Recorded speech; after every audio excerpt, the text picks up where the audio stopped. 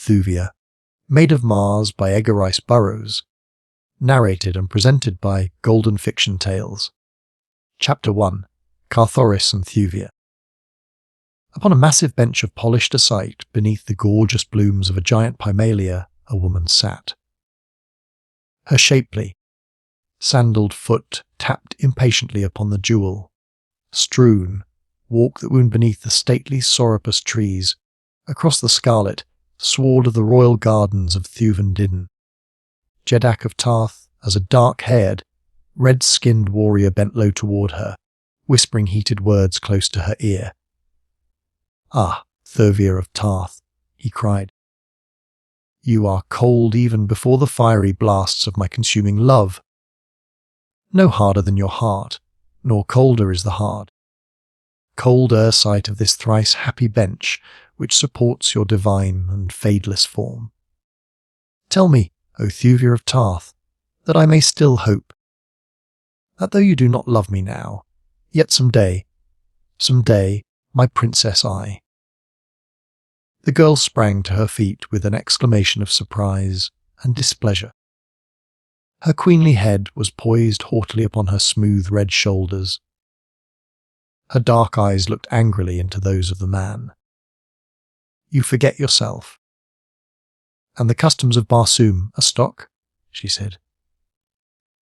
"I have given you no right thus to address the daughter of Thuvendin, nor have you one such a right."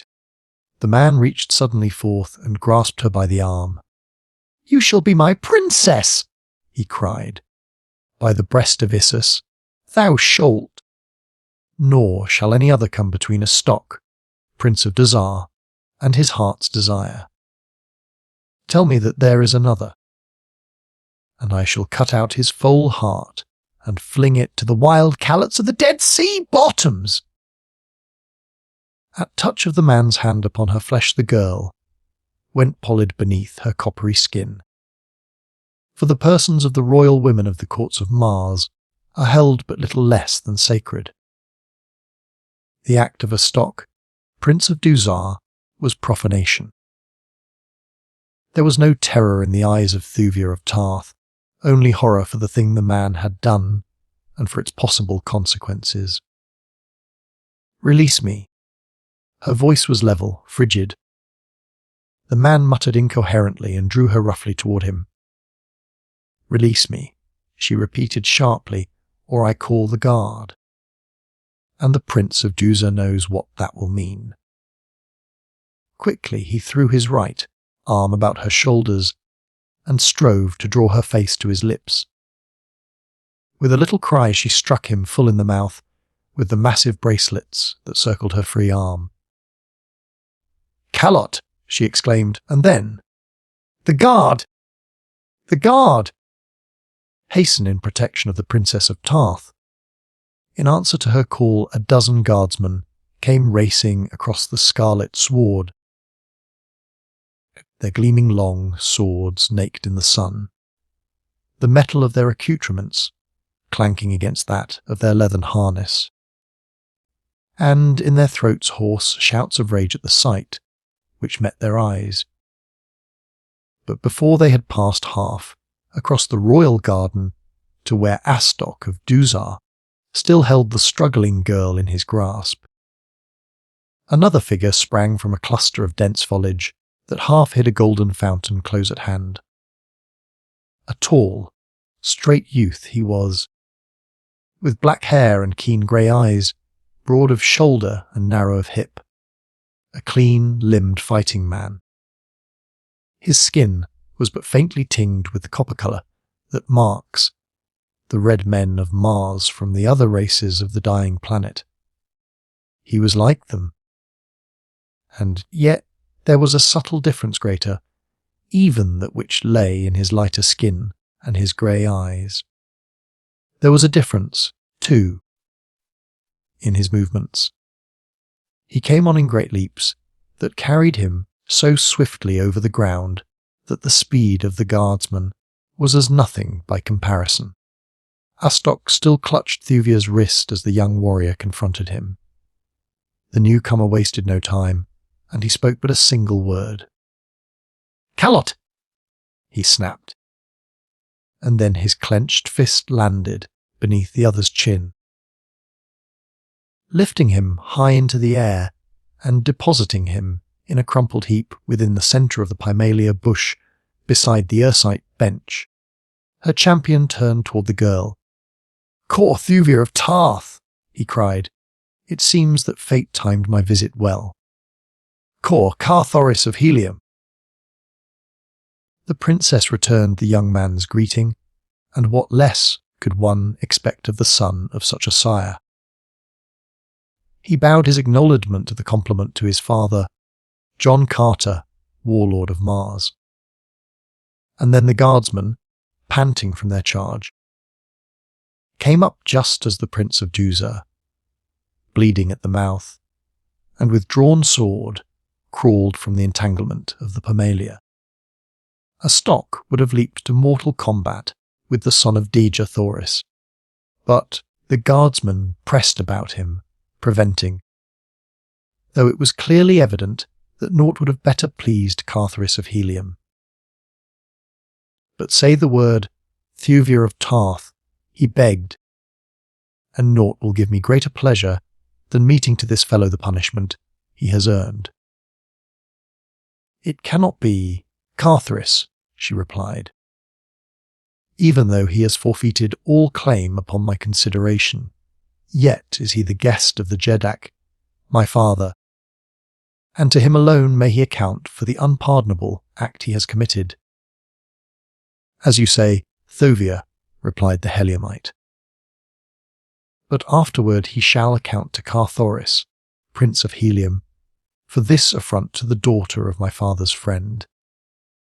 As he spoke, though, there burned in his eyes a fire that proclaimed a nearer, dearer cause for his championship of this glorious daughter of Barsoom.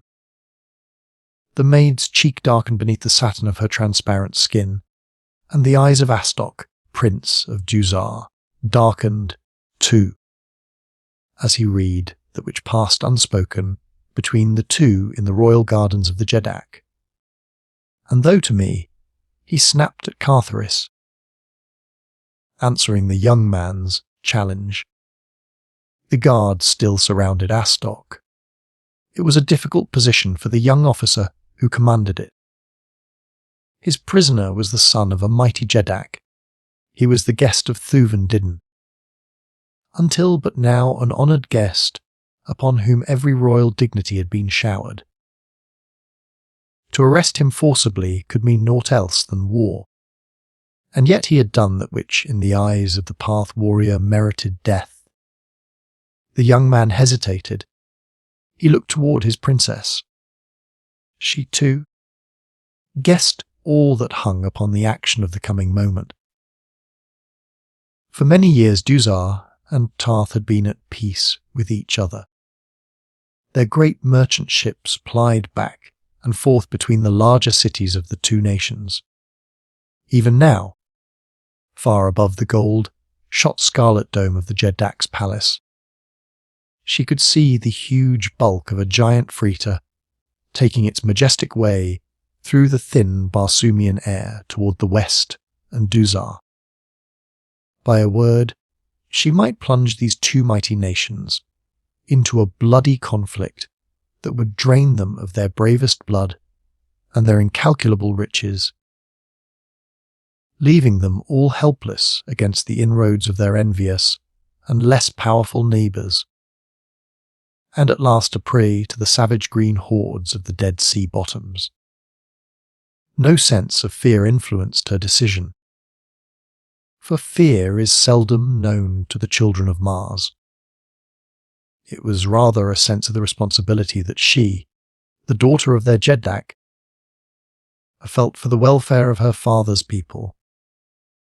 "I called you Padwa," she said to the lieutenant of the guard, "to protect the person of your princess, and to keep the peace that must not be violated within the royal gardens of the Jeddak. That is all. You will escort me to the palace, and the Prince of Helium will accompany me." Without another glance in the direction of a stock, She turned, and taking Carthoris' proffered hand, moved slowly toward the massive marble pile that housed the ruler of Tarth and his glittering court. On either side marched a file of guardsmen. Thus Thuvia of Tarth found a way out of a dilemma, escaping the necessity of placing her father's royal guest under forcible restraint, and at the same time separating the two princes, who otherwise would have been at each other's throat the moment she and the guard had departed. Beside the Pomalia stood a stock. His dark eyes narrowed to mere slits of hate beneath his lowering brows as he watched the retreating forms of the woman who had aroused the fiercest passions of his nature, and the man whom he now believed to be the one who stood between his love and its consummation. As they disappeared within the structure, a stock shrugged his shoulders, and, with a murmured oath, crossed the gardens toward another wing of the building where he and his retinue were housed. That night he took formal leave of Thuvendine, and though no mention was made of the happening within the garden, it was plain to see through the cold mask of the Jack's courtesy that only the customs of royal hospitality restrained him from voicing the contempt he felt for the Prince of Dusar. Carthoris was not present at the leave-taking, nor was Thuvia.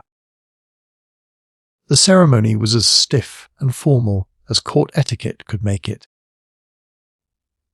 and when the last of the Dusarians clambered over the rail of the battleship that had brought them upon this fateful visit to the court of Tarth, and the mighty engine of destruction had risen slowly from the ways of the landing stage, a note of relief was apparent in the voice of Thurvendidden as he turned to one of his officers with a word of comment upon a subject foreign to that which had been uppermost in the minds of all for hours.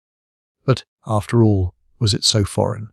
Inform Prince Southern, he directed, that it is our wish that the fleet, which departed for call, this morning be recalled to cruise to the west of Tarth. As the warship, bearing a stock back to the court of his father, turned toward the west, Thuvia of Tarth, sitting upon the same bench where the Prince of Dusar had affronted her, watched the twinkling lights of the craft growing smaller in the distance. Beside her, in the brilliant light of the nearer moon, sat Carthoris. His eyes were not upon the dim bulk of the battleship, but on the profile of the girl's upturned face. "Thuvia," he whispered. The girl turned her eyes toward his. His hand stole out to find hers, but she drew her own gently away. "Thuvia of Tarth, I love you," cried the young warrior. "Tell me that it does not offend." She shook her head sadly. "The love of Carthoris of Helium," she said simply, "could be naught but an honour to any woman. But you must not speak, my friend, of bestowing upon me that which I may not reciprocate." The young man got slowly to his feet. His eyes were wide in astonishment. It never had occurred to the Prince of Helium that Thuvia of Tarth might love another. "But at Cadabra!" he exclaimed. "And later here at your father's court. What did you do, Thuvia of Tarth? That might have warned me that you could not return my love. And what did I do? Carthoris of Helium," she returned, "that might lead you to believe that I did return it." He paused in thought, and then shook his head. "Nothing, Thuvia. That is true, yet I could have sworn you loved me. Indeed, you well knew how near to worship has been my love for you." "And how might I know it, Carthoris?" she asked innocently. "Did you ever tell me as much? Ever before have words of love for me fallen from your lips?" "But you must have known it!" he exclaimed. "I am like my father, witless in matters of the heart, and of a poor way with women.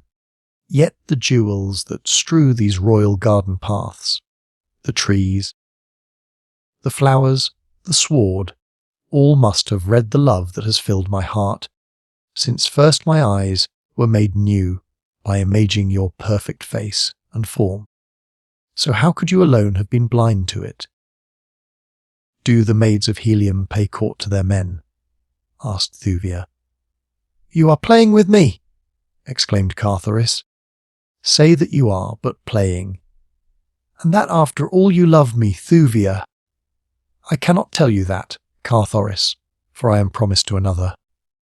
Her tone was level, but was there not within it the hint of an infinite depth of sadness? Who may say, "promised to another"? Carthoris scarcely breathed the words.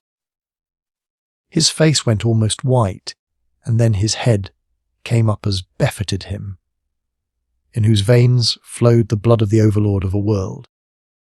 "Carthoris of Helium wishes you every happiness with the man of your choice," he said. And then he hesitated, waiting for her to fill in the name. "Kulan Tith, Jeddak of Kol," she replied. "My father's friend and Tarth's most puissant ally." The young man looked at her intently for a moment before he spoke again.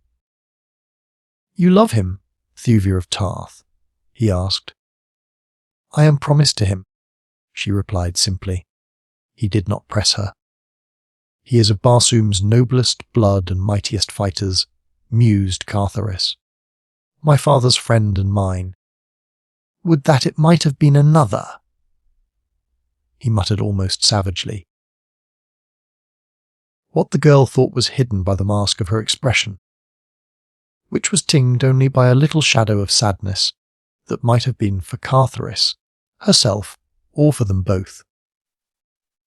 Carthoris of Helium did not ask, though he noted it, for his loyalty to Kulan Tith was the loyalty of the blood of John Carter of Virginia for a friend, greater than which could be no loyalty. He raised a jewel, encrusted bit of the girl's magnificent trappings to his lips.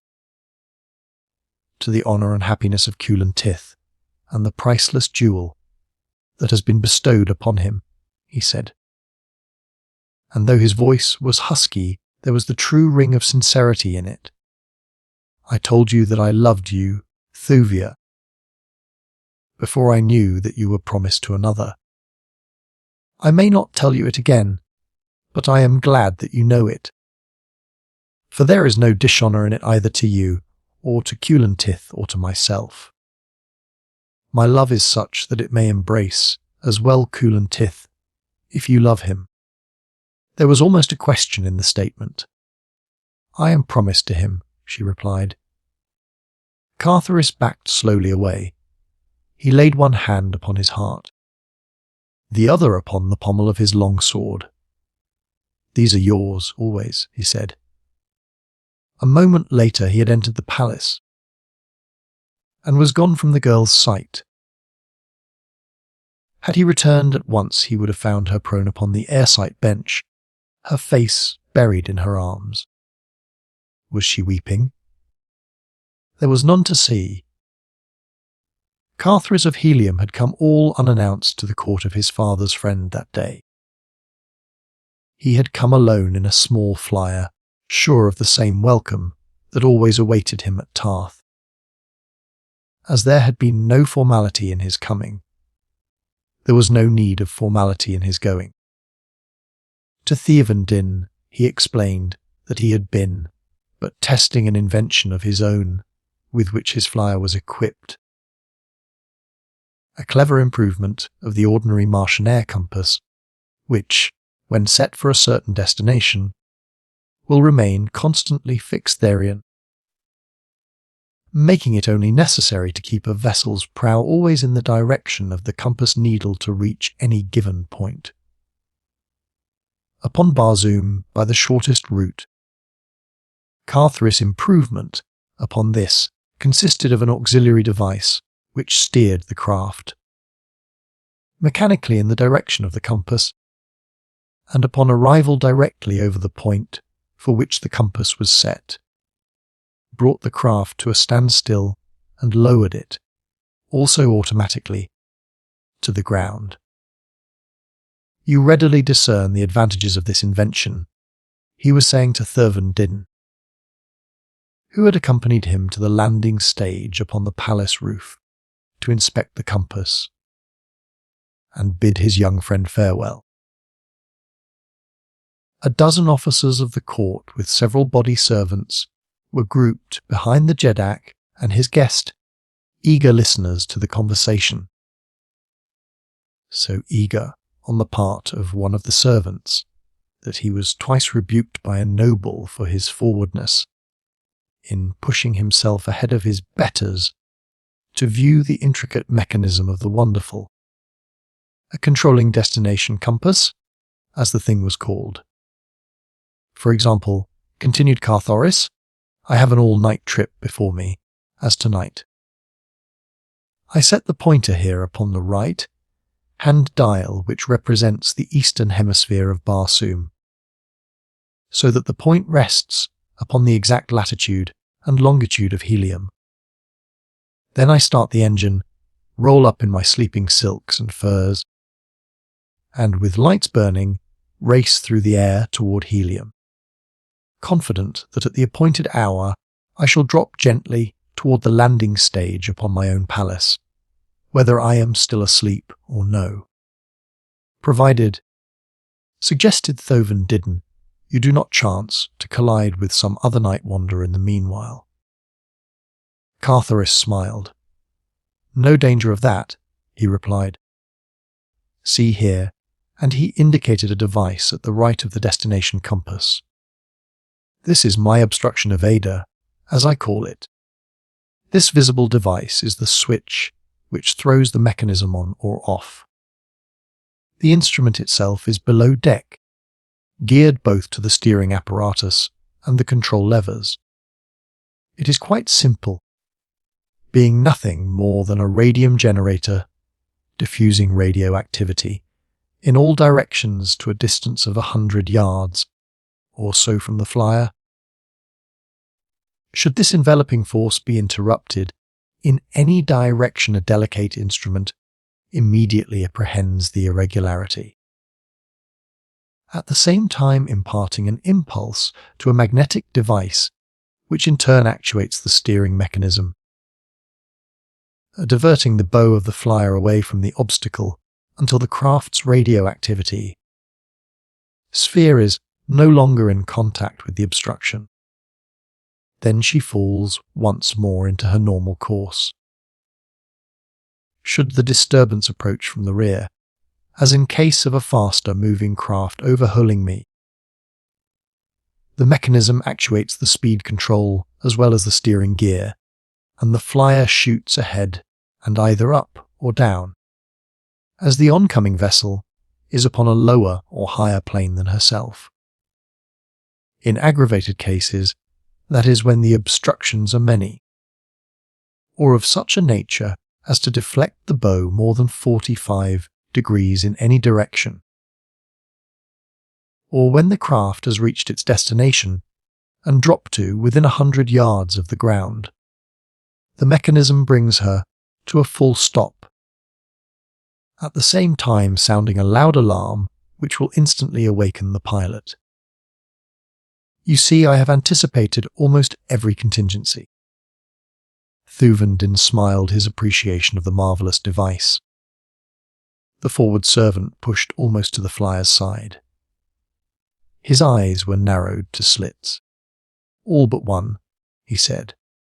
The nobles looked at him in astonishment, and one of them grasped the fellow none too gently by the shoulder to push him back to his proper place. Carthoris raised his hand. Wait, he urged. Let us hear what the man has to say. No creation of mortal mind is perfect. Perchance he has detected a weakness that it will be well to know at once. Come, my good fellow, and what may be the one contingency I have overlooked?" As he spoke, Carthoris observed the servant closely for the first time. He saw a man of giant stature and handsome, as are all those of the race of Martian red men.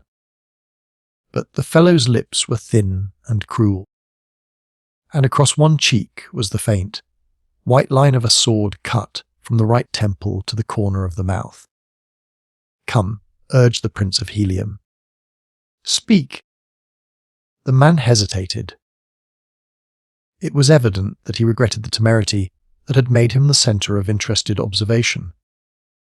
But at last, seeing no alternative, he spoke. "It might be tampered with," he said, "by an enemy." Carthoris drew a small key from his leathern pocket pouch. "Look at this," he said, handing it to the man. "If you know aught of locks, you will know that the mechanism which this unlooses is beyond the cunning of a picker of locks. It guards the vitals of the instrument from crafty tampering. Without it, an enemy must half-wreck the device to reach its heart, leaving his handiwork apparent to the most casual observer." The servant took the key, glanced at it shrewdly, and then, as he made to return it to Carthoris, dropped it upon the marble flagging. Turning to look for it, he planted the sole of his sandal full upon the glittering object. For an instant he bore all his weight upon the foot that covered the key. Then he stepped back, and with an exclamation as of pleasure that he had found it, stooped, recovered it, and returned it to the Heliumite. Then he dropped back to his station behind the nobles and was forgotten. A moment later Carthoris had made his audiobook to Thuvia and his nobles, and with lights twinkling had risen into the star shot void of the Martian night. Chapter 2. Slavery. As the ruler of Tith, followed by his courtiers, descended from the landing stage above the palace, the servants dropped into their places in the rear of their royal or noble masters, and behind the others one lingered to the last. Then quickly stooping he snatched the sandal from his right foot, slipping it into his pocket pouch. When the party had come to the lower levels, and the Jeddak had dispersed them by a sign, none noticed that the forward fellow who had drawn so much attention to himself before the Prince of Helium departed was no longer among the other servants, to whose retinue he had been attached. None had thought to inquire, for the followers of a Martian noble are many, coming and going at the whim of their master, so that a new face is scarcely ever questioned. As the fact that a man has passed within the palace walls is considered proof positive that his loyalty to the Jeddak is beyond question, so rigid is the examination of each who seeks service with the nobles of the court. A good rule that, and only relaxed by courtesy in favour of the retinue of visiting royalty from a friendly foreign power. It was late in the morning of the next day that a giant serving man, in the harness of the house of a great path, noble, passed out into the city from the palace gates. Along one broad avenue, and then another, he strode briskly until he had passed beyond the district of the nobles, and had come to the place of shops. Here he sought a pretentious building that rose spire-like toward the heavens, its outer walls elaborately wrought with delicate carvings and intricate mosaics. It was the Palace of Peace, in which were housed the representatives of the foreign powers, or rather in which were located their embassies. For the ministers themselves dwelt in gorgeous palaces within the district occupied by the nobles. Here the man sought the embassy of Dusar. A clerk arose questioningly as he entered, and, at his request to have a word with the minister, asked his credentials. The visitor slipped a plain metal armlet from above his elbow, and pointing to an inscription upon its inner surface, whispered a word or two to the clerk. The latter's eyes went wide, and his attitude turned at once to one of deference. He bowed the stranger to a seat, and hastened to an inner room with the armlet in his hand. A moment later he reappeared, and conducted the caller into the presence of the minister.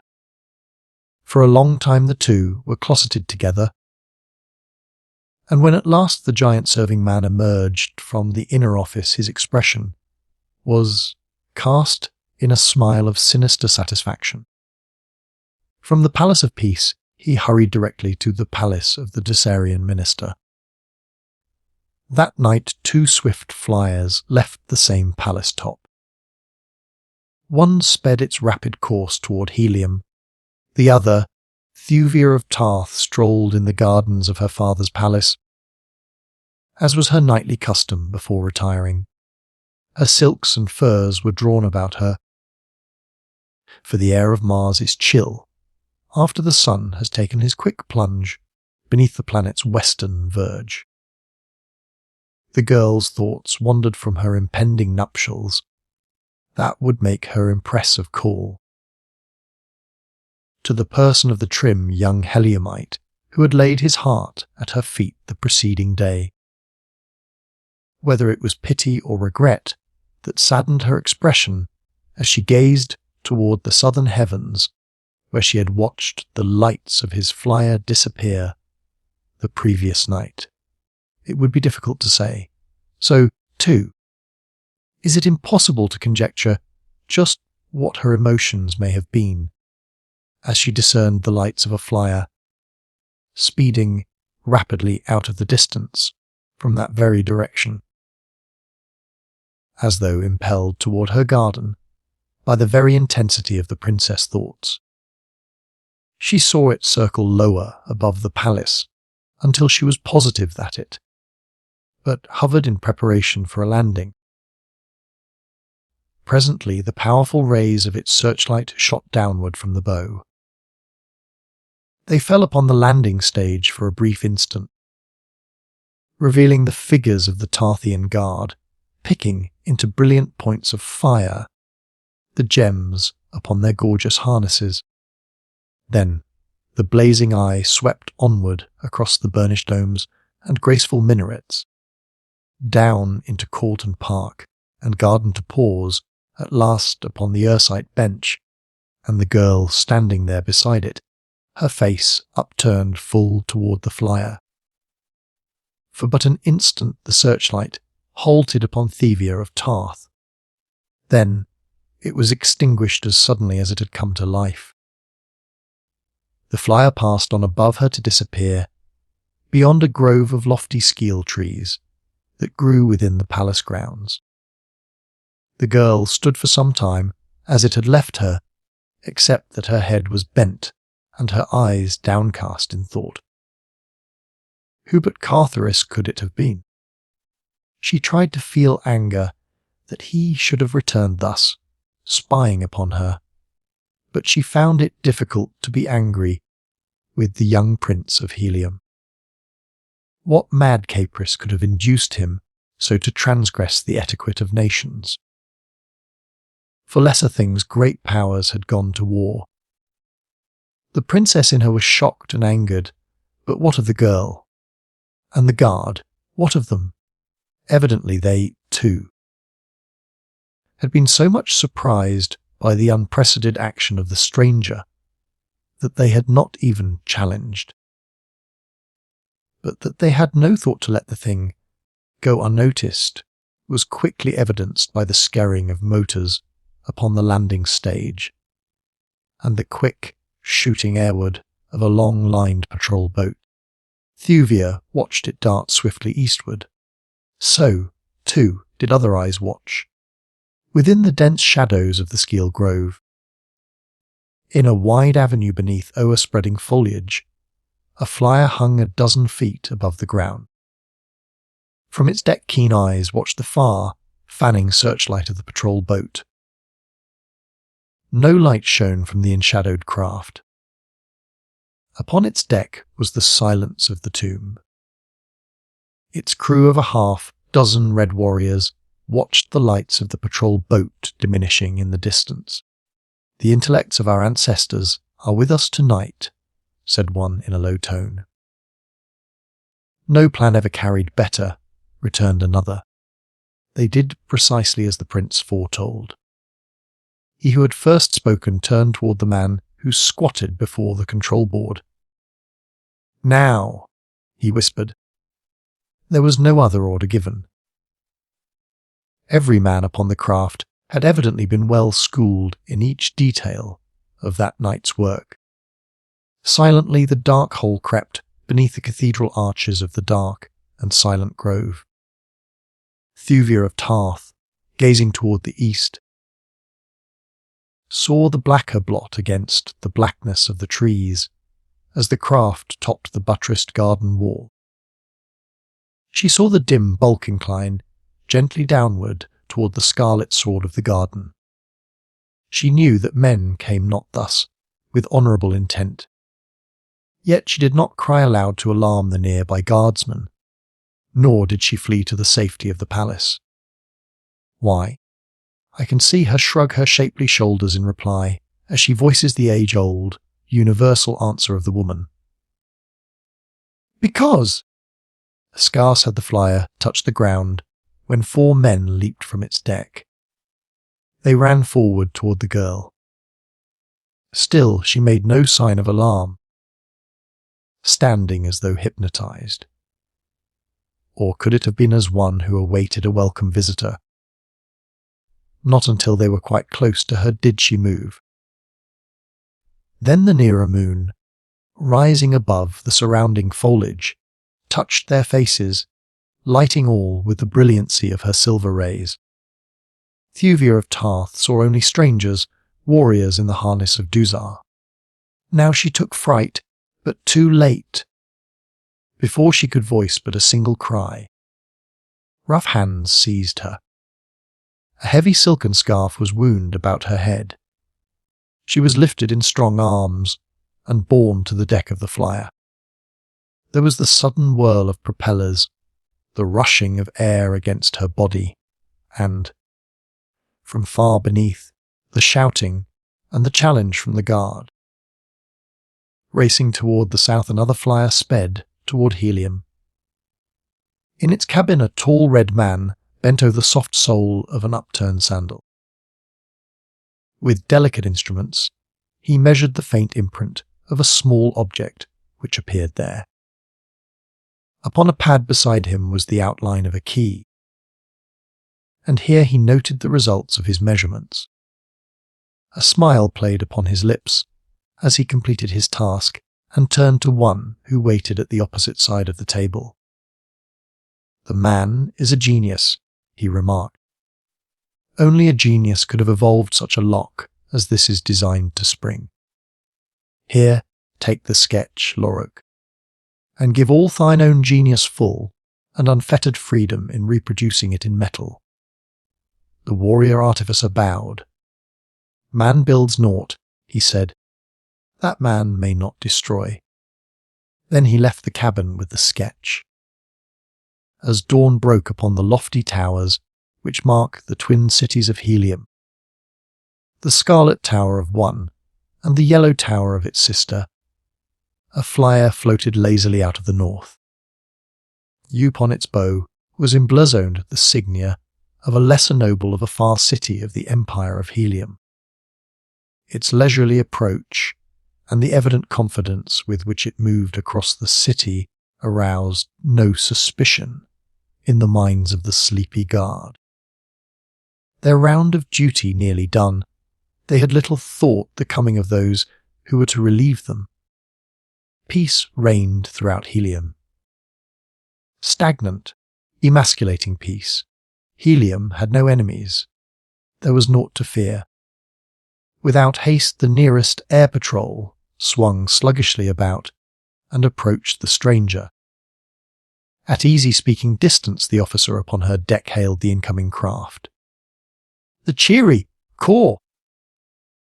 And the plausible explanation that the owner had come from distant parts for a few days of pleasure in helium sufficed.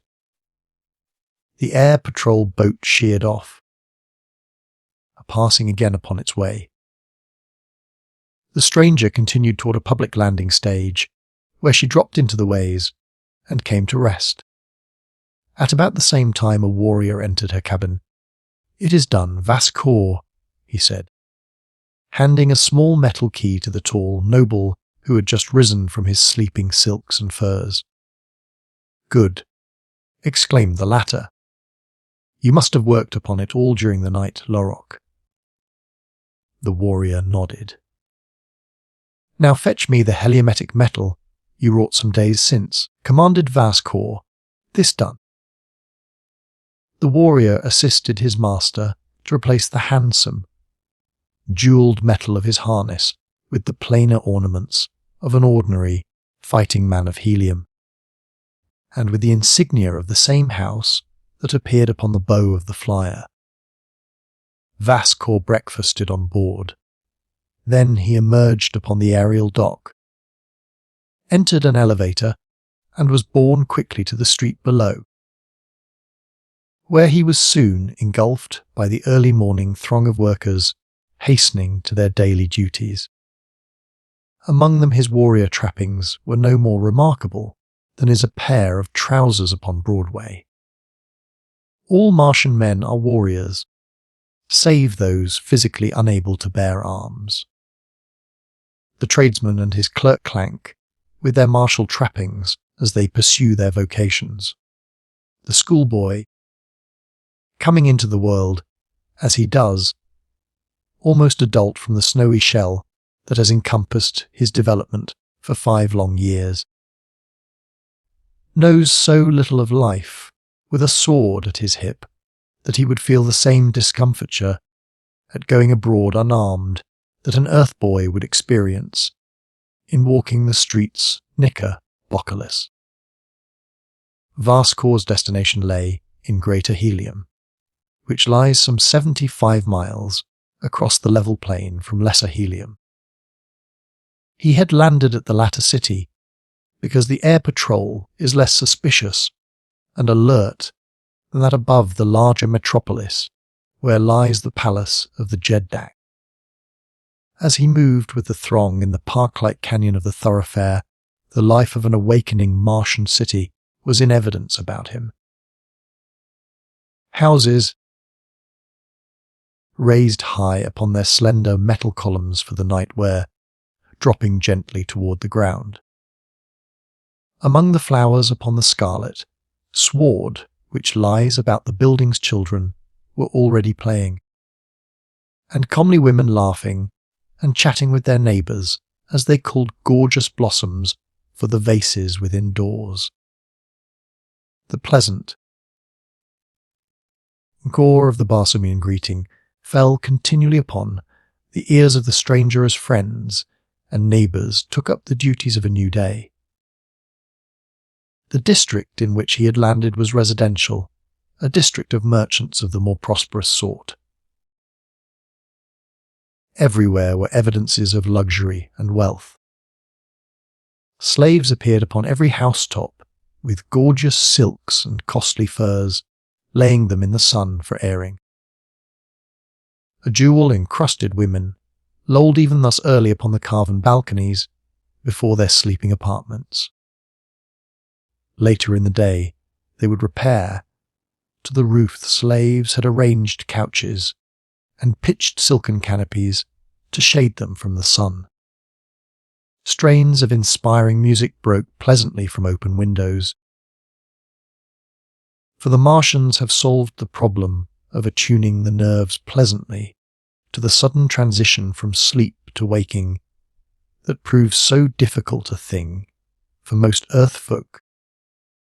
Above him raced the long, light passenger flyers, plying, each in its proper plane, between the numerous landing stages for internal passenger traffic.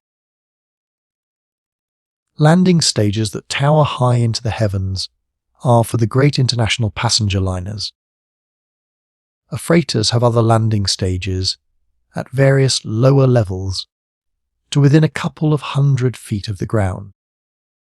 Nor dare any flyer rise or drop from one plane to another except in certain restricted districts where horizontal traffic is forbidden. Along the close, cropped sward which paves the avenue, ground flyers were moving in continuous lines in opposite directions. For the greater part, they skimmed along the surface of the sward, soaring gracefully into the air, at times to pass over a slower, going driver ahead, or at intersections where the north and south traffic has the right of way and the east and west must rise above it. From private hangars upon many a roof top flyers were darting into the line of traffic. Farewells and parting admonitions mingled with the wearing of motors and the subdued noises of the city. Yet with all the swift movement and the countless thousands rushing hither and thither, the predominant suggestion was that of luxurious ease and soft noiselessness. Martians dislike harsh, discordant clamour. The only loud noises they can abide are the martial sounds of war, the clash of arms, the collision of two mighty dreadnoughts of the air. To them there is no sweeter music than this. At the intersection of two broad avenues Vas, Kor descended from the street level to one of the great pneumatic stations of the city. Here he paid before a little wicket the fare to his destination with a couple of the dull, oval coins of helium. Beyond the gatekeeper, he came to a slowly moving line of what to earthly eyes would have appeared to be conical, nosed, 8-foot projectiles for some giant gun. In slow procession the things moved in single file along a grooved track. A half-dozen attendants assisted passengers to enter, or directed these carriers to their proper destination. Vaskor approached one that was empty. Upon its nose was a dial and a pointer. He set the pointer for a certain station in greater helium, raised the arched lid of the thing, stepped in, and lay down upon the upholstered bottom. An attendant closed the lid, which locked with a little click, and the carrier continued its slow way. Presently it switched itself automatically to another track, to enter, a moment later, one of the series of dark-mouthed tubes.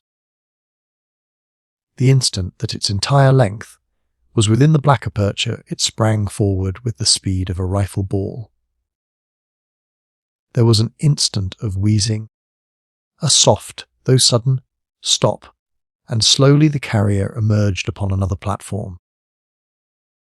Another attendant raised the lid, and Vaskor stepped out at the station beneath the centre of greater helium, 75 miles from the point at which he had embarked.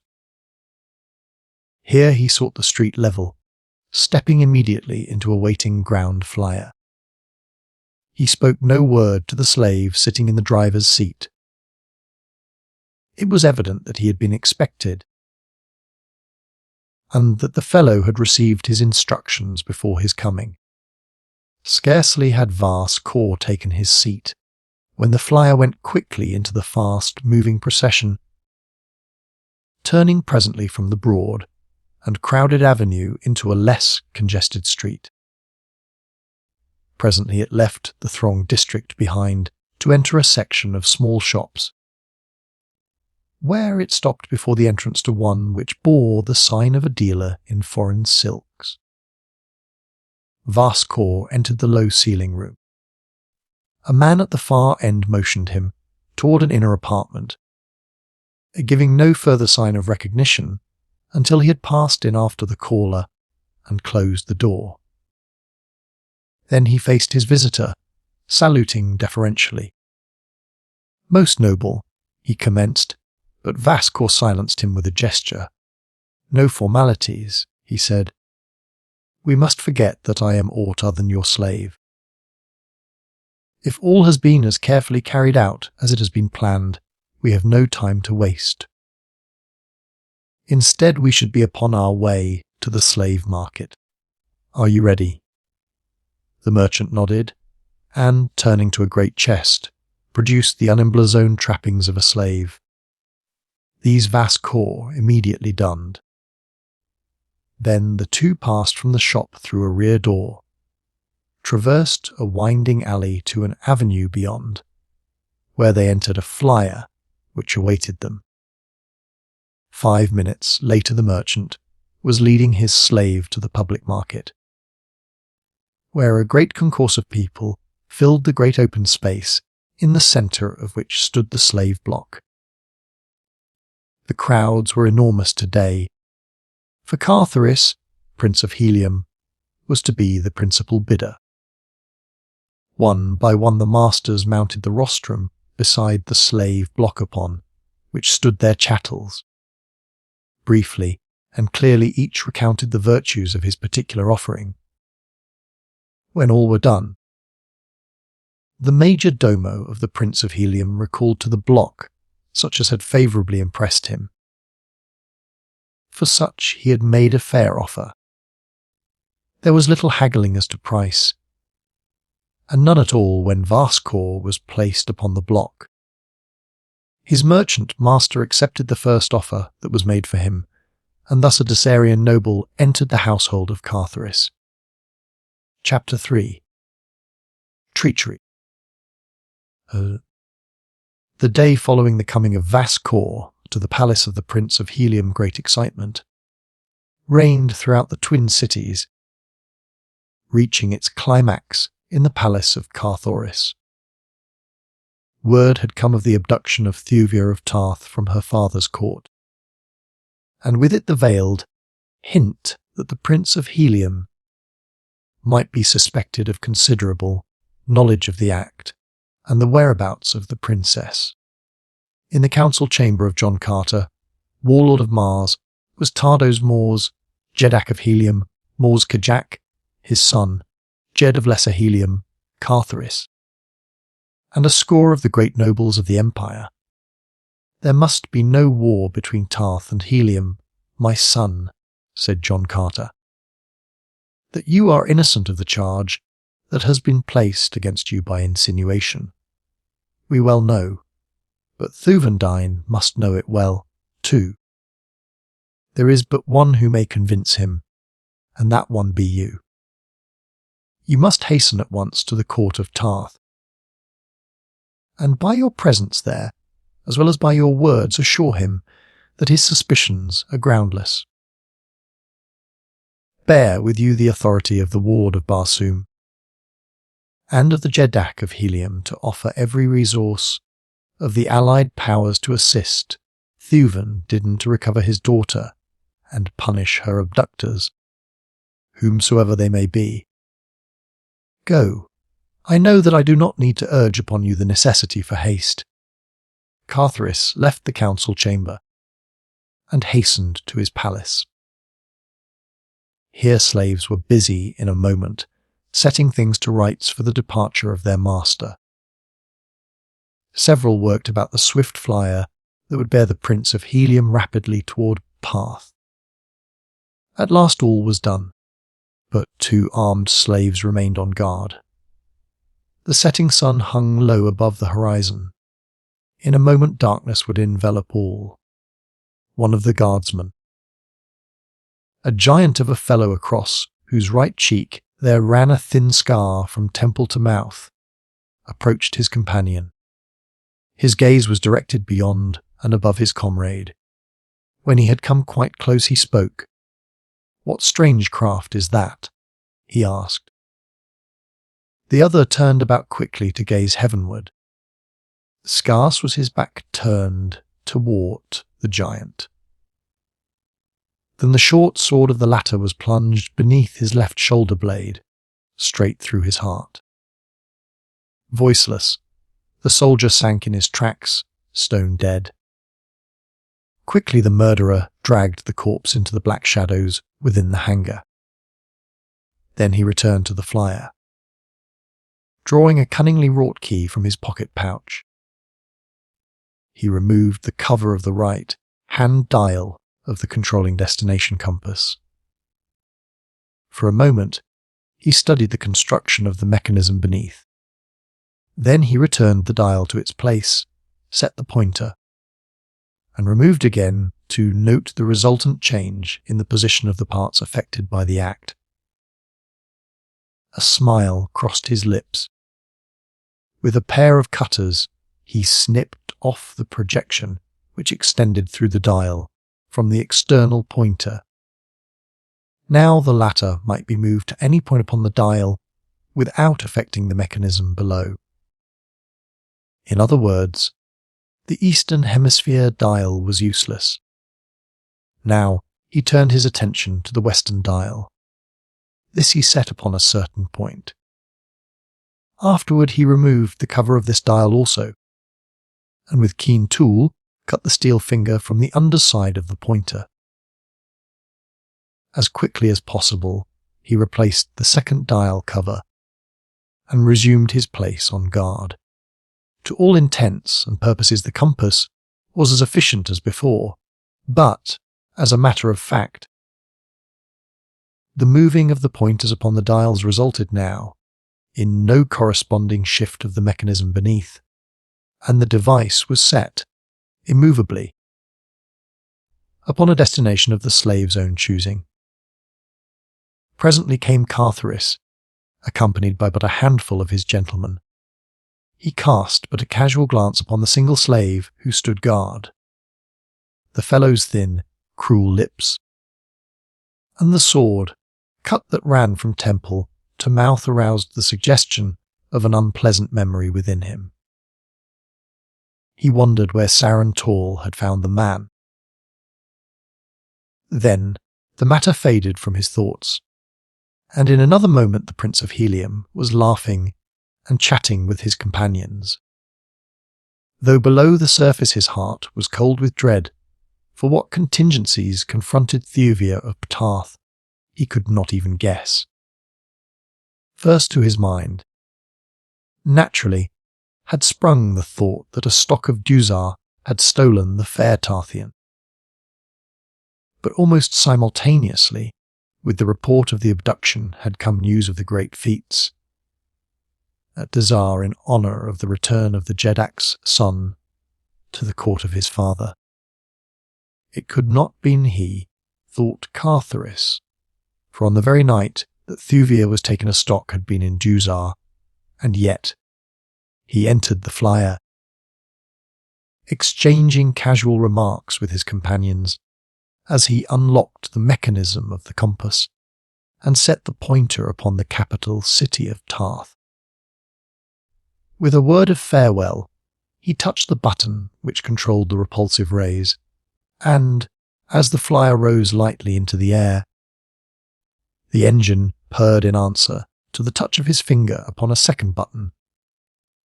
The propellers whirred as his hand drew back the speed lever, and Carthoris, Prince of Helium, was off into the gorgeous Martian night, beneath the hurtling moons and the million stars. Scarce had the flyer found its speed ere the man, wrapping his sleeping silks and furs about him, stretched at full length upon the narrow deck to sleep. But sleep did not come at once at his bidding. Instead, his thoughts ran riot in his brain, driving sleep away. He recalled the words of Thuvia of Tarth, words that had half assured him that she loved him, for when he had asked her if she loved Kulan Tith, she had answered only that she was promised to him. Now he saw that her reply was open to more than a single construction.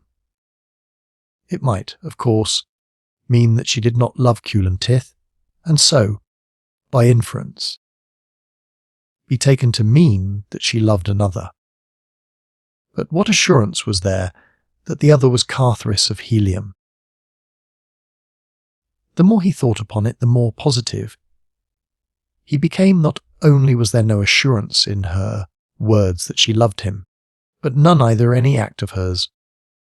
No, the fact was, she did not love him. She loved another. She had not been abducted. She had fled willingly with her lover. With such pleasant thoughts filling him alternately with despair and rage, Carthoris at last dropped into the sleep of utter mental exhaustion. The breaking of the sudden dawn found him still asleep. His flyer was rushing swiftly above a barren, ochre plain, the world-old bottom of a long, dead Martian sea. In the distance rose low hills. Toward these the craft was headed. As it approached them, a great promontory might have been seen from its deck, stretching out into what had once been a mighty ocean, and circling back once more to enclose the forgotten harbour of a forgotten city, which still stretched back from its deserted quays, an imposing pile of wondrous architecture of a long dead past. The countless dismal windows, vacant and fallen, stared, sightless, from their marble walls. The whole sad city taking on the semblance of scattered mounds of dead men's, sun-bleached skulls, the casements having the appearance of eyeless sockets, the portals grinning jaws. Closer came the flyer, but now its speed was diminishing, yet this was not path. Above the central plaza it stopped, slowly settling Marsward.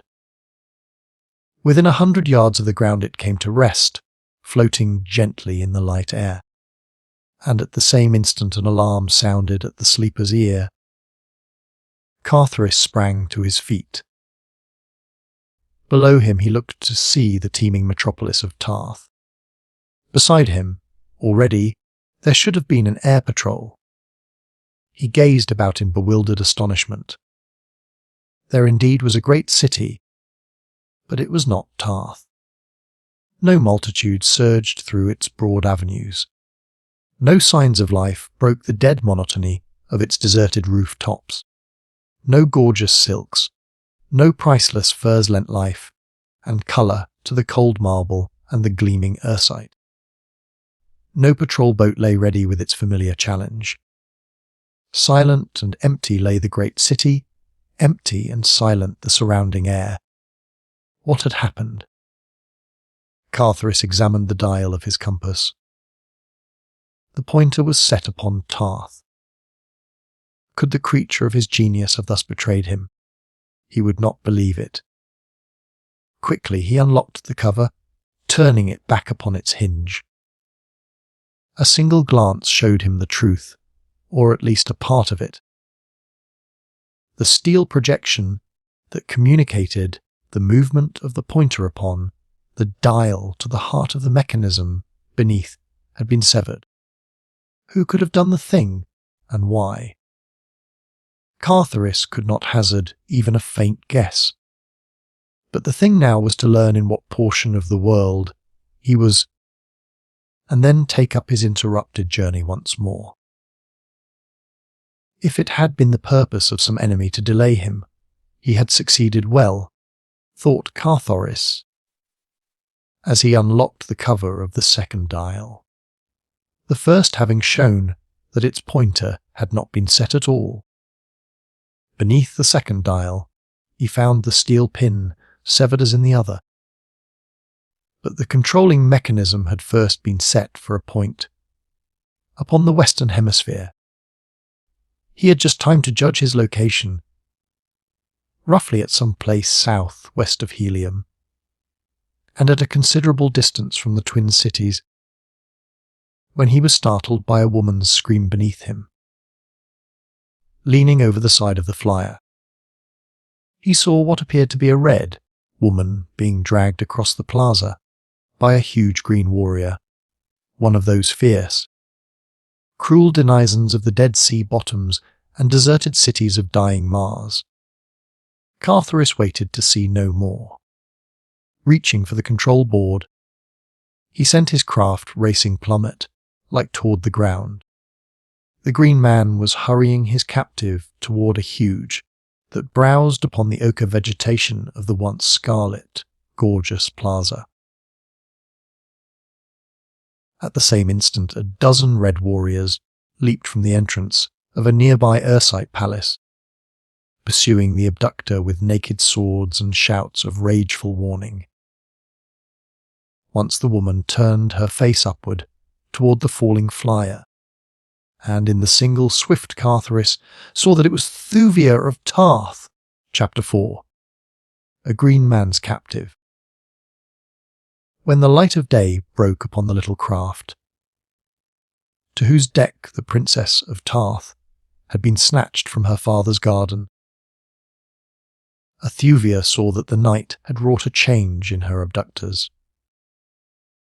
No longer did their trappings gleam with the metal of Dusar, but instead there was emblazoned there the insignia of the Prince of Helium. The girl felt renewed hope, for she could not believe that in the heart of Carthoris could lie intent to harm her.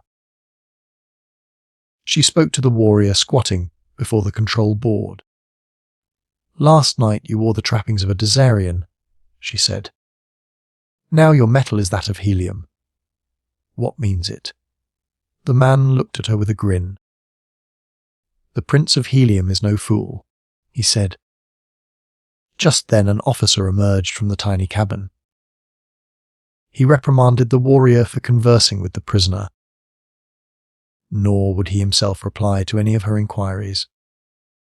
No harm was offered her during the journey, and so they came at last to their destination, with the girl no wiser as to her abductors or their purpose than at first. Here the flyer settled slowly into the plaza of one of those mute monuments of Mars' dead and forgotten past.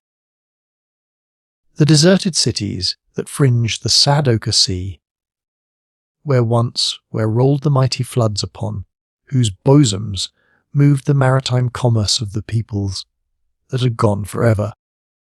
Thuvia of Tarth was no stranger to such places. During her wanderings in search of the river Is, that time she had set out upon what, for countless ages, had been the last, long pilgrimage of Martians, toward the valley door, where lies the lost sea of Chorus. She had encountered several of these sad reminders of the greatness and the glory of ancient Barsoom. And again, during her flight from the temples of the Hollytherns with Tars Tarkas, Jeddak of Thark, she had seen them, with their weird and ghostly inmates, the great white apes of Barsoom. She knew, too, that many of them were used now by the nomadic tribes of green men, but that among them all was no city that the red men did not shun, for without exception they stood amidst vast, waterless tracts, unsuited for the continued sustenance of the dominant race of Martians. Why, then, should they be bringing her to such a place? There was but a single answer. Such was the nature of their work that they must needs seek the seclusion that a dead city afforded. The girl trembled at thought of her plight. For 2 days her captors kept her within a huge palace that even in decay reflected the splendour of the age which its youth had known. Just before dawn on the 3rd day, she had been aroused by the voices of 2 of her abductors. "He should be here by dawn," one was saying. "Have her in readiness upon the plaza, else he will never land. The moment he finds that he is in a strange country, he will turn about. Methinks the prince's plan is weak in this one spot." "There was no other way," replied the other. "It is wondrous work to get them both here at all. And even if we do not succeed in luring him to the ground, we shall have accomplished much." Just then the speaker caught the eyes of Thuvia upon him. Revealed by the quick, moving patch of light cast by Thuvia in her mad race through the heavens, With a quick sign to the other, he ceased speaking, and advancing toward the girl, motioned her to rise. Then he led her out into the night toward the center of the great plaza. "Stand here," he commanded, "until we come for you. We shall be watching, and should you attempt to escape it will go ill with you, much worse than death. Such are the prince's orders." Then he turned and retraced his steps toward the palace, leaving her alone in the midst of the unseen terrors of the haunted city. For in truth these places are haunted in the belief of many Martians, who still cling to an ancient superstition which teaches that the spirits of holy therns, who die before their allotted 1,000 years, pass, on occasions, into the bodies of the great white apes. To Thuvia, however, the real danger of attack by one of these ferocious, man-like beasts was quite sufficient. She no longer believed in the weird soul transmigration that the Therns had taught her before she was rescued from their clutches by John Carter. But she well knew the horrid fate that awaited her should one of the terrible beasts chance to spy her during its nocturnal prowlings. What was that? Surely she could not be mistaken. Something had moved, stealthily, in the shadow of one of the great monoliths that line the avenue where it entered the plaza opposite her.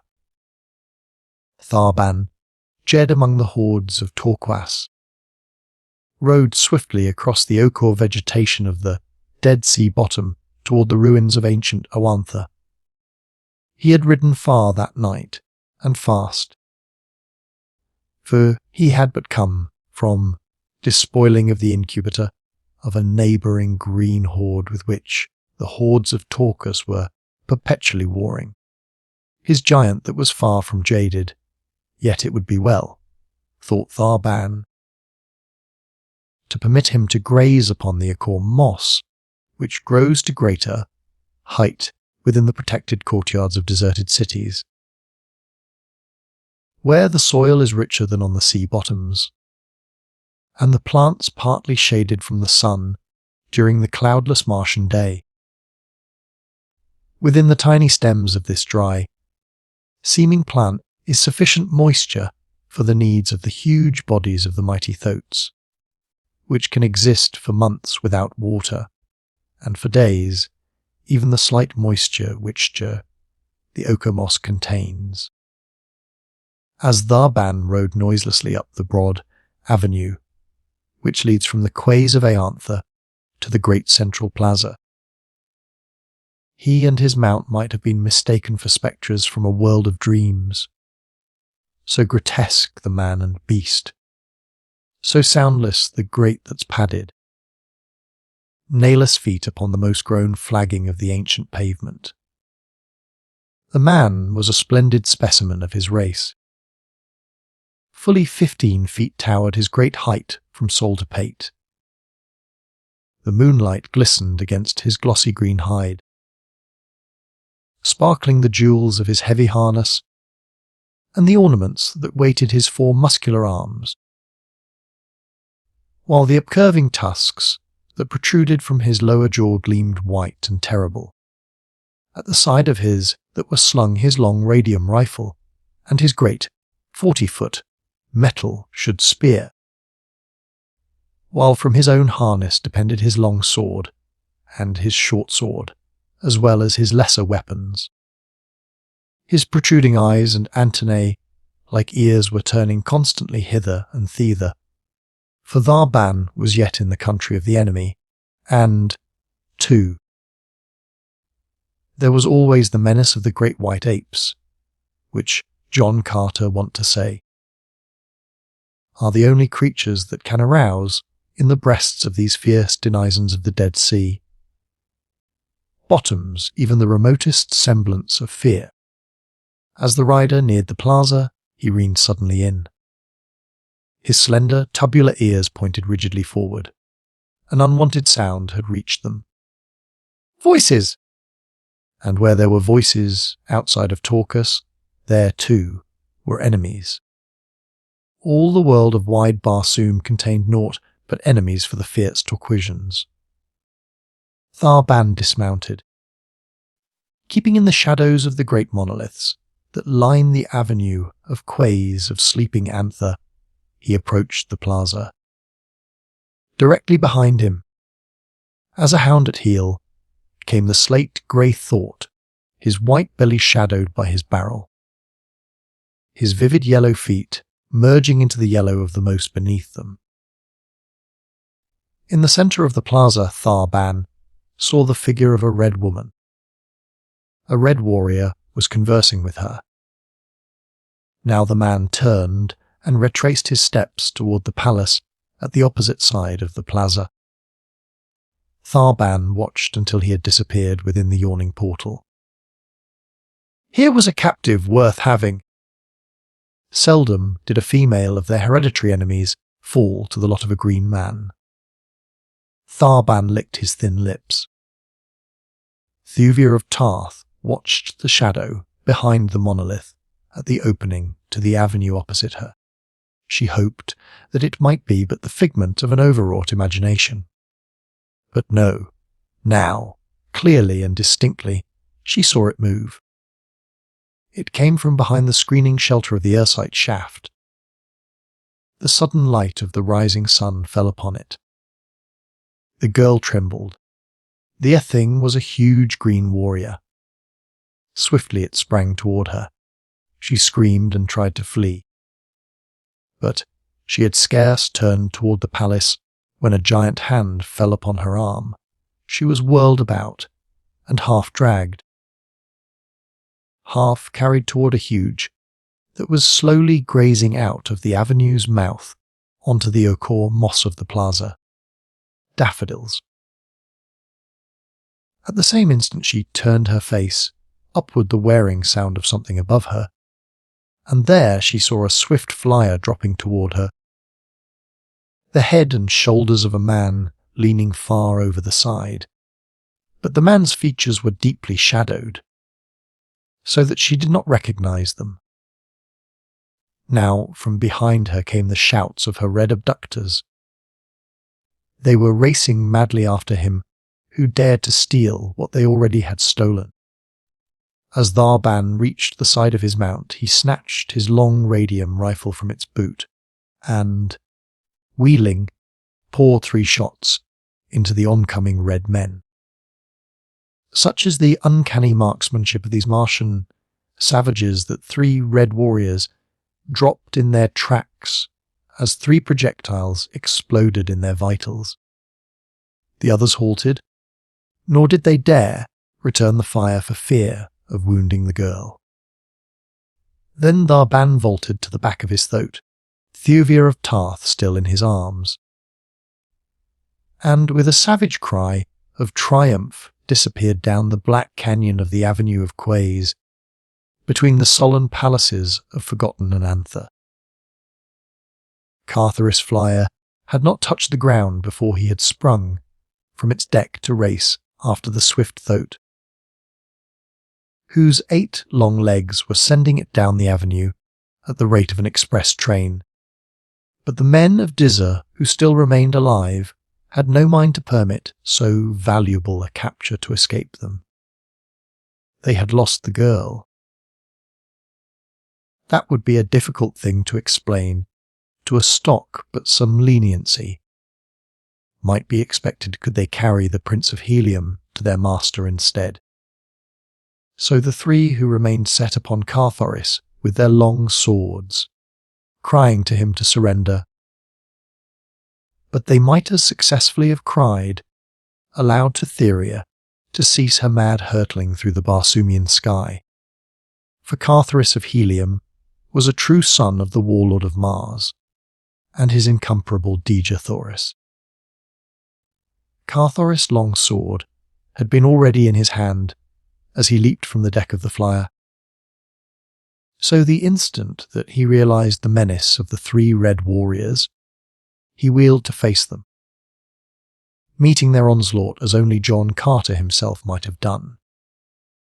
So swift his sword, so mighty and agile his half-earthly muscles, that one of his opponents was down, crimsoning the ochre moss with his life-blood. When he had scarce made a single pass at Carthoris, now the two remaining Dusarians rushed simultaneously upon the Heliumite. 3 long swords clashed and sparkled in the moonlight, until the great white apes, roused from their slumbers, crept to the lowering windows of the dead city to view the bloody scene beneath them. A thrice was Carthoris touched, so that the red blood ran down his face, blinding him and dyeing his broad chest. With his free hand he wiped the gore from his eyes, and with the fighting smile of his father touching his lips, leaped upon his antagonists with renewed fury. A single cut of his heavy sword severed the head of one of them, and then the other, backing away clear of that point of death, turned and fled toward the palace at his back. Carthoris made no step to pursue. He had other concern than the meeting of even well-deserved punishment to strange men, who masqueraded in the metal of his own house. For he had seen that these men were tricked out in the insignia that marked his personal followers. Turning quickly toward his flyer, he was soon rising from the plaza in pursuit of their ban. The red warrior whom he had put to flight turned in the entrance to the palace, and, seeing Carthoris intent, snatched a rifle from those that he and his fellows had left leaning against the wall, as they had rushed out with drawn swords to prevent the theft of their prisoner. Few red men are good shots, for the sword is their chosen weapon, so now as the Dusarian drew bead upon the rising flyer, and touched the button upon his rifle's stock, it was more to chance than proficiency that he owed the partial success of his aim. The projectile grazed the flyer's side, the opaque coating breaking sufficiently to permit daylight to strike in upon the powder fill within the bullet's nose. There was a sharp explosion. Carthoris felt his craft reel drunkenly beneath him, and the engine stopped. The momentum the airboat had gained carried her on over the city toward the sea bottom beyond. The red warrior in the plaza fired several more shots, none of which scored. Then a lofty minaret shut the drifting quarry from his view. In the distance before him Carthoris could see the green warrior bearing Thuvia of Tarth away upon his mighty thoat. The direction of his flight was toward the northwest of Ainther, where lay a mountainous country little known to red men. The Heliumite now gave his attention to his injured craft. A close examination revealed the fact that one of the buoyancy tanks had been punctured, but the engine itself was uninjured.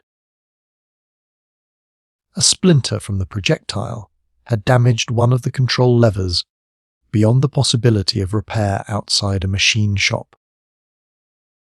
But after considerable tinkering, Carthoris was able to propel his wounded flyer at low speed, a rate which could not approach the rapid gait of the thoat, whose 8 long. Powerful legs carried it over the ochre vegetation of the Dead Sea, bottom at terrific speed. The Prince of Helium chafed and fretted at the slowness of his pursuit. Yet he was thankful that the damage was no worse, for now he could at least move more rapidly than on foot. But even this meagre satisfaction was soon to be denied him, for presently the flyer commenced to sag toward the port, and by the bow. The damage to the buoyancy tanks had evidently been more grievous than he had at first believed. All the balance of that long day Carthoris crawled erratically through the still air, the bow of the flyer sinking lower and lower and the list to port becoming more and more alarming, until at last, near dark, he was floating almost bow down. His harness buckled to a heavy deck, ring to keep him from being precipitated to the ground below. His forward movement was now confined to a slow drifting with the gentle breeze that blew out of the southeast, and when this died down with the setting of the sun, he let the flyer sink gently to the mossy carpet beneath. Afar before him loomed the mountains, toward which the green man had been fleeing when last he had seen him. And with dogged resolution the son of John Carter, endowed with the indomitable will of his mighty sire, took up the pursuit on foot.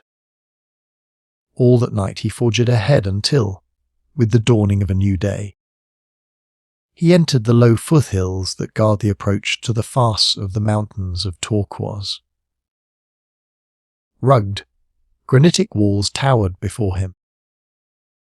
Nowhere could he discern an opening through the formidable barrier. Yet somewhere into this inhospitable world of stone the green warrior had borne the woman of the red man's heart's desire.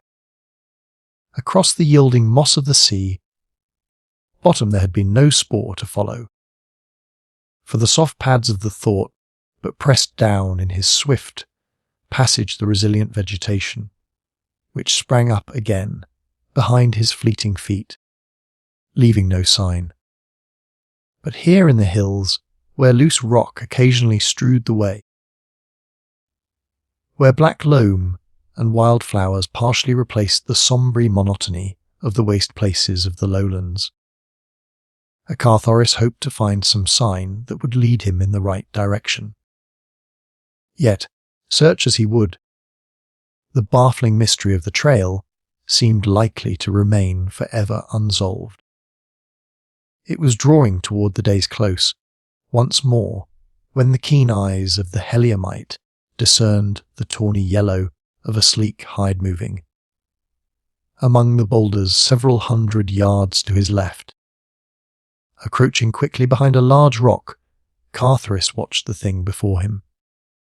It was a huge banth, one of those savage Barsoomian lions that roam the desolate hills of the dying planet. The creature's nose was close to the ground. It was evident that he was following the spoor of meat by scent. As Carthoris watched him, a great hope leaped into the man's heart. Here, possibly, might lie the solution to the mystery he had been endeavouring to solve. This hungry carnivore, keen always for the flesh of man, might even now be trailing the two whom Carthoris sought. Cautiously the youth crept out upon the trail of the man-eater. Along the foot of the perpendicular cliff the creature moved, sniffing at the invisible spoor, and now and then emitting the low moon of the hunting banth.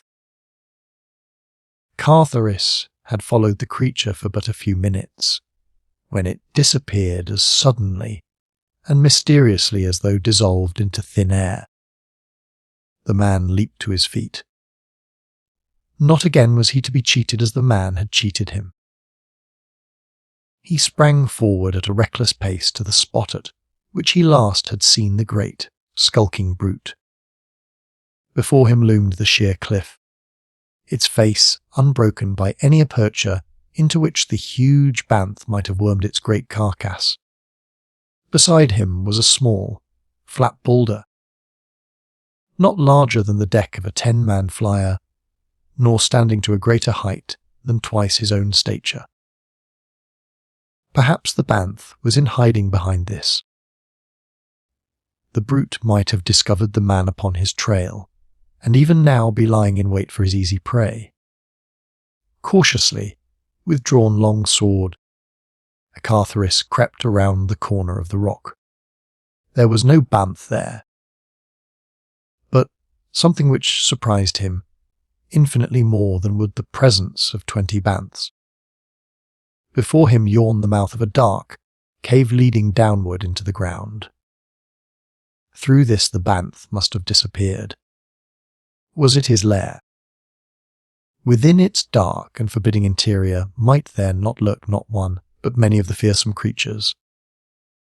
Carthoris did not know, nor, with, the thought that had been spurring him onward upon the trail of the creature uppermost in his mind. Did he much care? For into this gloomy cavern he was sure the banth had trailed the green man and his captive, and into it he too would follow, content to give his life in the service of the woman he loved. Not an instant did he hesitate, nor yet did he advance rashly, but with ready sword and cautious steps, for the way was dark, he stole on. As he advanced, the obscurity became impenetrable blackness. Chapter 5. The Fair Race.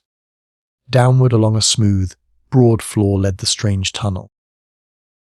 For such Carthoris was now convinced was the nature of the shaft he at first had thought but a cave.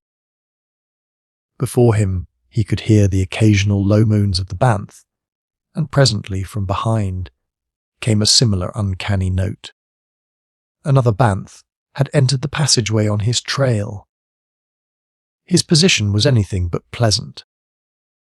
His eyes could not penetrate the darkness even to the distinguishing of his hand before his face, while the banths, he knew, could see quite well, though absence of light were utter. No other sounds came to his ears than the dismal, bloodthirsty moanings of the beast ahead and the beast behind. The tunnel had led straight, from where he had entered it beneath the side of the rock furthest, from the unscalable cliffs, toward the mighty barrier that had baffled him so long. Now it was running almost level, and presently he noted a gradual ascent. The beast behind him was gaining upon him, crowding him imperiously, close upon the heels of the beast in front. Presently he should have to do battle with one, or both. More firmly he gripped his weapon. Now he could hear the breathing of the banth at his heels. Not for much longer could he delay the encounter. Long since he had become assured that the tunnel led beneath the cliffs to the opposite side of the barrier,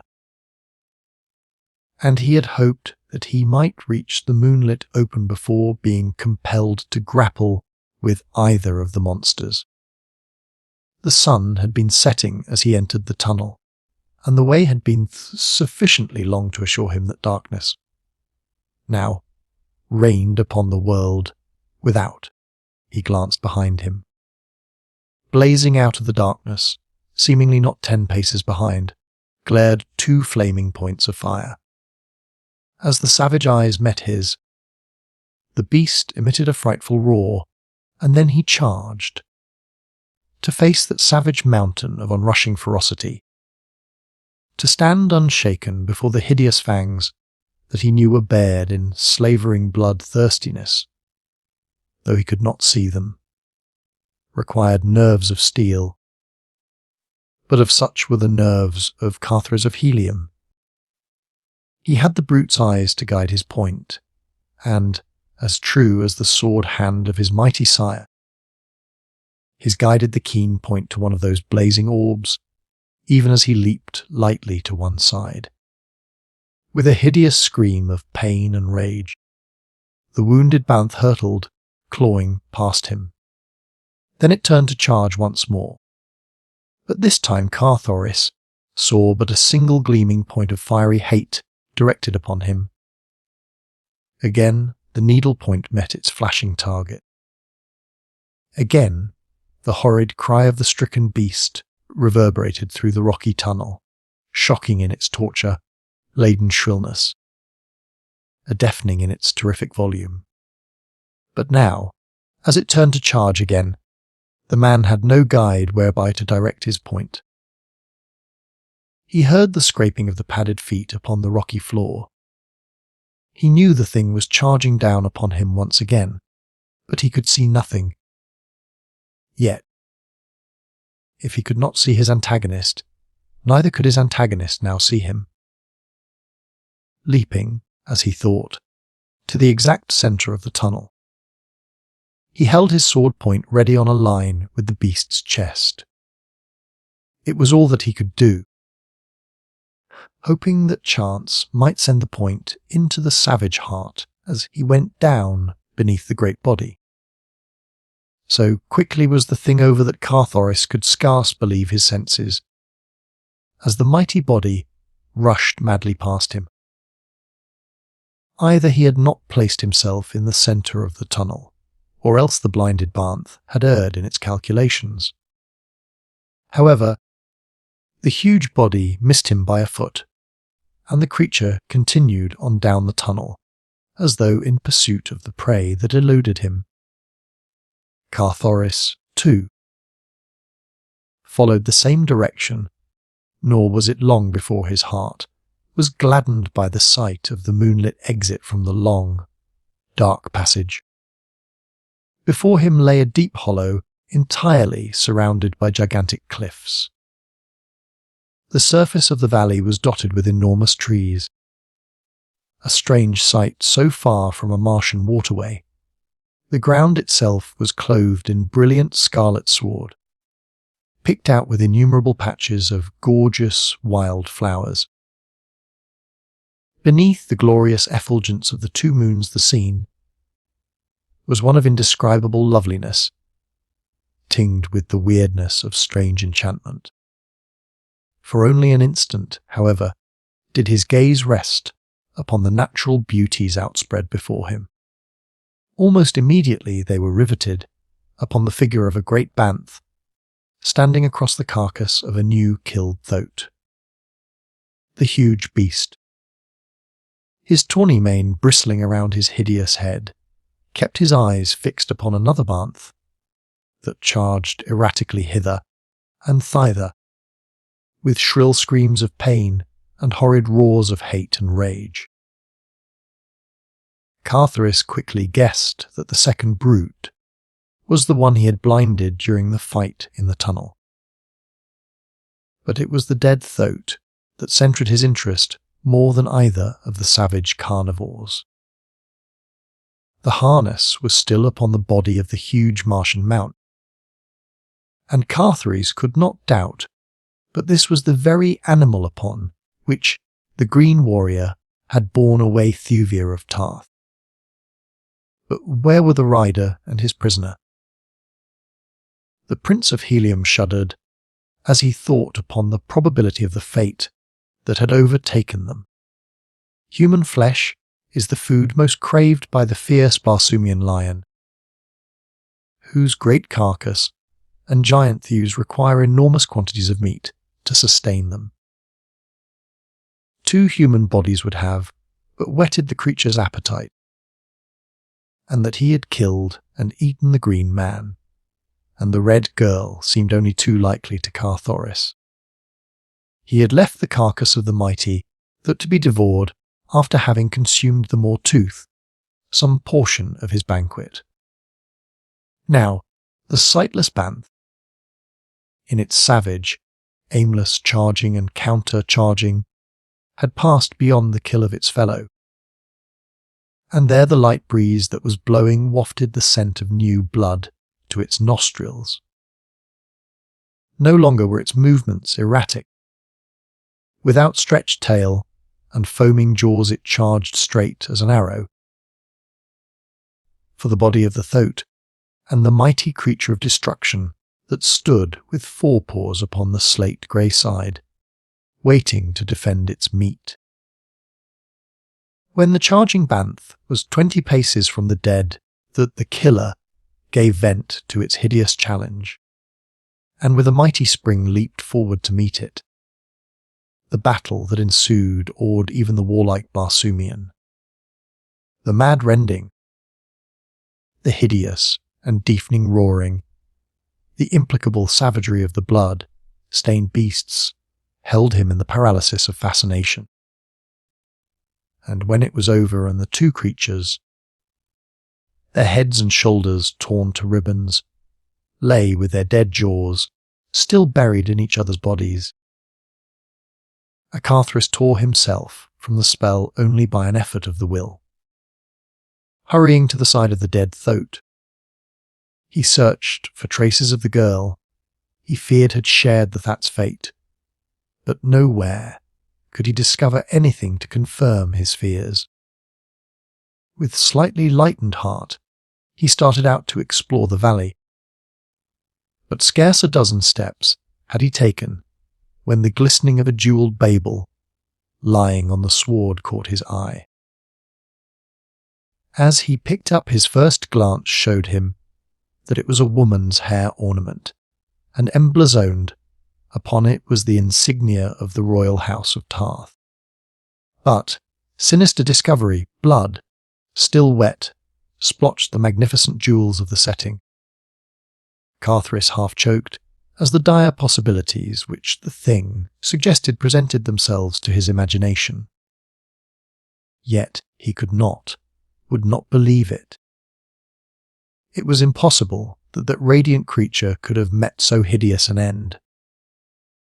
It was incredible that the glorious Thuvia should ever cease to be. Upon his already jewel-encrusted harness, to the strap that crossed his great chest beneath, which beat his loyal heart, Carthoris, Prince of Helium, fastened the gleaming thing that Thuvia of Tith had worn, and wearing, had made holy to the Heliumite. Then he proceeded upon his way into the heart of the unknown valley. For the most part, the giant trees shut off his view to any but the most limited distances. Occasionally he caught glimpses of the towering hills that bounded the valley upon every side, and though they stood out clear beneath the light of the two moons, he knew that they were far off, and that the extent of the valley was immense. For half the night he continued his search, until presently he was brought to a sudden halt by the distant sound of squealing thoats. Guided by the noise of these habitually angry beasts, he stole forward through the trees until at last he came upon a level, treeless plain, in the centre of which a mighty city reared its burnished domes and vividly coloured towers. About the walled city the Red Man saw a huge encampment of the green warriors of the Dead Sea bottoms, and as he let his eyes rove carefully over the city he realised that here was no deserted metropolis of a dead past. But what city could it be? His studies had taught him that in this little, explored portion of Barsoom, the fierce tribe of Turquoisian Green, men ruled supreme, and that as yet no red man had succeeded in piercing to the heart of their domain, to return again to the world of civilization. The men of Turquoise had perfected huge guns with which their uncanny marksmanship had permitted them to repulse the few determined efforts that nearby red nations had made to explore their country by means of battle fleets of airships. That he was within the boundary of Turquoise, Carthoris was sure, but that there existed there such a wondrous city he never had dreamed. Nor had the chronicles of the past even hinted at such a possibility, for the Turquoisians were known to live, as did the other green men of Mars, within the deserted cities that dotted the dying planet, nor ever had any green horde built so much as a single edifice, other than the low-walled incubators where their young are hatched by the sun's heat. The encircling camp of green warriors lay about 500 yards from the city's walls. Between it and the city was no semblance of breastwork or other protection against rifle or cannon fire. Yet, distinctly now in the light of the rising sun, Carthoris could see many figures moving along the summit of the high wall and upon the roof tops beyond. That they were beings like himself he was sure, though they were at too great distance from him for him to be positive that they were red men. Almost immediately after sunrise, the green warriors commenced firing upon the little figures upon the wall. To Carthoris' surprise, the fire was not returned. But presently the last of the city's inhabitants had sought shelter from the weird marksmanship of the green men, and no further sign of life was visible beyond the wall. Then Carthoris, keeping within the shelter of the trees that fringed the plain, began circling the rear of the besiegers' line, hoping against hope that somewhere he would obtain sight of Thuvia of Tarth. For even now he could not believe that she was dead. That he was not discovered was a miracle, for mounted warriors were constantly riding back and forth from the camp into the forest. But the long day wore on, and still he continued his seemingly fruitless quest, until, near sunset, he came opposite a mighty gate in the city's western wall. Here seemed to be the principal force of the attacking horde. Here a great platform had been erected wherein Carthoris could see squatting a huge green warrior, surrounded by others of his kind. This, then, must be the notorious Horton Gur, Jeddak of Torques, the fierce old ogre of the southwestern hemisphere. As only for a Jeddak are platforms raised in temporary camps, or upon the march by the green hordes of Barsoom. As the Heliumite watched, he saw another green warrior push his way forward toward the rostrum. Beside him he dragged a captive, and as the surrounding warriors parted to let the two pass, Carthoris caught a fleeting glimpse of the prisoner. His heart leaped in rejoicing. Thuvia of Tarth still lived.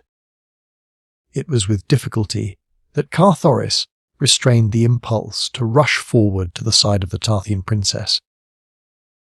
But in the end his better judgment prevailed, for in the face of such odds he knew that he should have been but throwing away, uselessly, any future opportunity he might have to succour her. He saw her dragged to the foot of the rostrum. He saw Horton Gur address her. He could not hear the creature's words, nor Thuvia's reply, but it must have angered the green monster, for Carthoris saw him leap toward the prisoner, striking her a cruel blow across the face with his metal-banded arm. Then the son of John Carter, Jeddak of Jeddaks, warlord of Barsoom, went mad. The old, blood-red haze through which his sire had glared at countless foes floated before his eyes. His half-earthly muscles, responding quickly to his will, sent him in enormous leaps and bounds toward the green monster that had struck the woman he loved. The Torquasians were not looking in the direction of the forest. All eyes had been upon the figures of the girl and their Jeddak, and loud was the hideous laughter that rang out in appreciation of the wit of the Green Emperor's reply to his prisoner's appeal for liberty. A Carthoris had covered about half the distance between the forest and the green warriors, when a new factor succeeded in still further directing the attention of the latter from him. Upon a high tower within the beleaguered city, a man appeared. From his upturned mouth there issued a series of frightful shrieks, uncanny shrieks that swept, shrill and terrifying, across the city's walls, over the heads of the besiegers, and out across the forest to the uttermost confines of the valley. Once, twice, thrice the fearsome sound smote upon the ears of the listening green men, and then far. Afar off across the broad woods came sharp and clear from the distance an answering shriek. It was but the first. From every point rose similar savage cries, until the world seemed to tremble to their reverberations. The green warriors looked nervously this way and that. They knew not fear, as Earthmen may know it. But in the face of the unusual, their wonted self-assurance deserted them. And then the great gate in the city wall, opposite the platform of Horton Gore, swung suddenly wide. From it issued a stranger sight as Carthoris ever had witnessed, though at the moment he had time to cast but a single fleeting glance at the tall Bowmen emerging through the portal behind their long, oval shields, to note their flowing auburn hair, and to realize that the growling things at their side were fierce Barsoomian lions. Then he was in the midst of the astonished Torquasians. With drawn long sword he was among them, and to Thuvia of Tarth, whose startled eyes were the first to fall upon him. It seemed that she was looking upon John Carter himself. So strangely similar to the fighting of the father was that of the son. Even to the famous fighting smile of the Virginian was the resemblance true. And the sword arm? Ah, the suppleness of it, and the speed. All about was turmoil and confusion. Green warriors were leaping to the backs of their restive, squealing thoats. Calots were growling out their savage gutturals, whining to be at the throats of the oncoming foemen. Tharban and another by the side of the rostrum had been the first to note the coming of Carthoris, and it was with them he battled for possession of the Red Girl, while the others hastened to meet the host advancing from the beleaguered city. Carthoris sought both to defend Thuvia of Tarth and reach the side of the hideous Horton Gur, that he might avenge the blow the creature had struck the girl. He succeeded in reaching the rostrum. Over the dead bodies of two warriors who had turned to join their band, and his companion in repulsing this adventurous red man.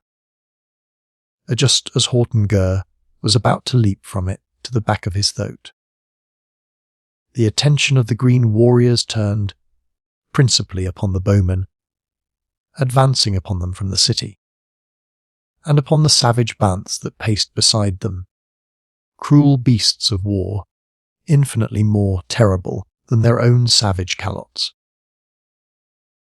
As Carthoris leaped to the rostrum, he drew Thuvia up beside him, and then he turned upon the departing Jeddak with an angry challenge and a sword thrust. As the Heliumite's point pricked his green hide, Horton Gur turned upon his adversary with a snarl. But at the same instant two of his chieftains called him to hasten, for the charge of the fair-skinned inhabitants of the city was developing into a more serious matter than the Torquasians had anticipated, instead of remaining to battle with the Red Man. Horton Gur promised him his attention after he had disposed of the presumptuous citizens of the walled city, and, leaping astride his thoat, galloped off to meet the rapidly advancing Bowman. The other warriors quickly followed their Jeddak, leaving Thuvia and Carthoris alone upon the platform. Between them and the city raged a terrific battle. The fair-skinned warriors, armed only with their long bows and a kind of short-handled war axe, were almost helpless beneath the savage-mounted green men at close quarters. But at a distance their sharp arrows did fully as much execution as the radium projectiles of the green men. But if the warriors themselves were outclassed, not so their savage companions, the fierce banths. Scarce had the two lines come together when hundreds of these appalling creatures had leaped among the Torquasians, dragging warriors from their thoats, dragging down the huge thouts themselves, and bringing consternation to all before them. The numbers of the citizenry, too, was to their advantage, for it seemed that scarce a warrior fell but his place was taken by a score more. In such a constant stream did they pour from the city's great gate. And so it came, what with the ferocity of the Banths and the numbers of the Bowmen, that at last the Torquasians fell back, until presently the platform upon which stood Carthoris and Thuvia lay directly in the centre of the fight. That neither was struck by a bullet or an arrow seemed a miracle to both, but at last the tide had rolled completely past them, so that they were alone between the fighters and the city, except for the dying and the dead, and a score or so of growling Banths, less well-trained than their fellows, who prowled among the copses seeking meat. To Carthoris the strangest part of the battle had been the terrific toll taken by the Bowmen with their relatively puny weapons. Nowhere that he could see was there a single wounded green man, but the corpses of their dead lay thick upon the field of battle. A death seemed to follow instantly the slightest pinprick of a bowman's arrow, nor apparently did one ever miss its goal. There could be but one explanation. The missiles were poison-tipped. Presently the sounds of conflict died in the distant forest. Quiet reigned, broken only by the growling of the devouring Banths. Carthoris turned toward Thuvia of Tarth. As yet neither had spoken. "Where are we, Thuvia?" he asked. The girl looked at him questioningly. His very presence had seemed to proclaim a guilty knowledge of her abduction. How else might he have known the destination of the flyer that brought her? Who should know better than the Prince of Helium? She asked in return. Did he not come hither of his own free will? From Aanther I came voluntarily upon the trail of the green man who had stolen you, Thuvia, he replied. But from the time I left Helium until I awoke above Aanther, I thought myself bound for Tarth. It had been intimated that I had guilty knowledge of your abduction, he explained simply, and I was hastening to the Jeddak, your father, to convince him of the falsity of the charge, and to give my service to your recovery. Before I left Helium, someone tampered with my compass, so that it bore me to Aanther instead of to Parth. That is all. You believe me. But the warriors who stole me from the garden, she exclaimed. After we arrived at Aanther, they wore the metal of the Prince of Helium. When they took me, they were trapped in Dusarian harness. There seemed but a single explanation. Whoever dared the outrage wished to put the onus upon another, should he be detected in the act.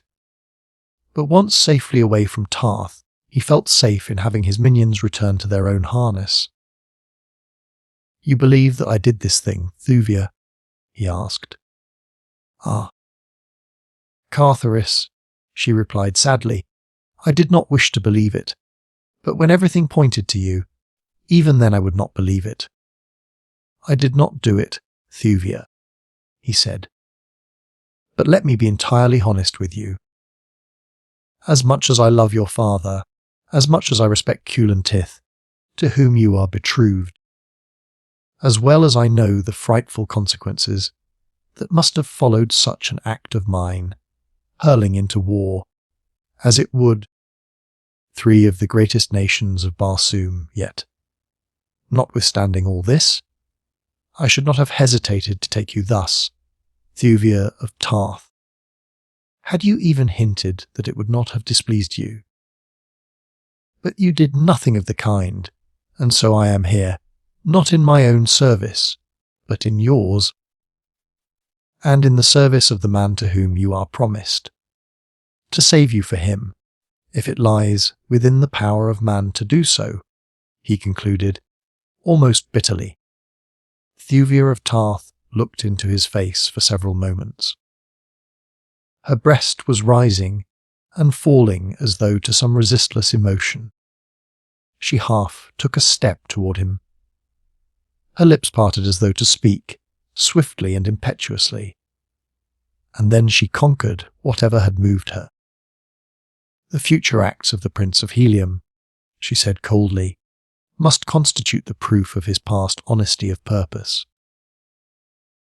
Carthoris was hurt by the girl's tone, as much as by the doubt as to his integrity which her words implied. He had half hoped that she might hint that his love would be acceptable. Certainly there was due him at least a little gratitude for his recent acts in her behalf, but the best he received was cold scepticism.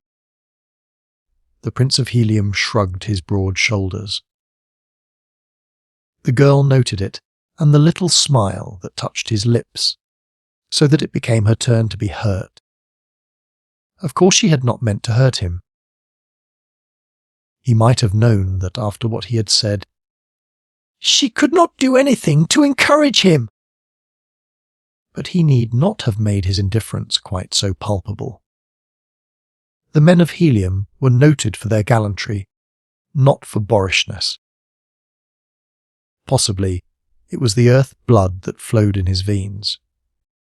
How could she know that the shrug was but Carthoris' way of attempting, by physical effort, to cast blighting sorrow from his heart? Or that the smile upon his lips was the fighting smile of his father, with which the son gave outward evidence of the determination he had reached to submerge his own great love in his efforts to save Thuvia of Tarth for another, because he believed that she loved this other. He reverted to his original question. "Where are we?" he asked. "I do not know." "Nor I," replied the girl. "Those who stole me from Tarth spoke among themselves of Ainthar, so that I thought it possible that the ancient city to which they took me was that famous rune. But where we may be now, I have no idea. When the Bowmen return, we shall doubtless learn all that there is to know," said Carthoris. "Let us hope that they prove friendly. What race may they be?" Only in the most ancient of our legends, and in the mural paintings of the deserted cities of the Dead Sea bottoms, are depicted such a race of auburn-haired, fair-skinned people. Can it be that we have stumbled upon a surviving city of the past, which all Barsoom believes buried beneath the ages? Thuvia was looking toward the forest into which the green men and the pursuing Bowmen had disappeared. From a great distance came the hideous cries of banths and an occasional shot. "It is strange that they do not return," said the girl. "One would expect to see the wounded limping, or being carried back to the city," replied Carthoris, with a puzzled frown. "But how about the wounded nearer the city? Have they carried them within?" Both turned their eyes toward the field between them and the walled city, where the fighting had been most furious. There were the banths still growling about their hideous feast. Carthoris looked at Thuvia in astonishment. Then he pointed toward the field. "Where are they?" he whispered. "What has become of their dead and wounded?" Chapter 6. The Jeddak of Lothar. The girl looked her incredulity. "They lay in piles," she murmured. "There were thousands of them but a minute ago." "And now," continued Carthoris, "there remain but the banths and the carcasses of the green men. They must have sent forth and carried the dead Bowman away, while we were talking," said the girl. "It is impossible," replied Carthoris. "Thousands of dead lay there upon the field but a moment since. It would have required many hours to have removed them. The thing is uncanny."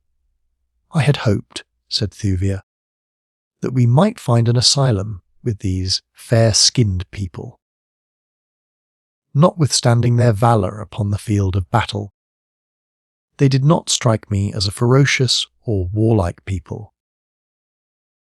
I had been about to suggest that we seek entrance to the city, but now I scarce know if I care to venture among people whose dead vanish into thin air. Let us chance it, replied Carthoris. We can be no worse off within their walls than without. Here we may fall prey to the Banths or the no less fierce Turquesians. There, at least, we shall find beings moulded after our own images. All that causes me to hesitate, he added, is the danger of taking you past so many Banths. A single sword would scarce prevail, or even a couple of them to charge simultaneously. Do not fear on that score, replied the girl, smiling. The Banths will not harm us. As she spoke, she descended from the platform, and with Carthoris at her side, stepped fearlessly out upon the bloody field in the direction of the walled city of mystery. They had advanced but a short distance when a Banth, looking up from its gory feast, descried them. With an angry roar the beast walked quickly in their direction, and at the sound of its voice a score of others followed its example. Carthoris drew his long sword. The girl stole a quick glance at his face. She saw the smile upon his lips, and it was as wine to sick nerves. For even upon warlike Barsoom, where all men are brave, woman reacts quickly to quiet indifference to danger, to deviltry that is without bombast. You may return your sword, she said. I told you that the Banths would not harm us. Look, and as she spoke she stepped quickly toward the nearest animal. Carthoris would have leaped after her to protect her, but with a gesture she motioned him back. He heard her calling to the Banths in a low, sing-song voice that was half purr. Instantly the great heads went up, and all the wicked eyes were riveted upon the figure of the girl. Then, stealthily, they commenced moving toward her. She had stopped now, and was standing waiting them. One, closer to her than the others, hesitated. She spoke to him imperiously, as a master might speak to a refractory hound. The great carnivore let its head droop, and with tail between its legs came slinking to the girl's feet. And after it came the others, and she was entirely surrounded by the savage man-eaters. Turning, she led them to where Carthoris stood. They growled a little as they neared the man, but a few sharp words of command put them in their places. How do you do it? Exclaimed Carthoris. Your father once asked me that same question in the galleries of the Golden Cliffs within the Ots Mountains, beneath the temples of the Therns. I could not answer him, nor can I answer you. I do not know whence comes my power over them. But ever since the day that Satyr Throg threw me among them in the Banth pit of the Holy Therns, and the great creatures fawned upon instead of devouring me, I ever had the same strange power over them. They come at my call and do my bidding, even as the faithful Wooler does the bidding of your mighty sire. With a word the girl dispersed the fierce pack. Roaring, they returned to their interrupted feast, while Carthoris and Thuvia passed among them toward the walled city. As they advanced, the man looked with wonder upon the dead bodies of those of the green men that had not been devoured or mauled by the Banths. He called the girl's attention to them. No arrows protruded from the great carcasses. Nowhere upon any of them was the sign of mortal wound, nor even slightest scratch or abrasion. Before the Bowman's dead, had disappeared the corpses of the Torquasians, had bristled with the deadly arrows of their foes. Where had the slender messengers of death departed? What unseen hand had plucked them from the bodies of the slain? Despite himself, Carthoris could scarce repress a shudder of apprehension as he glanced toward the silent city before them. No longer was sign of life visible upon wall or rooftop. All was quiet, brooding, ominous quiet. Yet he was sure that eyes watched them from somewhere behind that blank wall. He glanced at Thuvia. She was advancing with wide eyes fixed upon the city gate. He looked in the direction of her gaze, but saw nothing. His gaze upon her seemed to arouse her as from a lethargy. She glanced up at him, a quick, brave smile touching her lips, and then, as though the act was involuntary, she came close to his side and placed one of her hands in his. He guessed that something within her, that was beyond her conscious control, was appealing to him for protection. He threw an arm about her, and thus they crossed the field. She did not draw away from him. It is doubtful that she realized that his arm was there. So engrossed was she in the mystery of the strange city before them. They stopped before the gate. It was a mighty thing. From its construction, Carthoris could but dimly speculate upon its unthinkable antiquity. It was circular, closing a circular aperture, and the Heliumite knew from his study of ancient Barsoomian architecture that it rolled to one side like a huge wheel into an aperture in the wall. Even such old cities as ancient Aenther were as yet undreamed of when the races lived that built such gates as these. As he stood speculating upon the identity of this forgotten city, a voice spoke to them from above. Both looked up. There, leaning over the edge of the high wall, was a man. His hair was auburn, his skin fair, fairer even than that of John Carter, the Virginian. His forehead was high, his eyes large and intelligent. The language that he used was intelligible to the two below. Yet there was a marked difference between it and their Barsoomian tongue. "Who are you?" he asked. "And what do you here before the gate of Lothar?" "We are friends," replied Carthoris. "This be the princess, Thuvia of Tarth, who was captured by the Torquasian horde.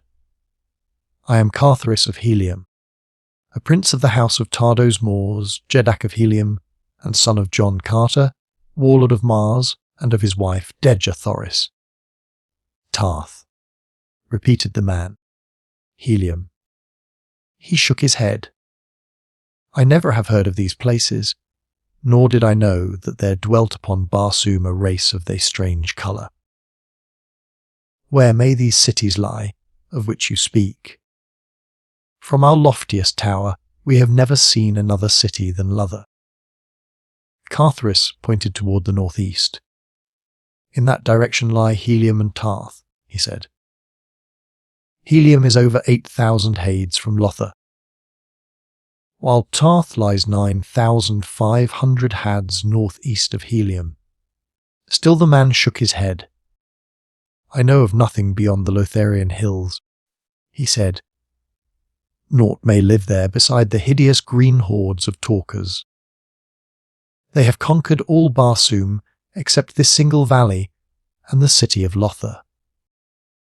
Here we have defied them for countless ages, though periodically they renew their attempts to destroy us.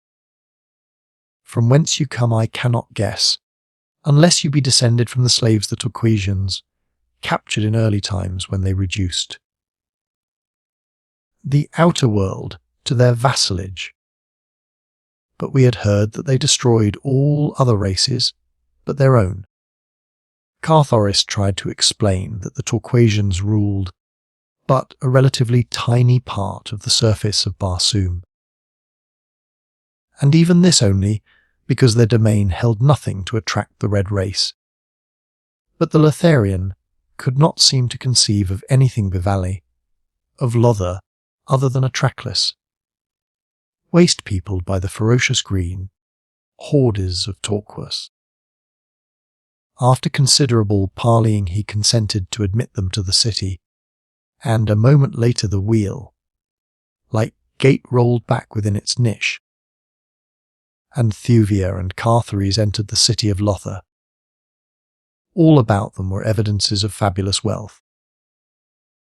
The facades of the buildings fronting upon the avenue within the wall were richly carven, and about the windows and doors were ofttimes set foot wide borders of precious stones, intricate mosaics, or tablets of beaten gold bearing bas reliefs depicting what may have been bits of the history of this forgotten people.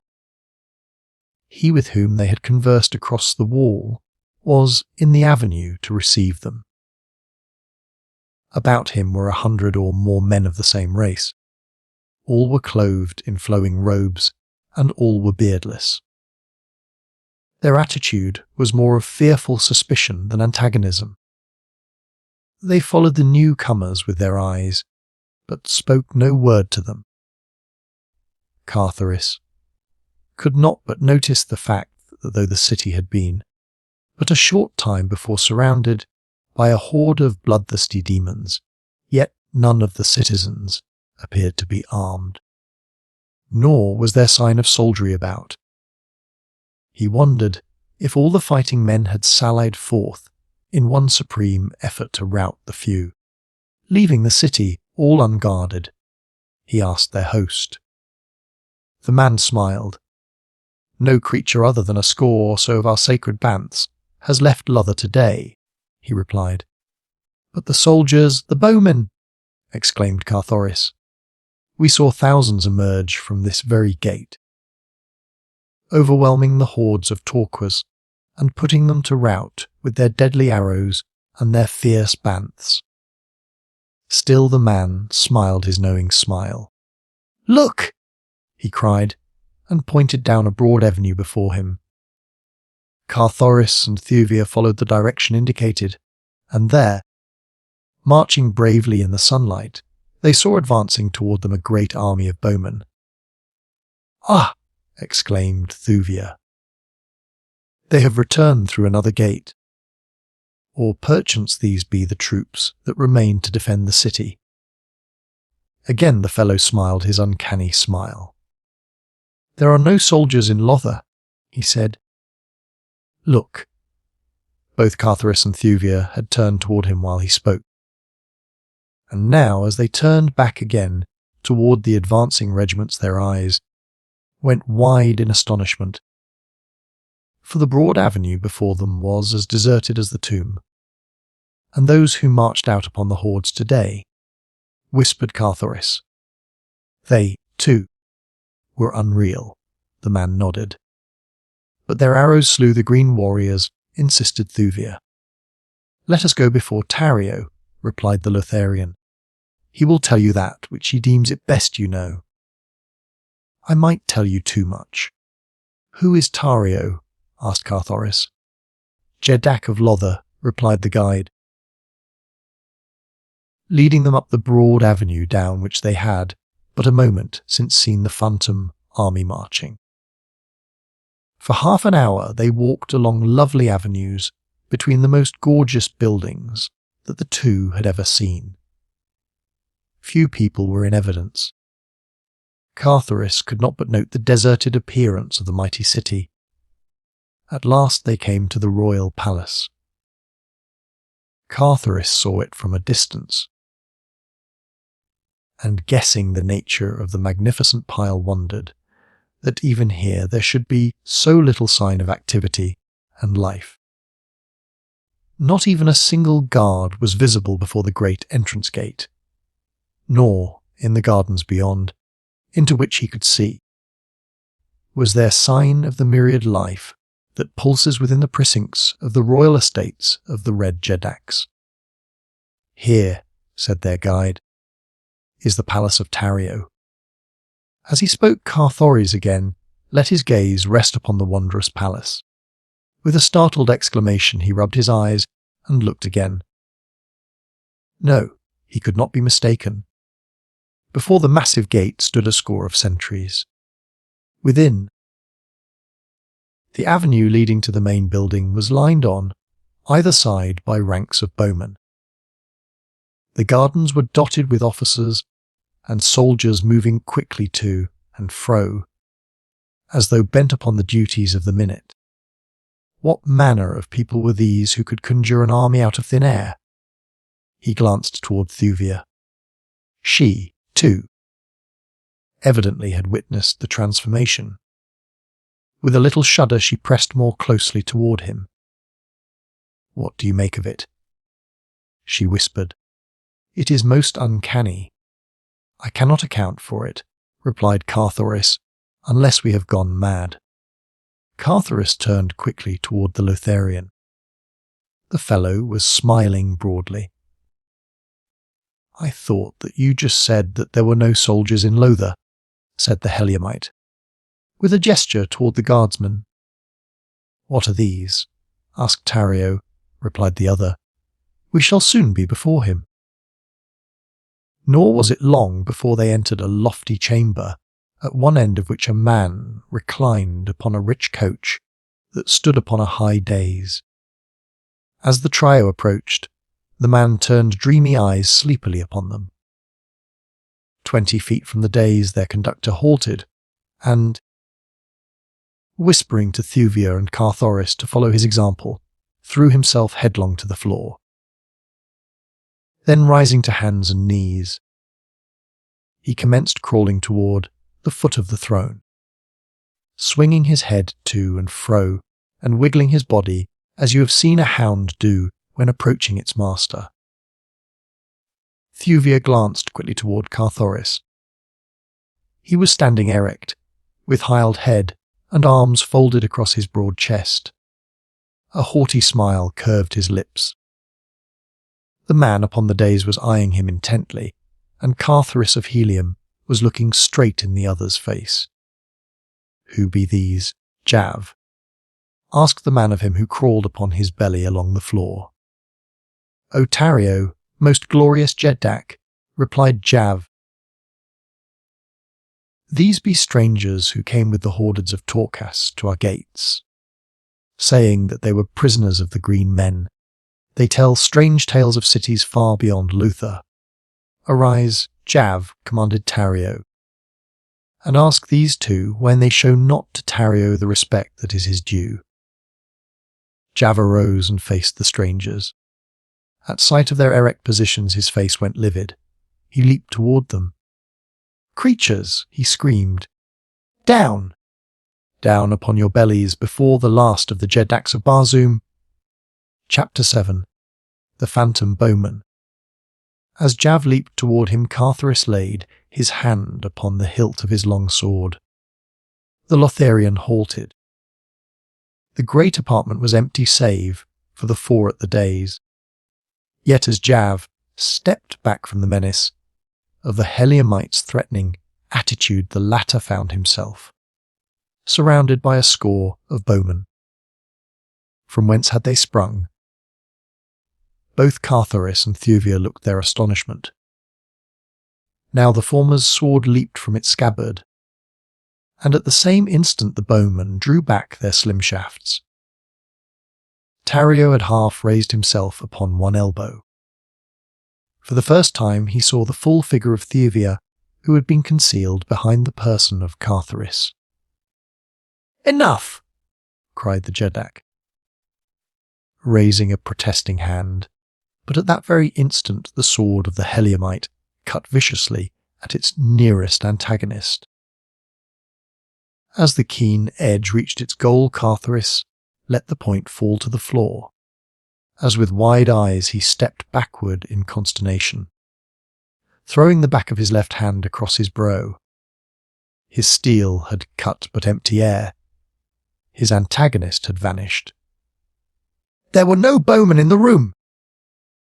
"It is evident that these are strangers," said Tario to Jav. Let us first determine that they knowingly affronted us, before we take measures for punishment." Then he turned to Carthoris, but ever his gaze wandered to the perfect lines of Thuvia's glorious figure, which the harness of a Barsoomian princess accentuated rather than concealed. "Who are you?" he asked. "Who knows not the etiquette of the court of the last of Jeddaks?" "I am Carthoris, Prince of Helium," replied the Heliumite. "And this is Thuvia, a princess of Tarth. In the courts of our father's men do not prostrate themselves before royalty. Not since the firstborn tore their immortal goddess, limb from limb, have men crawled upon their bellies to any throne upon Barsoom. Now think you that the daughter of one mighty Jeddak and the son of another would so humiliate themselves?" Tario looked at Carthoris for a long time. At last he spoke. "There is no other Jeddak upon Barsoom than Tario," he said. "There is no other race than that of Lothar, unless the hordes of talkers may be dignified by such an appellation. Lotharians are white, your skins are red. There are no women left upon Barsoom. Your companion is a woman." He half rose from the couch, leaning far forward and pointing an accusing finger at Carthoris. "You are a lie!" he shrieked. "You are both lies, and you dare to come before Tario, last and mightiest of the Jeddaks of Barsoom, and assert your reality. Someone shall pay well for this, Jav. And unless I mistake, it is yourself who has dared thus flippantly to trifle with the good nature of your Jeddak. Remove the man, leave the woman, we shall see if both be lies. And later, Jav, you shall suffer for your temerity. There be few of us left, but Komal must be fed. Go." Carthoris could see that Jav trembled as he prostrated himself once more before his ruler, and then, rising, turned toward the Prince of Helium. "Come," he said, "and leave the Princess of Tarth here alone," cried Carthoris. Jav brushed closely past him, whispering, "Follow me. He cannot harm her, except to kill, and that he can do whether you remain or not. We had best go now, trust me." Carthoris did not understand, but something in the urgency of the other's tone assured him, and so he turned away, but not without a glance toward Thuvia, in which he attempted to make her understand that it was in her own interest that he left her. For answer she turned her back full upon him, but not without first throwing him such a look of contempt that brought the scarlet to his cheek. Then he hesitated, but Jav seized him by the wrist. "Come," he whispered, "or he will have the Bowman upon you, and this time there will be no escape. Did you not see how futile is your steel against thin air?" Carthoris turned unwillingly to follow. As the two left the room, he turned to his companion. "If I may not kill thin air," he asked, "how, then, shall I fear that thin air may kill me?" "You saw the Torquisians fall before the Bowmen?" asked Jav. Carthoris nodded. "So, would you fall before them, and without one single chance for self-defense or revenge?" As they talked, Jav led Carthoris to a small room in one of the numerous towers of the palace. Here were couches, and Jav bid the Heliumite be seated. For several minutes the Lotharian eyed his prisoner, for such Carthoris now realized himself to be. "I am half convinced that you are real," he said at last. Carthoris laughed. "Of course I am real," he said. "What caused you to doubt it? Can you not see me, feel me?" "So may I see and feel the Bowman," replied Jav, "and yet we all know that they, at least, are not real." Carthoris showed by the expression of his face's puzzlement at each new reference to the mysterious Bowman, the vanishing soldiery of Lothar. What, then, may they be? He asked. You really do not know? Asked Jav. Carthoris shook his head negatively. I can almost believe that you have told us the truth, and that you are really from another part of Barsoom, or from another world.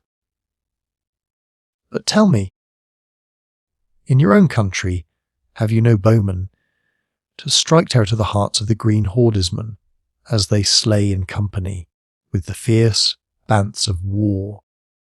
We have soldiers, replied Carthoris. We of the red race are all soldiers, but we have no Bowmen to defend us, such as yours.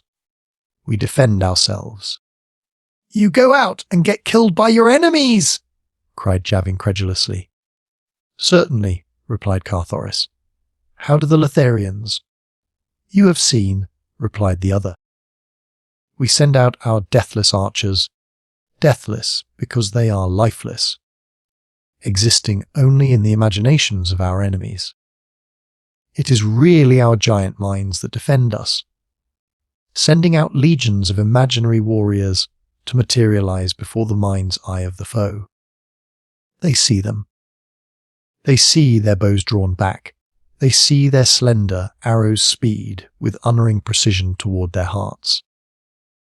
And they die, killed by the power of suggestion. But the archers that are slain, exclaimed Carthoris, you call them deathless, and yet I saw their dead bodies pile high upon the battlefield. How may that be? It is but to lend reality to the scene, replied Jav. We picture many of our own defenders killed, that the Turquasians may not guess that there are really no flesh and blood creatures opposing them. Once that truth became implanted in their minds, it is the theory of many of us. No longer would they fall prey to the suggestion of the deadly arrows, for greater would be the suggestion of the truth, and the more powerful suggestion would prevail. It is law. And the Bants, questioned Carthoris. They, too, were but creatures of suggestion. Some of them were real, replied Jav. Those that accompanied the archers in pursuit of the Turquasians were unreal. Like the archers, they never returned, but, having served their purpose, vanished with the bowmen when the rout of the enemy was assured. Those that remained about the field were real. Those we loosed as scavengers to devour the bodies of the dead of Torkas. This thing is demanded by the realists among us. I am a realist. Tario is an etherealist. The etherealists maintain that there is no such thing as matter, that all is mind. They say that none of us exists, except in the imagination of his fellows, other than as an intangible, invisible mentality. According to Tario, it is but necessary that we all unite in imagining that there are no dead Turquasians beneath our walls, and there will be none, nor any need of scavenging Bants. You, then, do not hold Tario's beliefs? Asked Carthoris. In part only, replied the Lotharian. I believe. In fact, I know that there are some truly ethereal creatures. Tario is one, I am convinced. He has no existence except in the imaginations of his people. Of course, it is the contention of all us realists that all etherealists are but figments of the imagination. They contend that no food is necessary, nor do they eat, but anyone of the most rudimentary intelligence must realize that food is a necessity to creatures having actual existence. Yes, agreed Carthoris. Not having eaten today, I can readily agree with you. Ah, pardon me, exclaimed Jav. Pray be seated and satisfy your hunger. And with a wave of his hand he indicated a bountifully laden table that had not been there an instant before he spoke. Of that Carthoris was positive, for he had searched the room diligently with his eyes several times. It is well, continued Jav, that you did not fall into the hands of an etherealist. Then, indeed, would you have gone hungry. But, exclaimed Carthoris, this is not real food. It was not here an instant since. And real food does not materialize out of thin air. Jav looked hurt. There is no real food or water in Lothar, he said, nor has there been for countless ages. Upon such as you now see before you have we existed since the dawn of history. Upon such, then, may you exist. But I thought you were a realist, exclaimed Carthoris. Indeed, cried Jav, what more realistic than this bounteous feast? It is just here that we differ most from the etherealists. They claim that it is unnecessary to imagine food. But we have found that for the maintenance of life, we must thrice daily sit down to hearty meals. The food that one eats is supposed to undergo certain chemical changes during the process of digestion and assimilation, the result, of course, being the rebuilding of wasted tissue. Now, we all know that mind is all, though we may differ in the interpretation of its various manifestations. Tario maintains that there is no such thing as substance, all being created from the substanceless matter of the brain. We realists, however, know better. We know that mind has the power to maintain substance, even though it may not be able to create substance. The latter is still an open question. And so we know that, in order to maintain our physical bodies, we must cause all our organs properly to function. This we accomplish by materializing food, thoughts, and by partaking of the food thus created. We chew, we swallow, we digest. All our organs function precisely as if we had partaken of material food. And what is the result? What must be the result? The chemical changes take place through both direct and indirect suggestion, and we live and thrive. Carthoris eyed the food before him.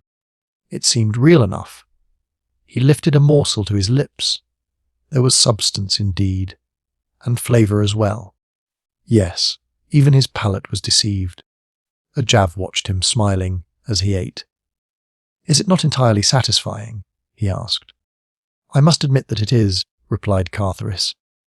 But tell me, how does Tario live, and the other etherealists who maintain that food is unnecessary? Jav scratched his head.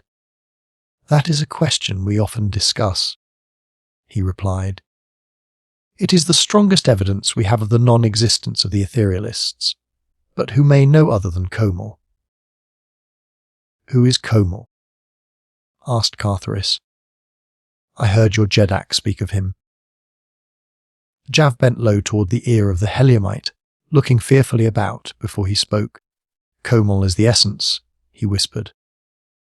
Even the etherealists admit that mind itself must have substance, in order to transmit to imaginings the appearance of substance. For if there really was no such thing as substance, it could not be suggested. What never has been cannot be imagined. Do you follow me? I am groping, replied Carthoris dryly. So the essence must be substance, continued Jav. Komal is the essence of the all, as it were. He is maintained by substance. He eats. He eats the real. To be explicit, he eats the realists. That is Tario's work. He says that inasmuch as we maintain that we alone are real, we should, to be consistent, admit that we alone proper food for Komal. Sometimes, as today, we find other food for him. He is very fond of Torquisians. And Komal is a man, asked Carthoris. He is all, I told you, replied Jav. I know not how to explain him in words that you will understand. He is the beginning and the end. All life emanates from Komal. Since the substance which feeds the brain with imaginings radiates from the body of Komal. Should Komal cease to eat, all life upon Barsoom would cease to be. He cannot die, but he might cease to eat, and thus to radiate. And he feeds upon the men and women of your belief, cried Carthoris. Women! Exclaimed Jav. There are no women in Lothar. The last of the Lotharian females perished ages since, upon that cruel and terrible journey across the muddy plains that fringed the half-dried seas, when the green hordes scourged us across the world to this our last hiding place, our impregnable fortress of Lothar. Scarce 20,000 men of all the countless millions of our race lived to reach Lothar. Among us were no women and no children. All these had perished by the way.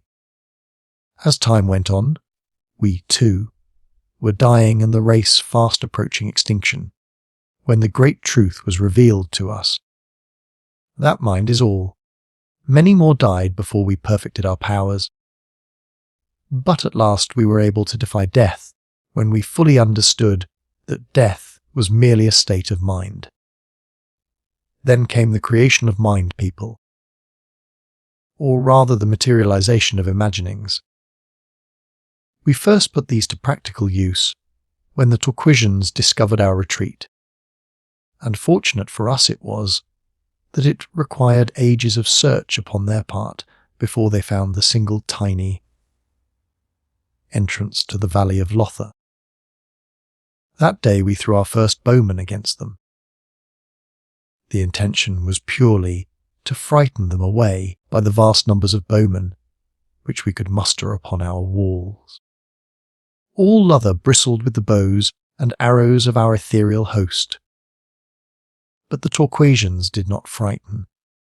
They are lower than the beasts. They know no fear. They rushed upon our walls, and standing upon the shoulders of others, they built human approaches to the wall tops, and were on the very point of surging in upon us and overwhelming us. Not an arrow had been discharged by our Bowmen. We did but cause them to run to and fro along the wall top, screaming taunts and threats at the enemy. Presently I thought to attempt the great thing. I centred all my mighty intellect upon the Bowmen of my own creation. Each of us produces and directs as many Bowmen as his mentality and imagination is capable of. I caused them to fit arrows to their bows for the first time. I made them take aim at the hearts of the green men. I made the green men see all this. And then I made them see the arrows fly, and I made them think that the points pierced their hearts. It was all that was necessary. And by hundreds they toppled from our walls, and when my fellows saw what I had done they were quick to follow my example, so that presently the hordes of Torquos had retreated beyond the range of our arrows. We might have killed them at any distance. But one rule of war we have maintained from the first, the rule of realism. We do nothing. Or rather we cause our Bowmen to do nothing within sight of the enemy that is beyond the understanding of the foe. Otherwise they might guess the truth, and that would be the end of us. But after the Torquisians had retreated beyond bowshot, they turned upon us with their terrible rifles, and by constant popping at us made life miserable within our walls. So then I bethought the scheme to hurl our Bowmen through the gates upon them. You have seen this day how well it works. For ages they have come down upon us at intervals, but always with the same results. And all this is due to your intellect, Jav? Asked Carthoris. I should think that you would be high in the councils of your people. I am, replied Jav, proudly. I am next to Tario. But why, then, your cringing manner of approaching the throne? Tario demands it. He is jealous of me. He only awaits the slightest excuse to feed me to Komor. He fears that I may some day usurp his power." Carthoris suddenly sprang from the table. "Jav!" he exclaimed. "I am a beast. Here I have been eating my fill, while the Princess of Tarth may perchance be still without food. Let us return and find some means of furnishing her with nourishment." The Lotharian shook his head. "Tario would not permit it," he said. "He will, doubtless, make an etherealist of her." "But I must go to her," insisted Carthoris. "You say that there are no women in Lothar. Then she must be among men. And if this be so, I intend to be near, where I may defend her if the need arises." "Tario will have his way," insisted Jav. "He sent you away, and you may not return until he sends for you." "Then I shall go without waiting to be sent for." "Do not forget the Bowmen," cautioned Jav. "I do not forget them," replied Carthoris. But he did not tell Jav that. He remembered something else that the Lotharian had let drop. Something that was but a conjecture, possibly, and yet one well worth pinning a fallen hope to. Should necessity arise, Carthoris started to leave the room. Jav stepped before him, barring his way. "I have learned to like you, Red Man," he said. "But do not forget that Tario is still my Jeddak, and that Tario has commanded that you remain here." Carthoris was about to reply, when there came faintly to the ears of both a woman's cry for help. With a sweep of his arm, the Prince of Helium brushed the Lotharian aside, and with drawn sword sprang into the corridor without. Chapter 8. The Hall of Doom. As Thuvia of Tarth saw Carthoris depart from the presence of Tario, leaving her alone with the man, a sudden qualm of terror seized her. There was an air of mystery pervading the stately chamber. Its furnishings and appointments bespoke wealth and culture, and carried the suggestion that the room was often the scene of royal functions which filled it to its capacity. And yet nowhere about her, in antechamber or corridor, was there sign of any other being than herself and the recumbent figure of Tario, the Jeddak, who watched her through half-closed eyes from the gorgeous trappings of his regal couch. For a time after the departure of Jav and Carthoris, the man eyed her intently. Then he spoke. "Come nearer," he said, as she approached. "Whose creature are you? Who has dared materialize his imaginings of woman? It is contrary to the customs and the royal edicts of Lothar. Tell me, woman, from whose brain have you sprung?" Jav's. "No, do not deny it. I know that it could be no other than that envious realist. He seeks to tempt me. He would see me fall beneath the spell of your charms, and then he, your master, would direct my destiny and my end." "I see it all! I see it all!" The blood of indignation and anger had been rising to Thuvia's face. Her chin was up, a haughty curve upon her perfect lips. "I know naught," she cried, "of what you are prating. I am Thuvia, Princess of Tarth. I am no man's creature. Never before today did I lay eyes upon him you call Jav, nor upon your ridiculous city, of which even the greatest nations of Barsoom have never dreamed. My charms are not for you, nor such as you. They are not for sale or barter, even though the price were a real throne. And as for using them to win your worse than futile power—"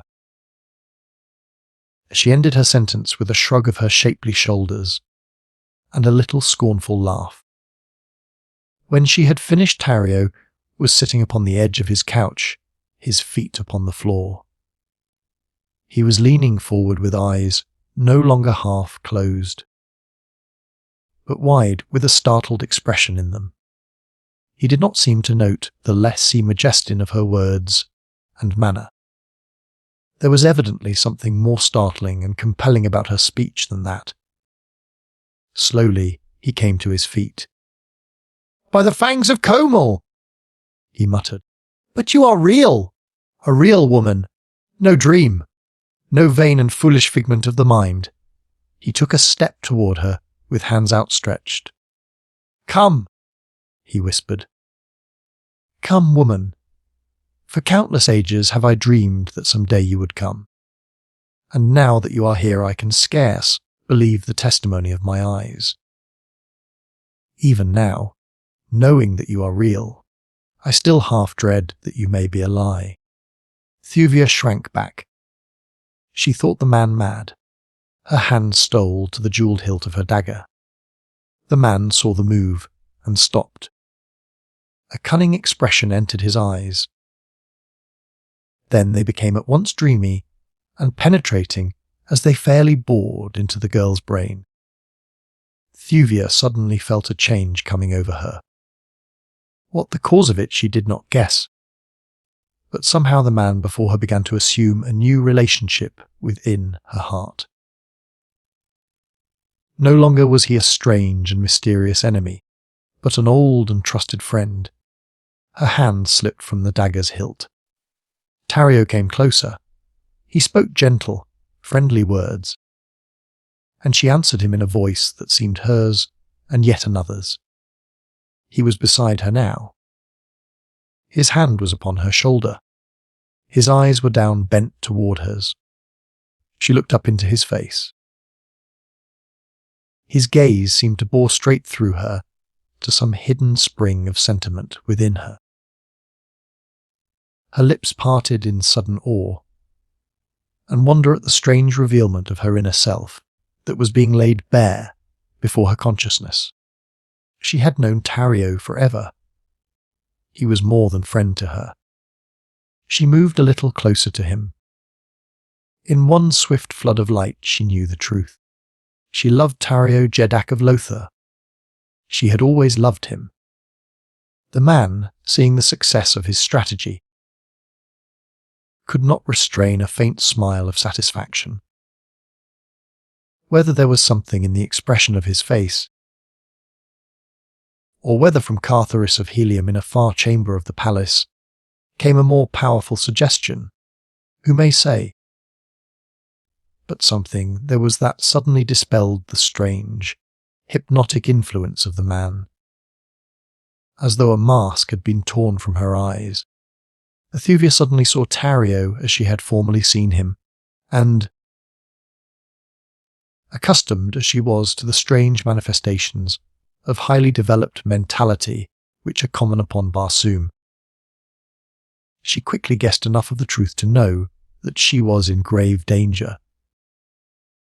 Quickly she took a step backward, tearing herself from his grasp. But the momentary contact had aroused within Tario all the long, buried passions of his loveless existence. With a muffled cry he sprang upon her, throwing his arms about her and attempting to drag her lips to his. "Woman," he cried. "Lovely woman! Tario would make you queen of Lothar. Listen to me! Listen to the love of the last of the Jeddaks of Barsoom." Thuvia struggled to free herself from his embrace.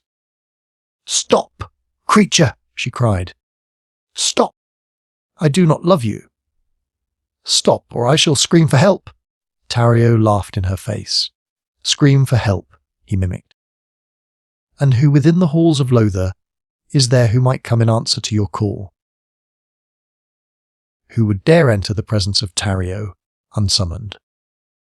"There is one," she replied, "who would come, and coming, dare to cut you down upon your own throne, if he thought that you had offered affront to Thuvia of Tarth." "Who?" "Jav," asked Tario. "Not Jav, nor any other soft-skinned Lotharian," she replied, "but a real man, a real warrior, Carthoris of Helium." Again the man laughed at her. "You forget the Bowman," he reminded her. "What could your red warrior accomplish against my fearless legions?"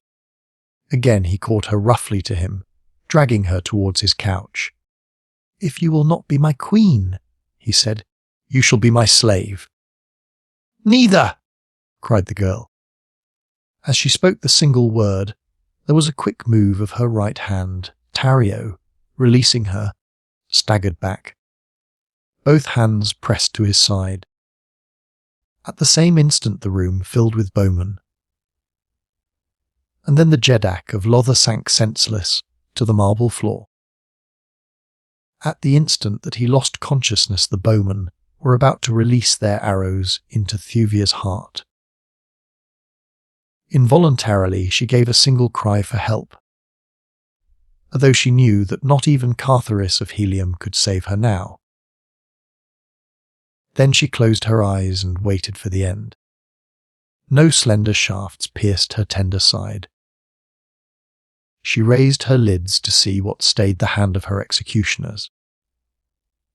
The room was empty save for herself, and the still form of the Jeddak of Lothar lying at her feet, a little pool of crimson staining the white marble of the floor beside him. Tario was unconscious. Thuvia was amazed. Where were the Bowmen? Why had they not loosed their shafts? What could it all mean?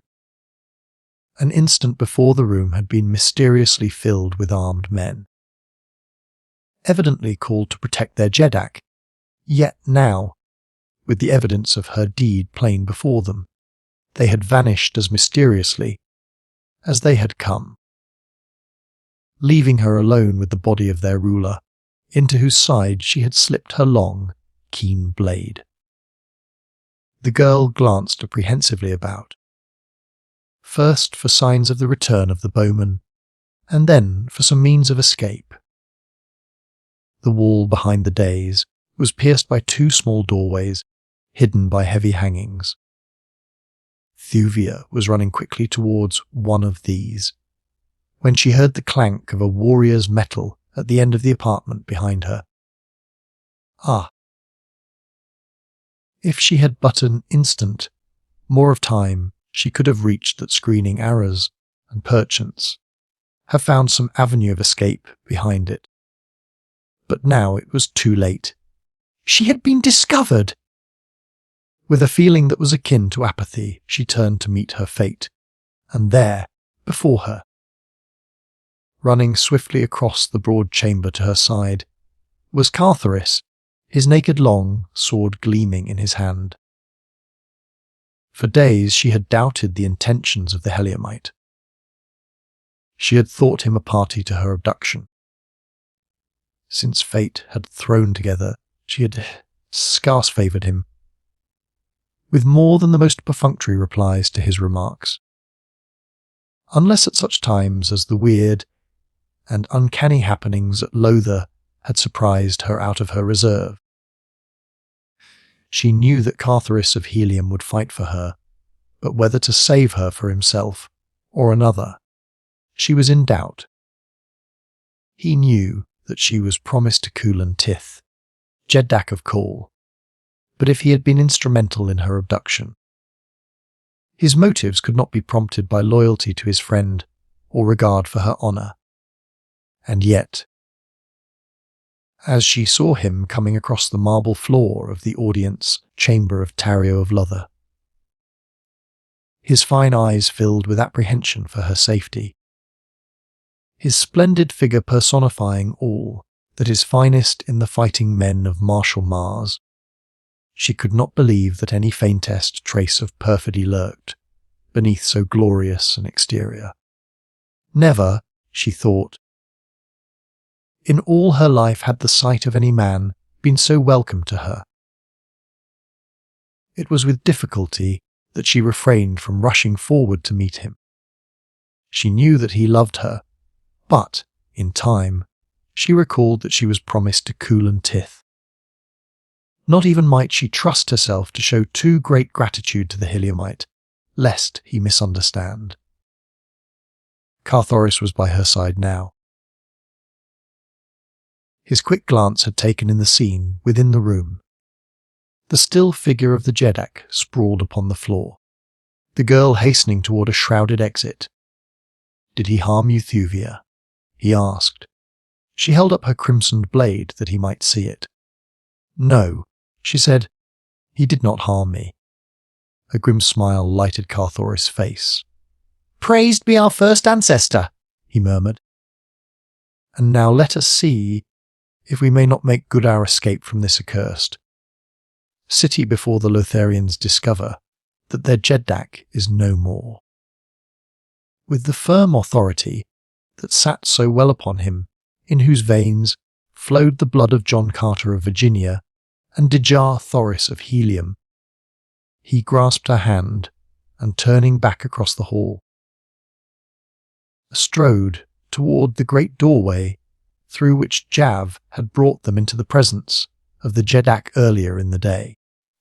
They had almost reached the threshold when a figure sprang into the apartment through another entrance. It was Jav. He, too, took in the scene within at a glance. Carthoris turned to face him, his sword ready in his hand, and his great body shielding the slender figure of the girl. "Come, Jav of Lothar," he cried. "Let us face the issue at once.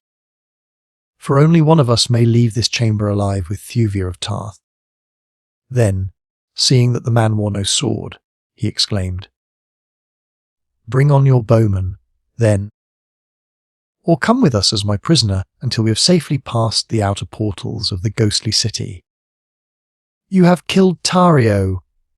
exclaimed Jav, ignoring the other's challenge. "You have killed Tario. I see his blood upon the floor, real blood, real death. Tario was, after all, as real as I. Yet he was an etherealist. He would not materialize his sustenance. Can it be that they are right? Well, we too are right. And all these ages we have been quarrelling, each saying that the other was wrong. However, he is dead now. Of that I am glad. Now shall Jav come into his own. Now shall Jav be Jeddak of Lothar." As he finished, Tario opened his eyes and then quickly sat up. "Traitor! Assassin!" he screamed. And then, Kadar, which is the Barsoomian for guard. Jav went sickly white. He fell upon his belly, wriggling toward Tario. "Oh, my Jeddak, my Jeddak," he whimpered. Jav had no hand in this. Jav, your faithful Jav. But just this instant entered the apartment to find you lying prone upon the floor and these two strangers about to leave. How it happened I know not. Believe me, most glorious Jeddak. "Cease, knave," cried Tario. "I heard your words. However, he is dead now. Of that I am glad. Now shall Jav come into his own. Now shall Jav be Jeddak of Lothar. At last, traitor, I have found you out. Your own words have condemned you as surely as the acts of these red creatures have sealed their fates, unless," he paused, "unless the woman." But he got no further. Carthoris guessed what he would have said. And, before the words could be uttered, he had sprung forward and struck the man across the mouth with his open palm. Tario frothed in rage and mortification. "And should you again affront the Princess of Tarth," warned the Heliumite, "I shall forget that you wear no sword. Not forever may I control my itching sword hand." Tario shrank back toward the little doorways behind the dais. He was trying to speak, but so hideously were the muscles of his face working that he could utter no word for several minutes. At last he managed to articulate intelligibly. "Die!" he shrieked. "Die!" And then he turned toward the exit, his back. Jav leaped forward, screaming in terror. "Have pity, Tario! Have pity! Remember the long ages that I have served you faithfully. Remember all that I have done for Lothar. Do not condemn me now to the death hideous." "Save me! Save me!"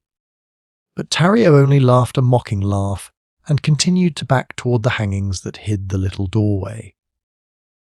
Jav turned toward Carthoris. "Stop him!" he screamed. "Stop him! If you love life, let him not leave this room," and as he spoke he leaped in pursuit of his Jeddak. Carthoris followed Jarv's example, but the last of the Jeddaks of Barsoom was too quick for them. By the time they reached the arras behind which he had disappeared, they found a heavy stone door blocking their further progress. Jav sank to the floor in a spasm of terror. "Come, man," cried Carthoris. "We are not dead yet. Let us hasten to the avenues and make an attempt to leave the city. We are still alive, and while we live we may yet endeavour to direct our own destinies. Of what avail to sink spineless to the floor? Come, be a man!" Jav but shook his head. "Did you not hear him call the guards?" He moaned. "Ah, if we could have but intercepted him! Then there might have been hope. But Alice—" "He was too quick for us." "Well," exclaimed Carthoris impatiently, "what if he did call the guards? There will be time enough to worry about that after they come. At present I see no indication that they have any idea of exerting themselves to obey their Jeddak's summons." Jav shook his head mournfully. "You do not understand," he said. "The guards have already come and gone. They have done their work and we are lost. Look to the various exits." Carthoris and Thuvia turned their eyes in the direction of the several doorways which pierced the walls of the great chamber. Each was tightly closed by huge stone doors. "Well," asked Carthoris. "We are to die the death," whispered Jav faintly, further than that he would not say. He just sat upon the edge of the Jeddak's couch and waited. Carthoris moved to Thuvia's side, and, standing there with naked sword, he let his brave eyes roam ceaselessly about the great chamber, that no foe might spring upon them unseen. For what seemed hours no sound broke the silence of their living tomb. No sign gave their executioners of the time or manner of their death. The suspense was terrible. Even Carthoris of Helium began to feel the terrible strain upon his nerves. If he could but know how and whence the hand of death was to strike, he could meet it unafraid. But to suffer longer the hideous tension of this blighting, this blind ignorance of the plans of their assassins, was telling upon him grievously. Thuvia of Tarth drew quite close to him. She felt safer with the feel of his arm against hers, and with the contact of her the man took a new grip upon himself. With his old-time smile he turned toward her. "It would seem that they are trying to frighten us to death," he said, laughing, "and shame be upon me that I should confess it. I think they were close to accomplishing their designs upon me." She was about to make some reply when a fearful shriek broke from the lips of the Lotharian. "The end is coming," he cried. "The end is coming! The floor! The floor! Oh, Komal, be merciful!" Thuvia and Carthoris did not need to look at the floor to be aware of the strange movement that was taking place. Slowly the marble flagging was sinking in all directions toward the centre. At first the movement, being gradual, was scarce noticeable, but presently the angle of the floor became such that one might stand easily only by bending one knee considerably. Jav was shrieking still, and clawing at the royal couch that had already commenced to slide toward the centre of the room, where both Thuvia and Carthoris suddenly noted a small orifice which grew in diameter as the floor assumed more closely a funnel-like contour. Now it became more and more difficult to cling to the dizzy inclination of the smooth and polished marble. Carthoris tried to support Thuvia, but himself commenced to slide and slip toward the ever-enlarging aperture. Better to cling to the smooth stone. He kicked off his sandals of Zittadar hide, and with his bare feet braced himself against the sickening tilt, at the same time throwing his arms supportingly about the girl. In her terror, her own hands clasped about the man's neck. Her cheek was close to his. Death, unseen of unknown form, seemed close upon them, and because unseen and unknowable infinitely more terrifying. "Courage, my princess," he whispered. She looked up into his face to see smiling lips above hers and brave eyes, untouched by terror, drinking deeply of her own. Then the floor sagged and tilted more swiftly. There was a sudden slipping rush as they were precipitated toward the aperture. Ajav's screams rose weird and horrible in their ears, and then the three found themselves piled upon the royal couch of Tario, which had stuck within the aperture at the base of the marble funnel. For a moment they breathed more freely, but presently they discovered that the aperture was continuing to enlarge. The couch slipped downward. Jav shrieked again. There was a sickening sensation as they felt all let go beneath them, as they fell through darkness to an unknown death. Chapter 9. The Battle in the Plain. The distance from the bottom of the funnel to the floor of the chamber beneath it could not have been great, for all three of the victims of Tario's wrath alighted unscathed. Carthoris, still clasping Thuvia tightly to his breast, came to the ground cat-like, upon his feet, breaking the shock for the girl. Scarce had his feet touched the rough stone flagging of this new chamber than his sword flashed out ready for instant use. But though the room was lighted, there was no sign of enemy about. Carthoris looked toward Jav. The man was pasty white with fear. "What is to be our fate?" asked the Heliumite. "Tell me, man. Shake off your terror long enough to tell me, so I may be prepared to sell my life and that of the Princess of Tarth as dearly as possible." "Komor," whispered Jav.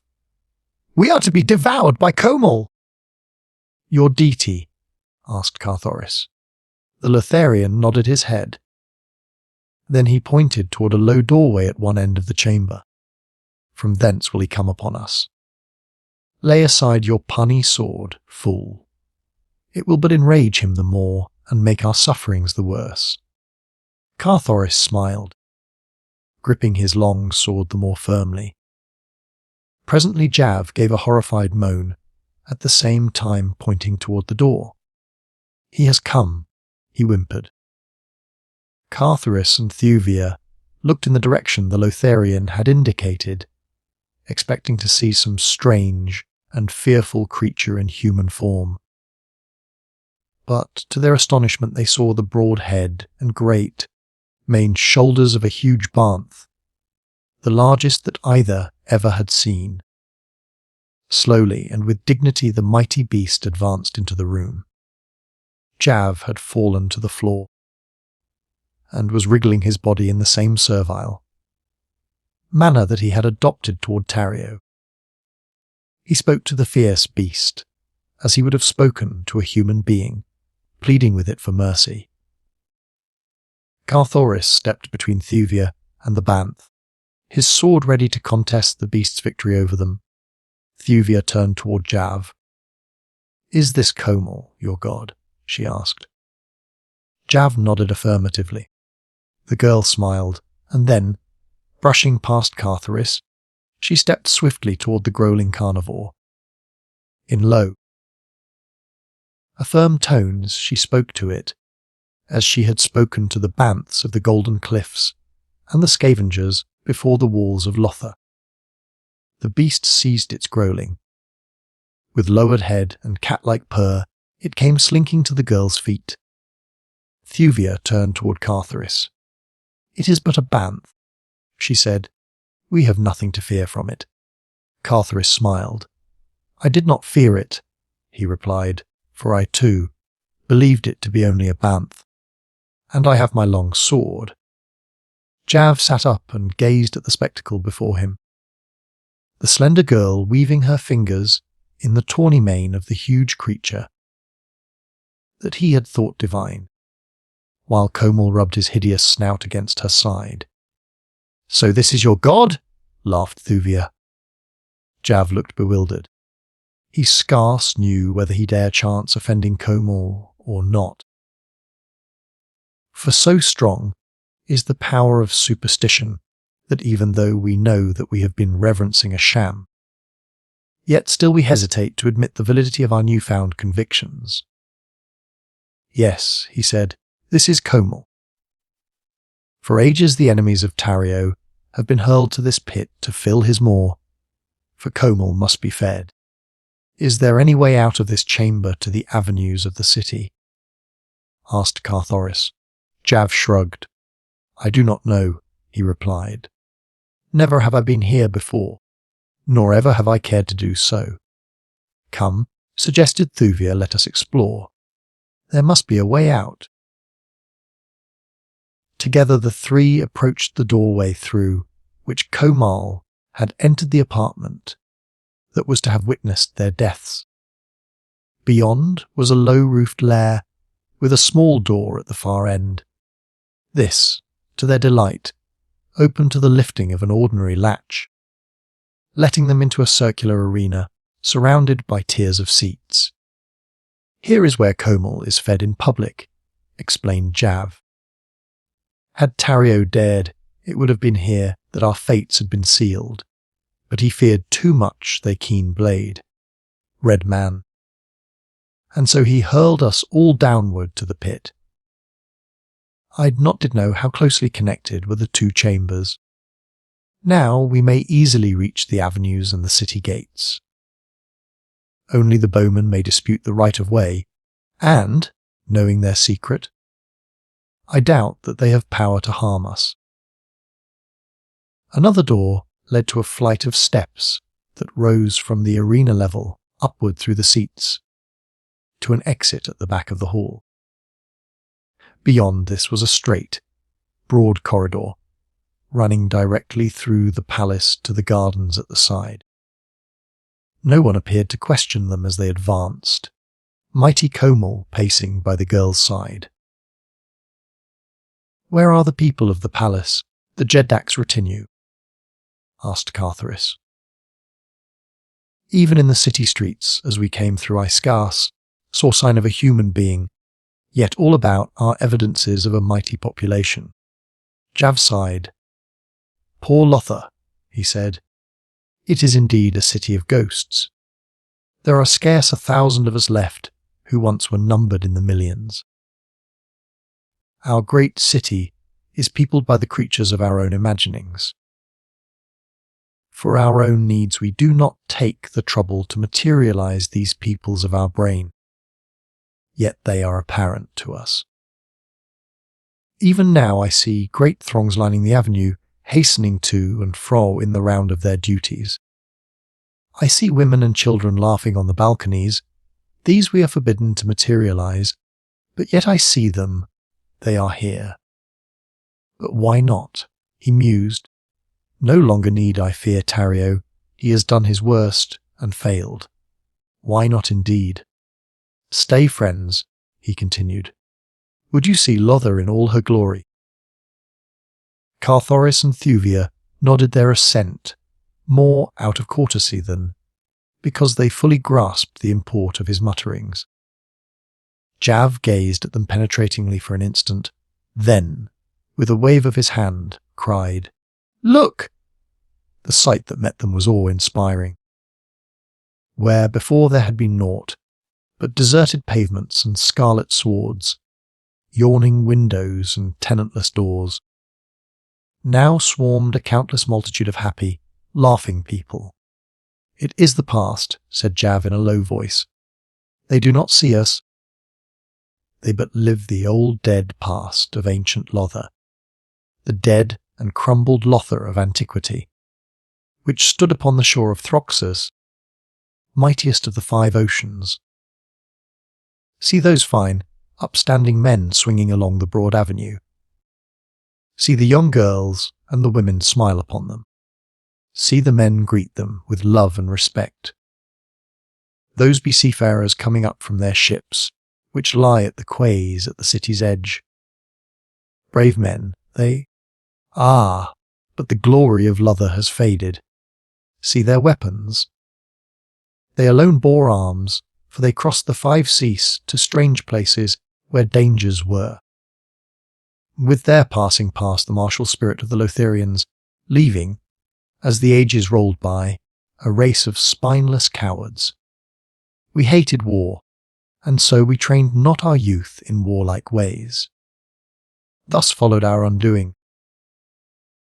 For when the seas dried and the green hordes encroached upon us, we could do naught but flee. But we remembered the seafaring bowmen of the days of our glory. It is the memory of these which we hurl upon our enemies. As Jav ceased speaking, the picture faded, and once more the 3 took up their way toward the distant gates, along deserted avenues. Twice they sighted Lotharians of flesh and blood. At sight of them, and the huge banth, which they must have recognized as Komak, the citizens turned and fled. They will carry word of our flight to Tario, cried Jav, and soon he will send his bowmen after us. Let us hope that our theory is correct, and that their shafts are powerless as minds cognizant of their unreality. Otherwise we are doomed. Explain. Red Man, to the woman the truths that I have explained to you, that she may meet the arrows with a stronger counter, suggestion of immunity. Carthoris did as Jav bid him, but they came to the great gates without sign of pursuit developing. Here Jav set in motion the mechanism that rolled the huge, while like gate aside, and a moment later the 3, accompanied by the banth, stepped out into the plain before Lothar. Scarce had they covered 100 yards when the sound of many men shouting arose behind them. As they turned they saw a company of bowmen debouching upon the plain from the gate through which they had but just passed. Upon the wall above the gate were a number of Lotharians, among whom Jav recognized Tario.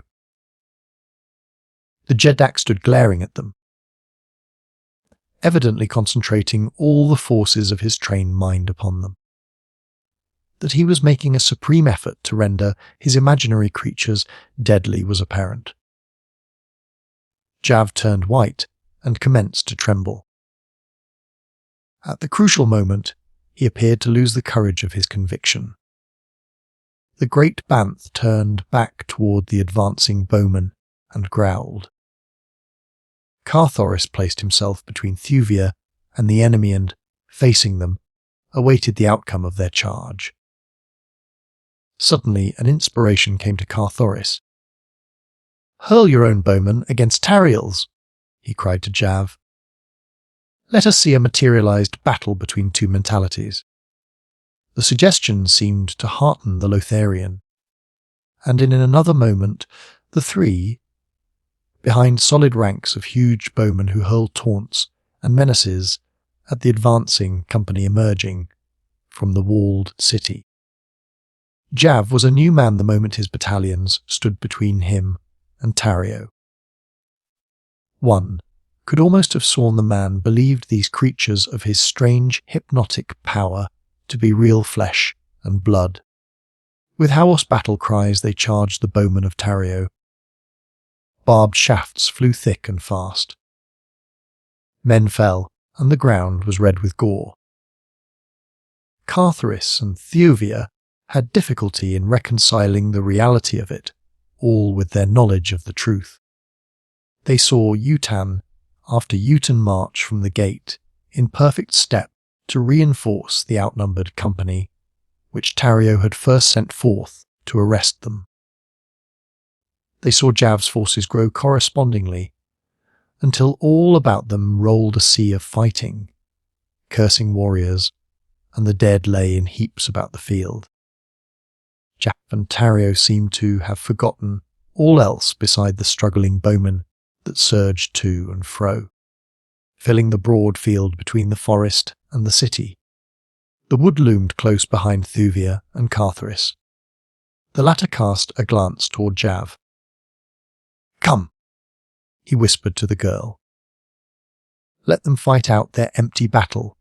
Neither, evidently, has power to harm the other. They are like two controversialists hurling words at one another. While they are engaged, we may as well be devoting our energies to an attempt to find the passage through the cliffs to the plain beyond." As he spoke, Jav, turning from the battle for an instant, caught his words. He saw the girl move to accompany the Heliumite. A cunning look leaped to the Lotharian's eyes. The thing that lay beyond, that look had been deep in his heart since first he had laid eyes upon Thuvia of Tarth. He had not recognized it, however, until now that she seemed about to pass out of his existence. He centred his mind upon the Heliumite and the girl for an instant. Carthoris saw Thuvia of Tarth step forward with outstretched hand. He was surprised at this sudden softening toward him. And it was with a full heart that he let his fingers close upon hers, as together they turned away from forgotten Lothar into the woods and bent their steps toward the distant mountains. As the Lotharian had turned toward them, Thuvia had been surprised to hear Carthoris suddenly voice a new plan. "Remain here with Jav," she had heard him say, "while I go to search for the passage through the cliffs." She had dropped back in surprise and disappointment, for she knew that there was no reason why she should not have accompanied him. Certainly she should have been safer with him than left here alone with the Lotharian. And Jav watched the two and smiled his cunning smile. When Carthoris had disappeared within the wood, Thuvia seated herself apathetically upon the scarlet, sword to watch the seemingly interminable struggles of the bowmen. The long afternoon dragged its weary way toward darkness, and still the imaginary legions charged and retreated. The sun was about to set, when Tario commenced to withdraw his troops slowly toward the city. His plan for cessation of hostilities through the night evidently met with Jav's entire approval, for he caused his forces to form themselves in orderly U-turns and march just within the edge of the wood, where they were soon busily engaged in preparing their evening meal and spreading down their sleeping silks and furs for the night. Thuvia could scarce repress a smile as she noted the scrupulous care with which Jav's imaginary men attended to each tiny detail of deportment as truly as if they had been real flesh and blood. Sentries were posted between the camp and the city. Officers clanked hither and thither issuing commands and seeing to it that they were properly carried out. Thuvia turned toward Jav. "Why is it," she asked, "that you observe such careful nicety in the regulation of your creatures when Tario knows quite as well as you that they are but figments of your brain? Why not permit them simply to dissolve into thin air until you again require their futile service?" "You do not understand them," replied Jav.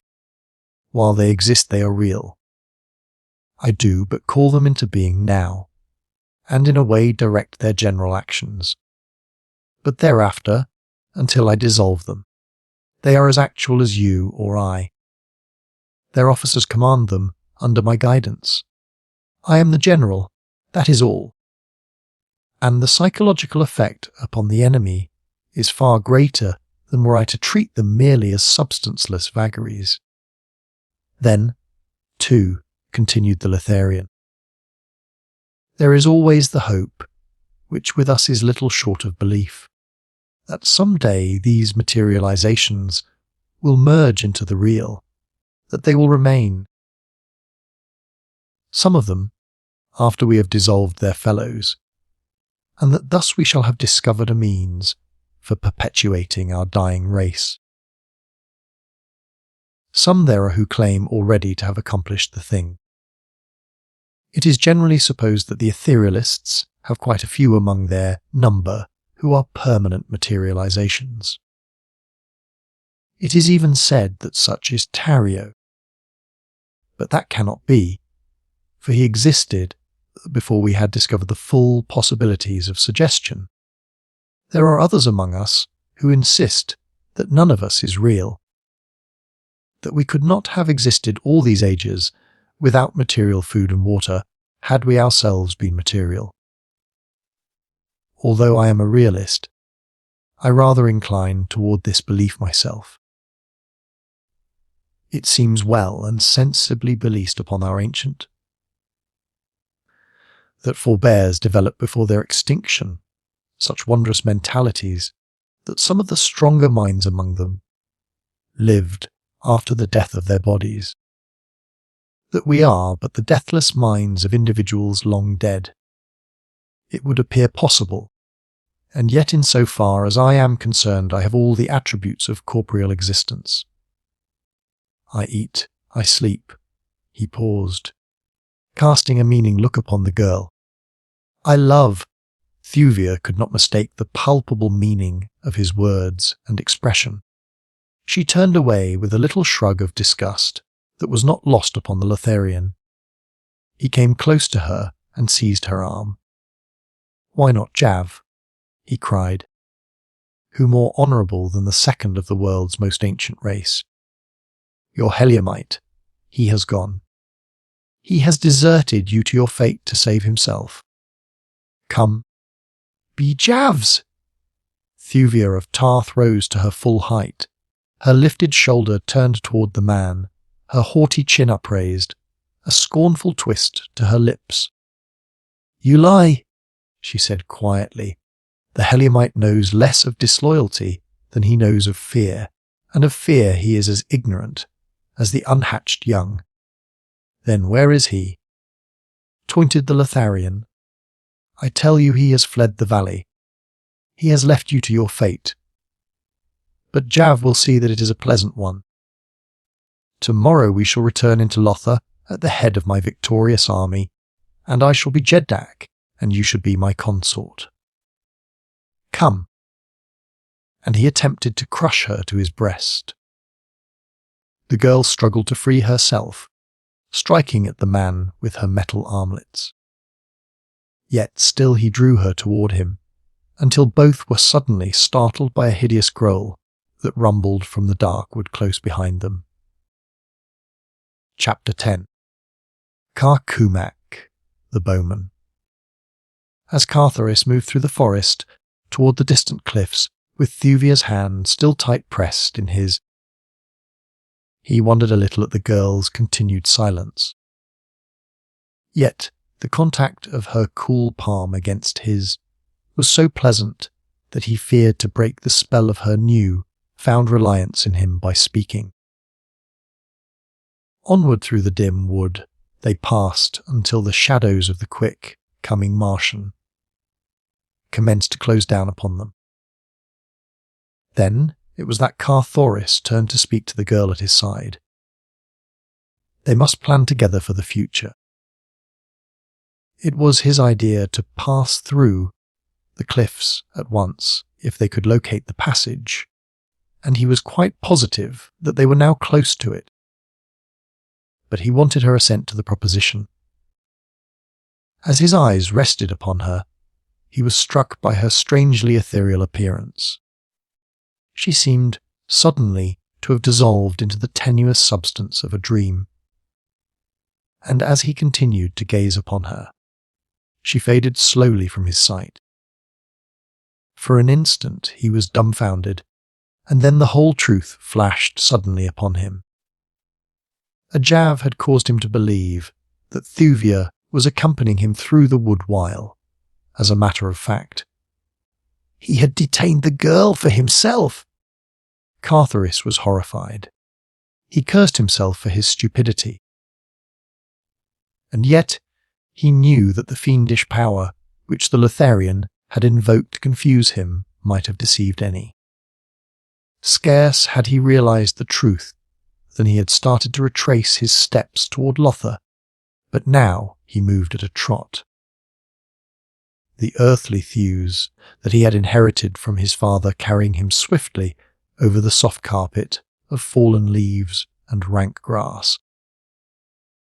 Thuria's brilliant light flooded the plain before the walled city of Lothar as Carthoris broke from the wood opposite the great gate that had given the fugitives egress from the city earlier in the day.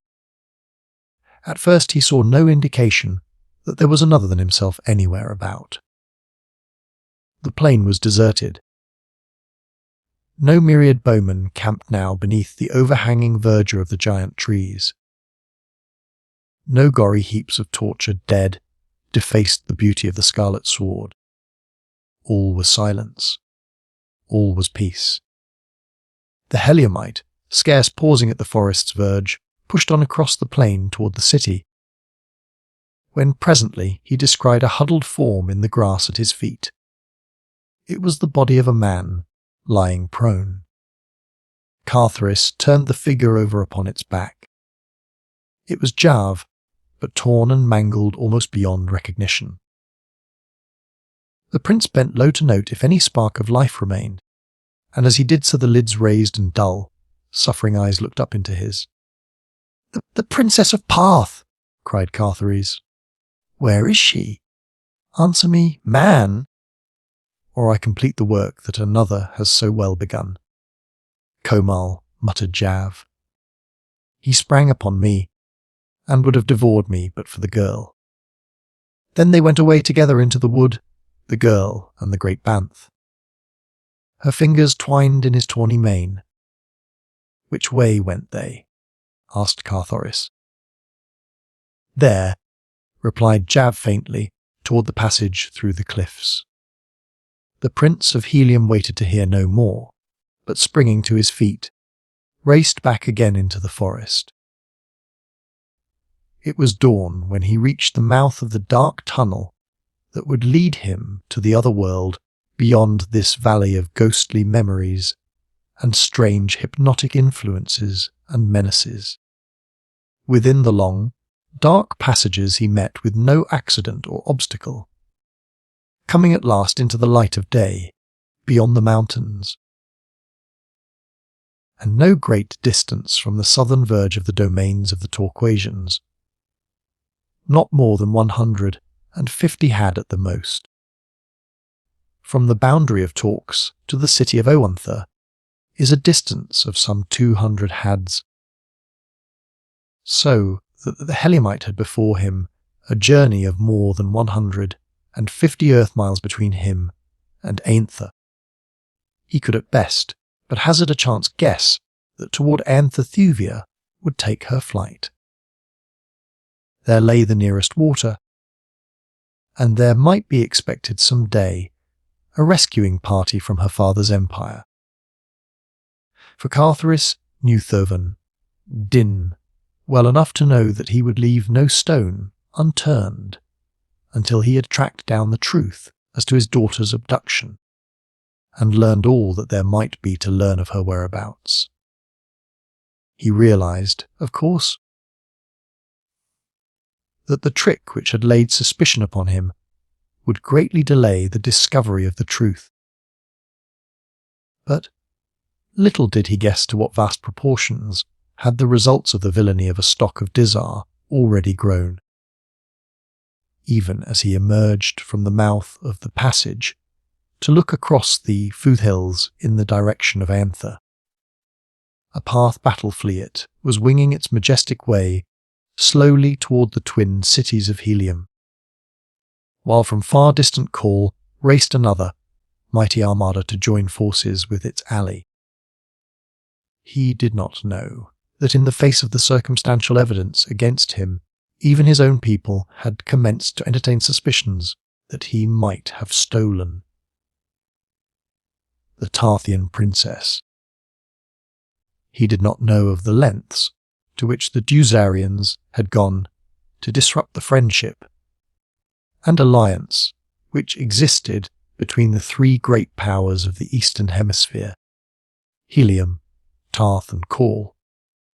How Dusarian emissaries had found employment in important posts in the foreign offices of the three great nations, and how, through these men, messages from one Jeddak to another were altered and garbled until the patience and pride of the three rulers and former friends could no longer endure the humiliations and insults contained in these falsified papers. Not any of this he knew, nor did he know how even to the last John Carter, warlord of Mars, had refused to permit the Jeddak of Helium to declare war against either Path or Kor, because of his implicit belief in his son. And that eventually all would be satisfactorily explained.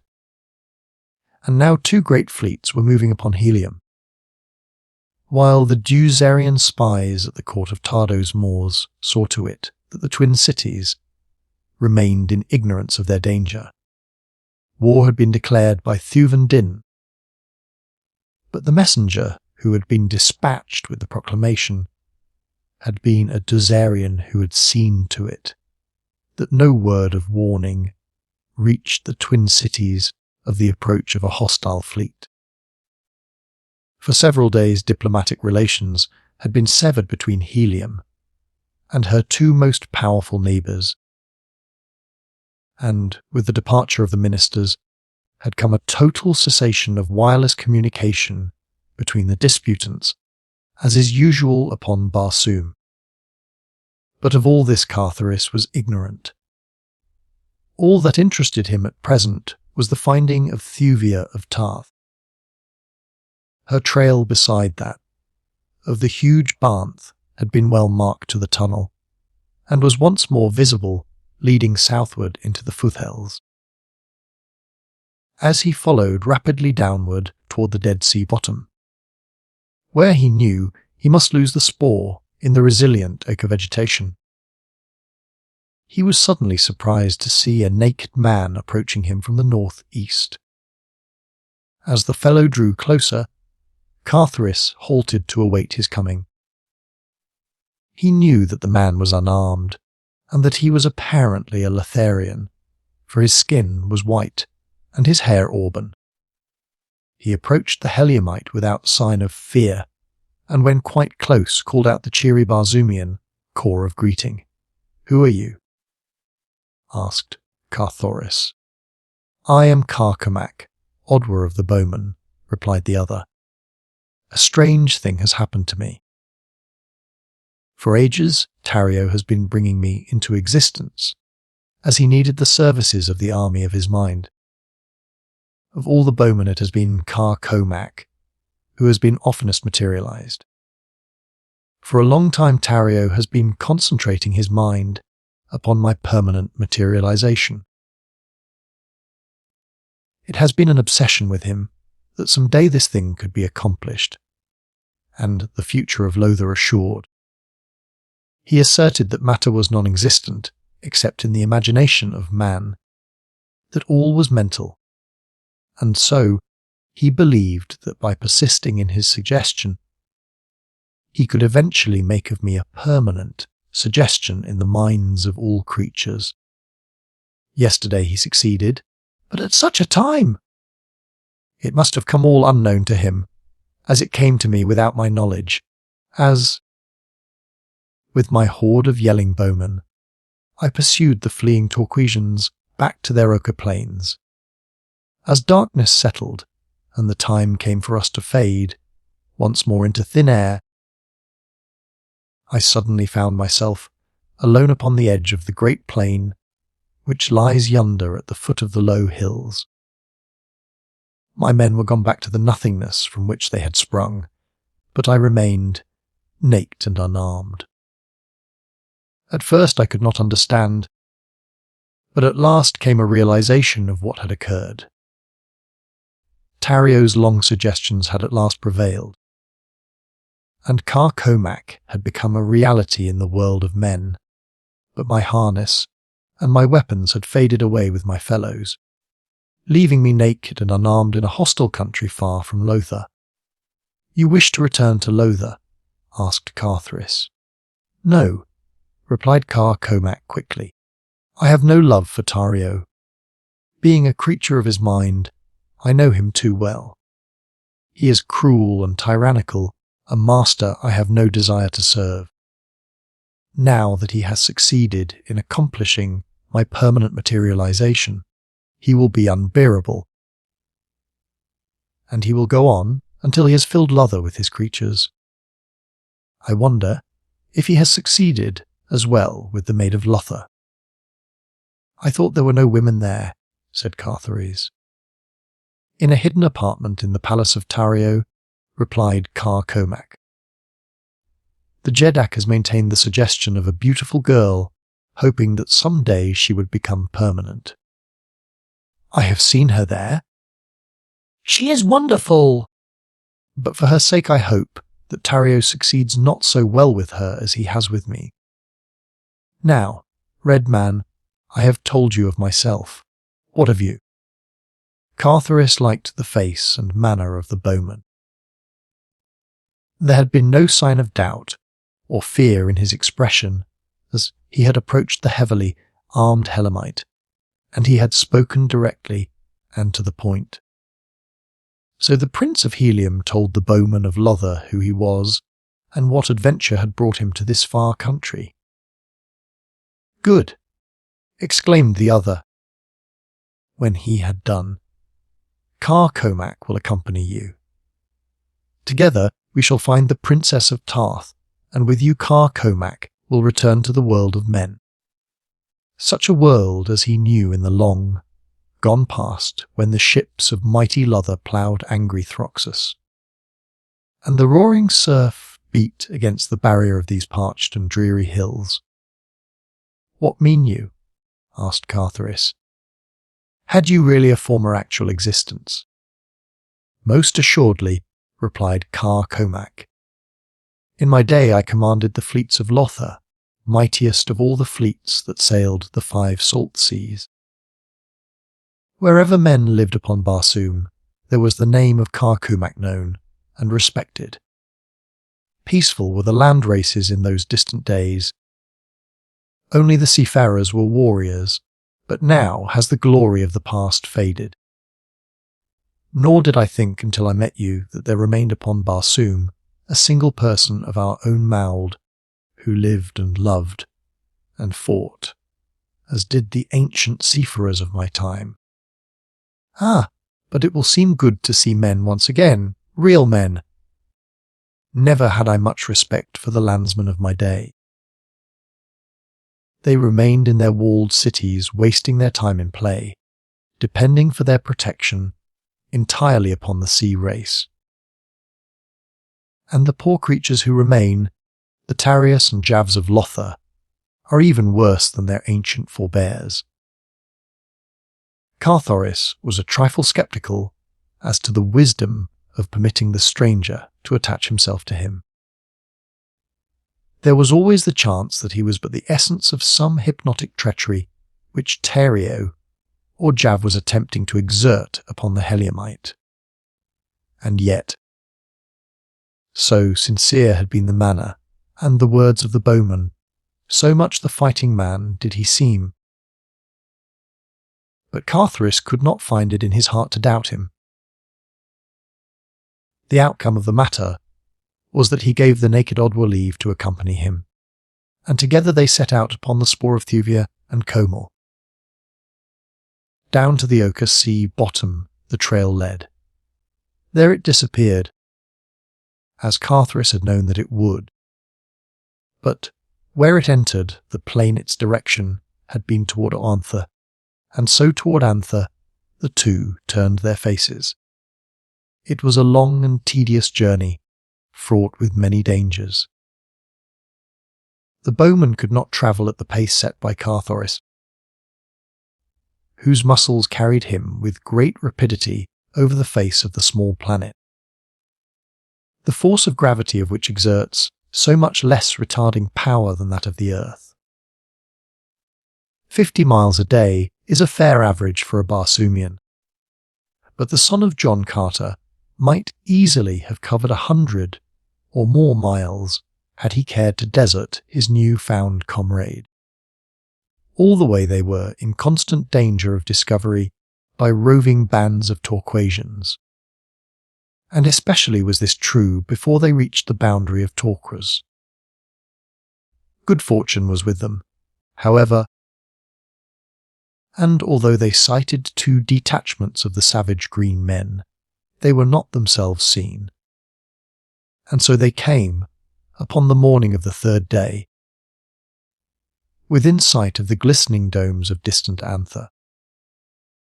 Throughout the journey Carthoris had ever strained his eyes, ahead in search of Thuvia and the great Banth, but not till now had he seen aught to give him hope.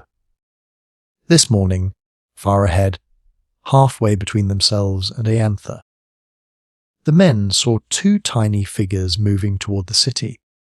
For a moment they watched them intently.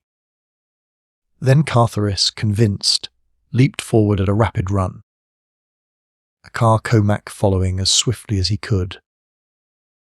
The Heliumite shouted to attract the girl's attention, and presently he was rewarded by seeing her turn and stand looking toward him.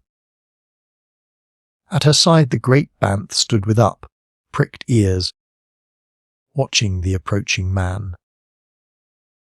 Not yet could Thuvia of Tarth have recognized Carthoris, though that it was he she must have been convinced, for she waited there for him without sign of fear. Presently he saw her point toward the northwest beyond him. Without slackening his pace, he turned his eyes in the direction she indicated. Racing silently over the thick vegetation, not half a mile behind, came a score of fierce green warriors, charging him upon their mighty thoats. To their right was Car Komak, naked and unarmed, yet running valiantly toward Carthoris and shouting warning as though he, too, had but just discovered the silent, menacing company that moved so swiftly forward with couched spears and ready long swords. Carthoris shouted to the Lotharian, warning him back, for he knew that he could but uselessly sacrifice his life by placing himself, all unarmed, in the path of the cruel and relentless savages. But Car Komak never hesitated. With shouts of encouragement to his new friend, he hurried onward toward the Prince of Helium. The red man's heart leaped in response to this exhibition of courage and self-sacrifice. He regretted now that he had not thought to give Car Komak one of his swords, but it was too late to attempt it. For should he wait for the Lotharian to overtake him, or return to meet him, the Torquasians would reach Thuvia of Tarth before he could do so. Even as it was, it would be nip and tuck as to who came first to her side. Again he turned his face in her direction, and now, from Arntha way, he saw a new force hastening toward them, 2 medium-sized war craft. And even at the distance they still were from him, he discerned the device of Dusar upon their bows. Now, indeed, seemed little hope for Thuvia of Tarth. With savage warriors of the hordes of Torques charging toward her from one direction, and no less implacable enemies, in the form of the creatures of a stock, Prince of Dusar, bearing down upon her from another, while only a Banth, a red warrior, and an unarmed bowman were near to defend her. Her plight was quite hopeless, and her cause already lost for ever. It was contested. As Thuvia saw Carthoris approaching, She felt again that unaccountable sensation of entire relief from responsibility and fear that she had experienced upon a former occasion. Nor could she account for it while her mind still tried to convince her heart that the Prince of Helium had been instrumental in her abduction from her father's court. She only knew that she was glad when he was by her side, and that with him there all things seemed possible, even such impossible things as escape from her present predicament. Now had he stopped, panting before her. A brave smile of encouragement lit his face. "Courage, my princess," he whispered. To the girl's memory flashed the occasion upon which he had used those same words. In the throne room of Tario of Lothar, as they had commenced to slip down the sinking marble, flawed an unknown fate. Then she had not chidden him for the use of that familiar salutation, nor did she chide him now, though she was promised to another. She wondered at herself, flushing at her own turpitude. For upon Barsoom it is a shameful thing for a woman to listen to those two words from another than her husband or her betrothed. Carthoris saw her flush of mortification, and in an instant regretted his words. There was but a moment before the green warriors would be upon them. "Forgive me," said the man in a low voice. "Let my great love be my excuse. That, and the belief that I have but a moment more of life." And with the words, he turned to meet the foremost of the green warriors. The fellow was charging with couched spear, but Carthoris leaped to one side, and as the great thoat and its rider hurtled harmlessly past him, he swung his long sword in a mighty cut that clove the green carcass in twain. At the same moment, Komak leaped with bare hands, clawing at the leg of another of the huge riders. The balance of the horde raced into close quarters. Dismounting, the better to wield their favourite long swords, the Dusarian flyers touched the soft carpet of the ochre, clad sea bottom, disgorging 50 fighting men from their bowels, and into the swirling sea of cutting, slashing swords sprang Komal, the great Banth. Chapter 11. Green Men and White Apes. A Torquasian sword smote a glancing blow across the forehead of Carthoris. He had a fleeting vision of soft arms about his neck, and warm lips close to his before he lost consciousness.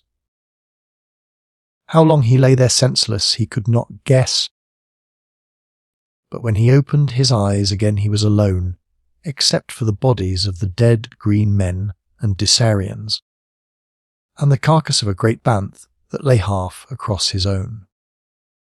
Thuvia was gone, nor was the body of Komak among the dead. Weak from loss of blood, Carthoris made his way slowly toward Ainthar, reaching its outskirts at dark. He wanted water more than any other thing, and so he kept on up a broad avenue toward the great central plaza, where he knew the precious fluid was to be found in a half-ruined building opposite, the great palace of the ancient Jeddak, who once had ruled this mighty city.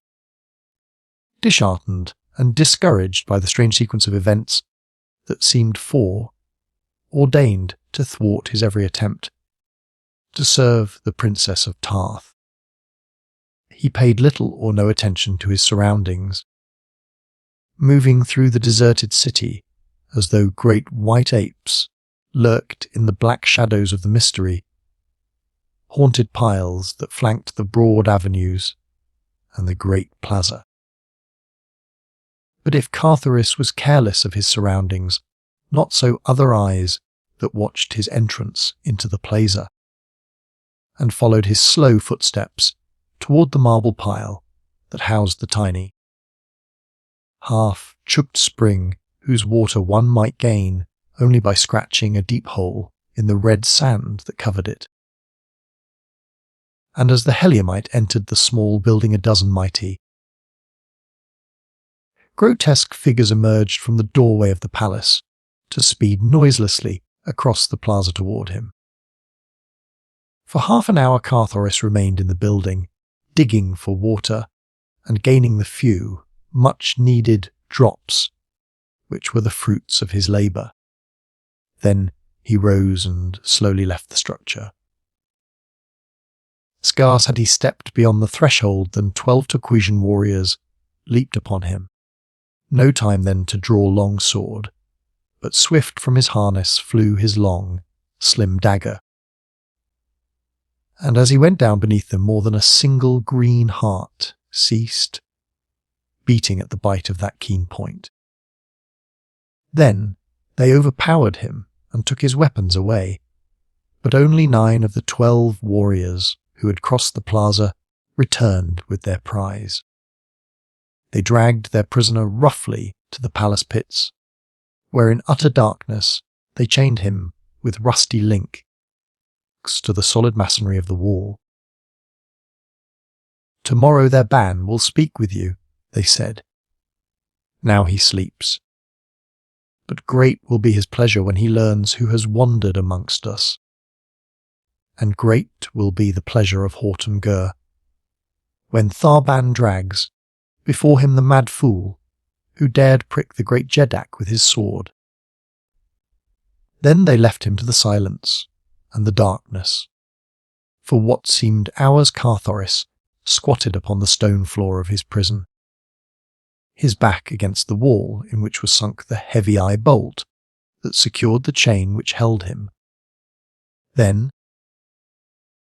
from out of the mysterious blackness before him, there came to his ears the sound of naked feet moving stealthily upon stone, approaching nearer and nearer to where he lay, unarmed and defenceless.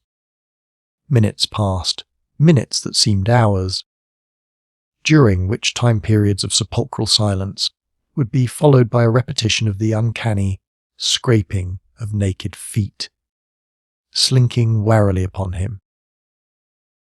At last he heard a sudden rush of unshod souls across the empty blackness, and at a little distance a scuffling sound, heavy breathing, and once what he thought the muttered imprecation of a man battling against great odds.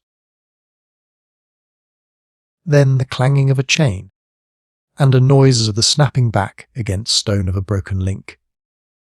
Again came silence, but for a moment only. Now he heard once more the soft feet approaching him.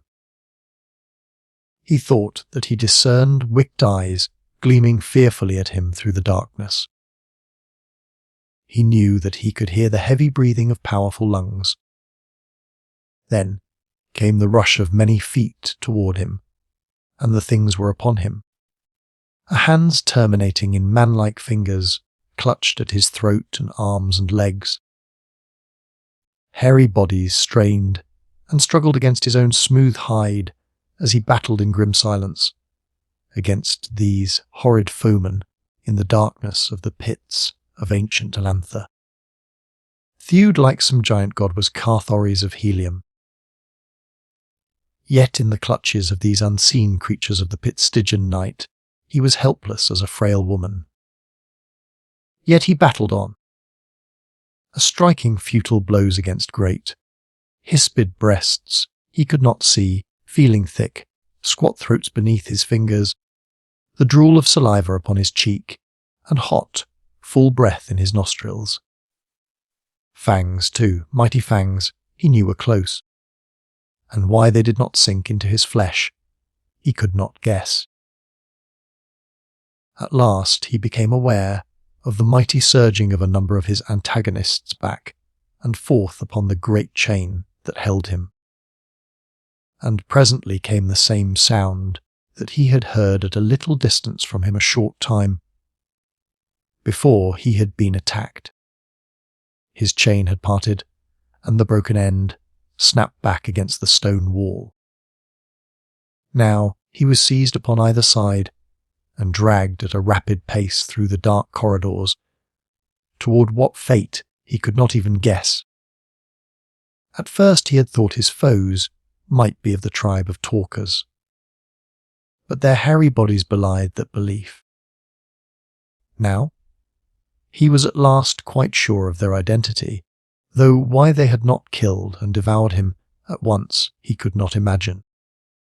After half an hour, or more of rapid, racing through the underground passages that are a distinguishing feature of all Barsoomian cities, modern as well as ancient, his captors suddenly emerged into the moonlight of a courtyard, far from the central plaza. Immediately Carthoris saw that he was in the power of a tribe of the great white apes of Barsoom. All that had caused him doubt, before as to the identity of his attackers, was the hairiness of their breasts. For the white apes are entirely hairless, except for a great shock bristling from their heads. Now he saw the cause of that which had deceived him. Across the chest of each of them were strips of hairy hide, usually of banth, in imitation of the harness of the green warriors, who so often camped at their deserted city. Carthoris had read of the existence of tribes of apes that seemed to be progressing slowly toward higher standards of intelligence. Into the hands of such he realized he had fallen, but what were their intentions toward him? As he glanced about the courtyard, he saw fully 50 of the hideous beasts, squatting on their haunches, and at a little distance from him another human being, closely guarded. As his eyes met those of his fellow captive, a smile lit the other's face, and "Caw, Red Man," burst from his lips. It was Komak, the Bowman. "Caw," cried Carthoris in response. "How came you here, and what befell the princess?" "Red men like yourself descended in mighty ships that sailed the air, even as the great ships of my distant day sailed the 5 seas," replied Komak. "They fought with the green men of Talkers. They slew Komal, god of Lothar. I thought they were your friends, and I was glad when finally those of them who survived the battle carried the red girl to one of the ships and sailed away with her into the safety of the high air. Then the green men seized me and carried me to a great, empty city, where they chained me to a wall in a black pit. Afterward came these and dragged me hither. And what of you, Red Man?" Carthoris related all that had befallen him, and as the 2 men talked, the great apes squatted about them, watching them intently. "What are we to do now?" asked the Bowman. "Our case looks rather hopeless," replied Carthoris ruefully. "These creatures are born man-eaters. Why they have not already devoured us I cannot imagine." "There!" he whispered. "See, the end is coming." Komak looked in the direction Carthoris indicated to see a huge ape advancing with a mighty bludgeon. "It is thus they like best to kill their prey," said Carthoris. "Must we die without a struggle?" asked Komak. "Not I," replied Carthoris, "though I know how futile our best defence must be against these mighty brutes." "Oh, for a long sword!" "Or a good bow," added Komak, "and a utan of Bowman." At the words Carthoris half sprang to his feet, only to be dragged roughly down by his guard. "Komak!" he cried. "Why cannot you do what Tario and Jav did?" "They had no bowmen other than those of their own creation. You must know the secret of their power. Call forth your own utan, Komak!" The Lotharian looked at Carthoris in wide-eyed astonishment as the full purport of the suggestion bore in upon his understanding. "Why not?" he murmured. The savage ape bearing the mighty bludgeon was slinking toward Carthoris. The Heliumite's fingers were working as he kept his eyes upon his executioner. Komak bent his penetratingly upon the apes. The effort of his mind was evidenced in the sweat upon his contracted brows. The creature that was to slay the red man was almost within arm's reach of his prey, when Carthoris heard a hoarse shout from the opposite side of the courtyard. In common with the squatting apes and the demon with the club, he turned in the direction of the sound, to see a company of sturdy bowmen rushing from the doorway of a nearby building. With screams of rage, the apes leaped to their feet to meet the charge. A volley of arrows met them halfway, sending a dozen rolling lifeless to the ground. Then the apes closed with their adversaries. All their attention was occupied by the attackers. Even the guard had deserted the prisoners to join in the battle. "Come," whispered Komak. "Now may we escape while their attention is diverted from us by my Bowman, and leave those brave fellows leaderless," cried Carthoris, whose loyal nature revolted at the merest suggestion of such a thing. Komak laughed. "You forget," he said, "that they are but thin air, figments of my brain. They will vanish unscathed when we have no further need for them. Praised be your first ancestor, Redman, that you thought of this chance in time. It would never have occurred to me to imagine that I might wield the same power that brought me into existence." "You are right," said Carthoris. "Still, I hate to leave them, though there is naught else to do," and so the two turned from the courtyard, and, making their way into one of the broad avenues, crept stealthily in the shadows of the building toward the great central plaza upon which were the buildings occupied by the Green Warriors when they visited the deserted city. When they had come to the plaza's edge, Carthoris halted. "Wait here," he whispered. "I go to fetch those, since on foot we may never hope to escape the clutches of these green fiends." To reach the courtyard where the thoats were kept, it was necessary for Carthoris to pass through one of the buildings which surrounded the square, which were occupied, and which he could not even guess. So he was compelled to take considerable chances to gain the enclosure in, which he could hear the restless beasts squealing and quarrelling among themselves. A chance carried him through a dark doorway into a large chamber in which lay a score or more green warriors wrapped in their sleeping silks and furs. Scarce had Carthoris passed through the short hallway that connected the door of the building and the great room beyond it than he became aware of the presence of something or someone in the hallway through which he had but just passed. He heard a man yawn, and then, behind him, he saw the figure of a sentry rise from where the fellow had been dozing, and stretching himself resume his wakeful watchfulness. Carthoris realized that he must have passed within a foot of the warrior, doubtless rousing him from his slumber. To retreat now would be impossible. Yet to cross through that roomful of sleeping warriors seemed almost equally beyond the pale of possibility. Carthoris shrugged his broad shoulders and chose the lesser evil. Warily he entered the room.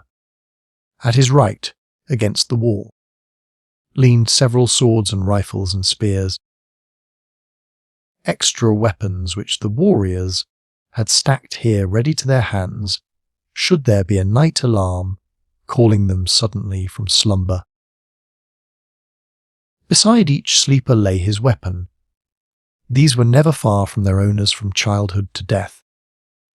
The sight of the swords made the young man's palm itch. He stepped quickly to them, selecting 2 short swords, one for Komak, the other for himself. Also some trappings for his naked comrade. Then he started directly across the centre of the apartment, among the sleeping Torquesians. Not a man of them moved until Carthoris had completed more than half of the short, though dangerous journey. Then a fellow directly in his path turned restlessly upon his sleeping silks and furs. The Heliumite paused above him, one of the short swords in readiness should the warrior awaken. For what seemed an eternity to the young prince, the green man continued to move uneasily upon his couch. Then, as though actuated by springs, he leaped to his feet and faced the red man. Instantly Carthoris struck, but not before a savage grunt escaped the other's lips. In an instant the room was in turmoil. Warriors leaped to their feet, grasping their weapons as they rose, and shouting to one another for an explanation of the disturbance. To Carthoris all within the room was plainly visible in the dim light, reflected from without, for the further moon stood directly at zenith. But to the eyes of the newly awakened green men objects, as yet had not taken on familiar forms. They but saw vaguely the figures of warriors moving about their apartment. Now one stumbled against the corpse of him whom Carthoris had slain. The fellow stooped, and his hand came in contact with the cleft skull. He saw about him the giant figures of other green men, and so he jumped to the only conclusion that was open to him. "The thirds," he cried. "The thirds are upon us. Rise, warriors of Torquus, and drive home your swords within the hearts of Torquus' ancient enemies." Instantly the green men began to fall upon one another with naked swords. Their savage lust of battle was aroused. To fight, to kill, to die with cold steel buried in their vitals. Ah, that to them was nirvana. Carthoris was quick to guess their error and take advantage of it. He knew that in the pleasure of killing they might fight, on long after they had discovered their mistake, unless their attention was distracted by sight of the real cause of the altercation. And so he lost no time in continuing across the room to the doorway upon the opposite side, which opened into the inner court, where the savage thoats were squealing and fighting among themselves. Once here he had no easy task before him. To catch and mount one of these habitually rageful and intractable beasts was no child's play under the best of conditions, but now, when silence and time were such important considerations, it might well have seemed quite hopeless to a less resourceful and optimistic man than the son of the great warlord. From his father he had learned much concerning the traits of these mighty beasts, and from Tarkers also, when he had visited the great green Jeddak among his horde at Thark. So now he centred upon the work in hand all that he had ever learned about them from others and from his own experience, for he, too, had ridden and handled them many times. The temper of the thoats of Torquus appeared even shorter than their vicious cousins among the Tharks and Warhoons, and for a time it seemed unlikely that he should escape a savage charge on the part of a couple of old bulls that circled, squealing, about him. But at last he managed to get close enough to one of them to touch the beast. With the feel of his hand upon the sleek hide, the creature quieted, and in answer to the telepathic command of the red man sank to its knees. In a moment Carthoris was upon its back, guiding it toward the grate that leads from the courtyard through a large building at one end into an avenue beyond. The other bull, still squealing and enraged, followed after his fellow. There was no bridle upon either, for these strange creatures are controlled entirely by suggestion, when they are controlled at all. Even in the hands of the giant green bridle, Reens would be hopelessly futile against the mad savagery and mastodonic strength of the Thoat. And so, they are guided by that strange telepathic power with which the men of Mars have learned to communicate in a crude way with the lower orders of their planet. With difficulty Carthoris urged the two beasts to the gate, where, leaning down, he raised the latch. Then, the Thoat that he was riding placed his great shoulder to the skeel wood planking, pushed through. And a moment later the man and the two beasts were swinging silently down the avenue to the edge of the plaza, where Komak hid. Here Carthoris found considerable difficulty in subduing the second Thoat, and as Komak had never before ridden one of the beasts, it seemed a most hopeless job. But at last the Bowman managed to scramble to the sleek back, and again the two beasts fled softly down the moss-grown avenues toward the open sea bottom beyond the city. All that night and the following day, and the second night they rode toward the northeast. No indication of pursuit developed, and at dawn of the second day Carthoris saw in the distance the waving ribbon of great trees that marked one of the long Barsoomian waterways. Immediately they abandoned their thats and approached the cultivated district on foot. Carthoris also discarded the metal from his harness, or such of it as might serve to identify him as a Heliumite or of royal blood, for he did not know to what nation belonged this waterway. And upon Mars it is always well to assume every man and nation your enemy until you have learned the contrary.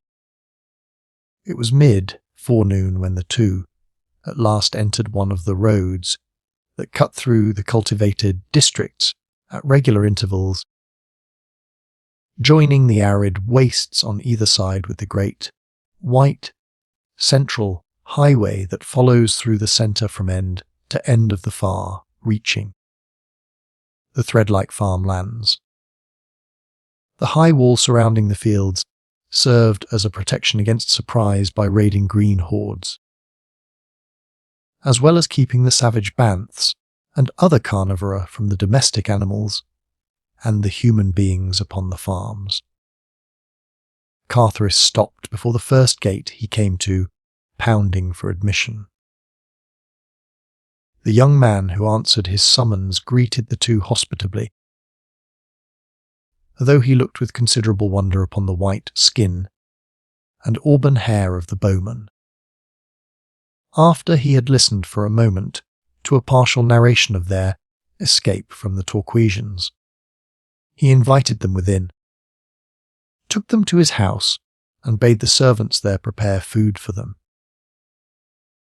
As they waited in the low-ceiled, pleasant living room of the farmhouse until the meal should be ready, Carthoris drew his host into conversation that he might learn his nationality, and thus the nation under whose dominion lay the waterway where circumstance had placed him. "I am Harl Vass," said the young man, "son of Vaskor of Dusar, a noble in the retinue of Astok, Prince of Dusar. At present I am dwar of the road for this district." Carthoris was very glad that he had not disclosed his identity, for though he had no idea of anything that had transpired since he had left Helium, or that a stock was at the bottom of all his misfortunes, he well knew that the Dusarian had no love for him, and that he could hope for no assistance within the dominions of Dusar. "And who are you?" asked Harl Vass. "By your appearance I take you for a fighting man, But I see no insignia upon your harness. Can it be that you are a Panthan? Now, these wandering soldiers of fortune are common upon Barsoom, where most men love to fight. They sell their services wherever war exists. And in the occasional brief intervals, when there is no organized warfare between the Red Nations, they join one of the numerous expeditions that are constantly being dispatched against the Green Men in protection of the waterways that traverse the wilder portions of the globe. When their service is over, they discard the metal of the nation they have been serving until they shall have found a new master. In the intervals they wear no insignia, their war-worn harness and grim weapons being sufficient to attest their calling. The suggestion was a happy one, and Carthoris embraced the chance it afforded to account satisfactorily for himself. There was, however, a single drawback. In times of war, such Panthans, as happened to be within the domain of a belligerent nation, were compelled to don the insignia of that nation and fight with her warriors. As far as Carthoris knew, Dusar was not at war with any other nation. But there was never any telling when one red nation would be flying at the throat of a neighbour. Even though the great and powerful alliance, at the head of which was his father, John Carter, had managed to maintain a long peace upon the greater portion of Barsoom. A pleasant smile lighted Halvar's face as Carthoris admitted his vocation. "It is well," exclaimed the young man, "that you chanced to come hither, for here you will find the means of obtaining service in short order. My father, Vascor, is even now with me, having come hither to recruit a force for the new war against Helium."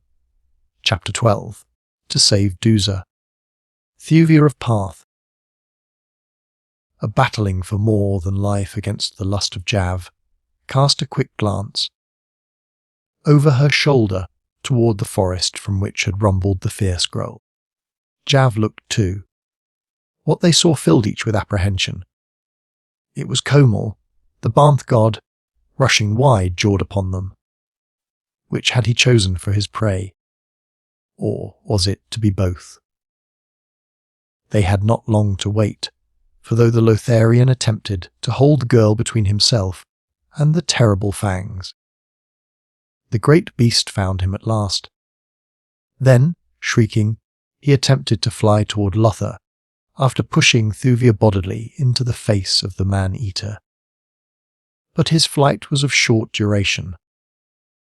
In a moment Komal was upon him, rending his throat and chest with demoniacal fury. The girl reached their side a moment later, but it was with difficulty that she tore the mad beast from its prey. Still growling and casting hungry glances back upon Jav, the Banth at last permitted itself to be led away into the wood. With her giant protector by her side, Thuvia set forth to find the passage through the cliffs, that she might attempt the seemingly impossible feat of reaching far. Distant Tarth, across the more than 17,000 hads of savage Barsoom. She could not believe that Carthoris had deliberately deserted her, and so she kept a constant watch for him. But as she bore too far to the north in her search for the tunnel, she passed the Heliumite as he was returning to Lothar in search of her.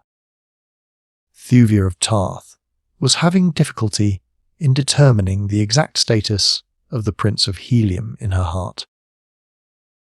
She could not admit even to herself that she loved him, and yet she had permitted him to apply to her that term of endearment and possession to which a Barzoomian maid should turn deaf ears when voiced by other lips than those of her husband or fiancé.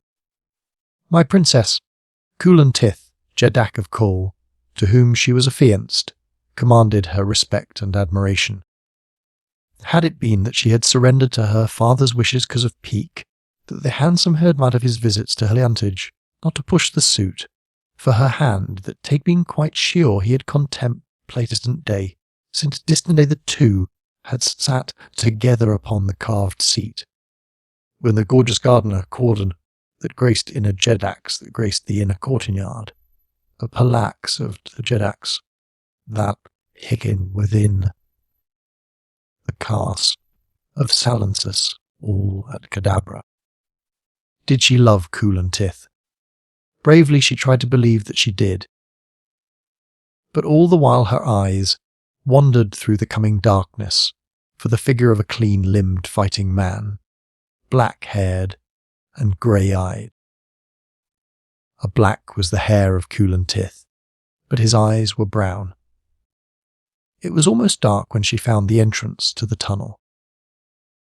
Safely she passed through to the hills beyond, and here, under the bright light of Mars' 2 moons, she halted to plan her future action. Should she wait here in the hope that Carthoris would return in search of her?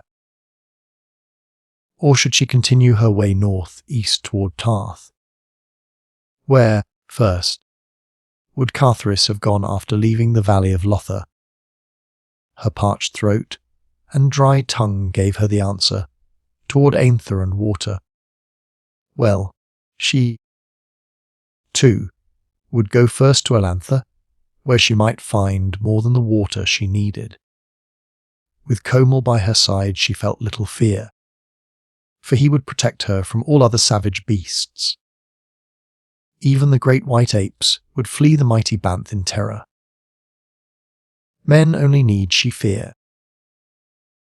But she must take this, and many other chances, before she'd hope to reach her father's court again.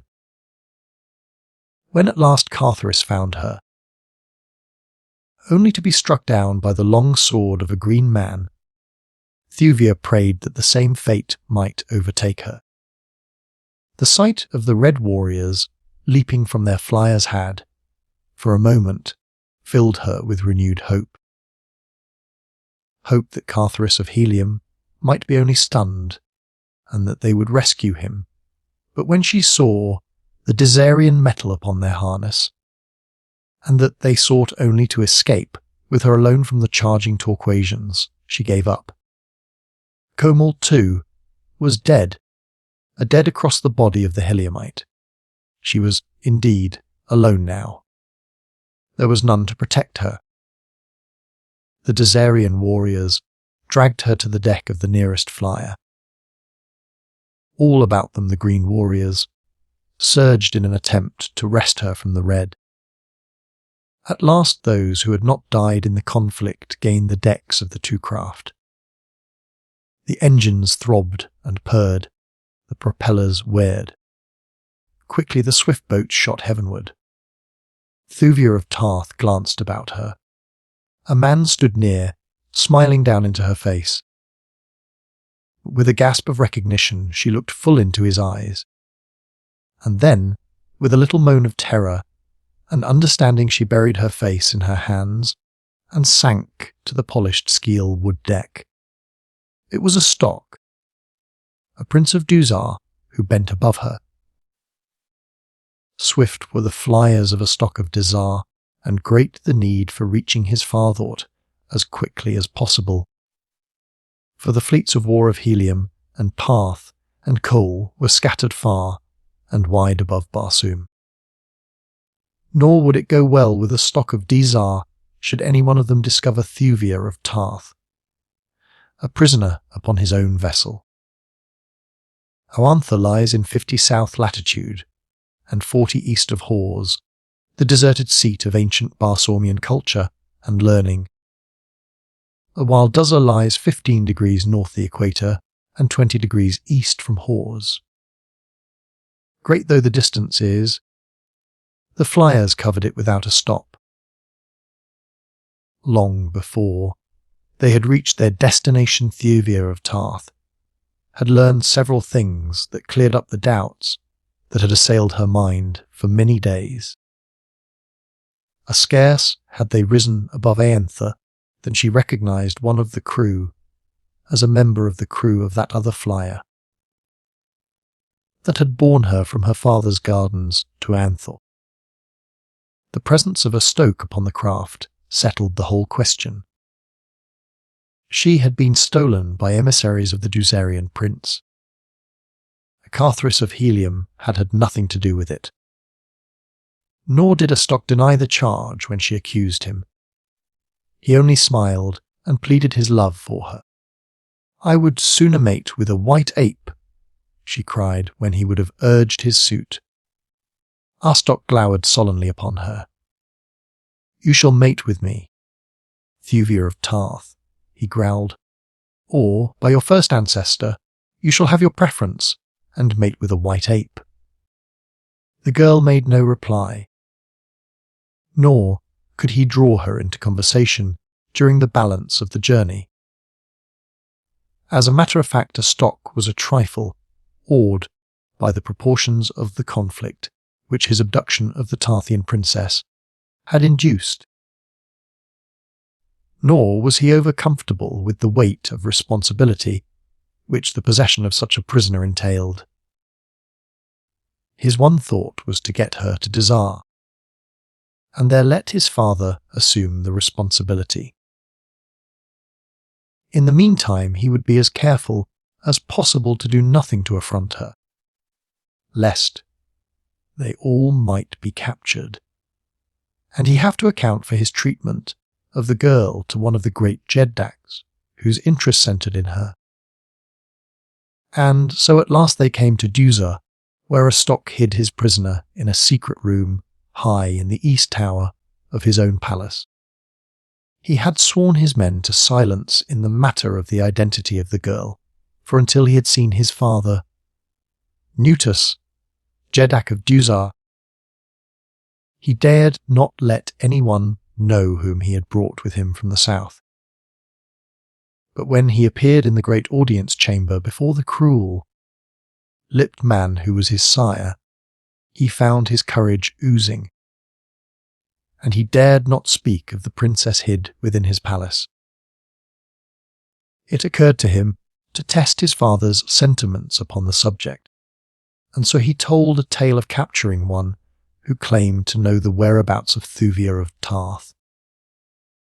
"And if you command it, sire," he said, "I will go and capture her, fetching her here to Dusar." Nutus frowned and shook his head.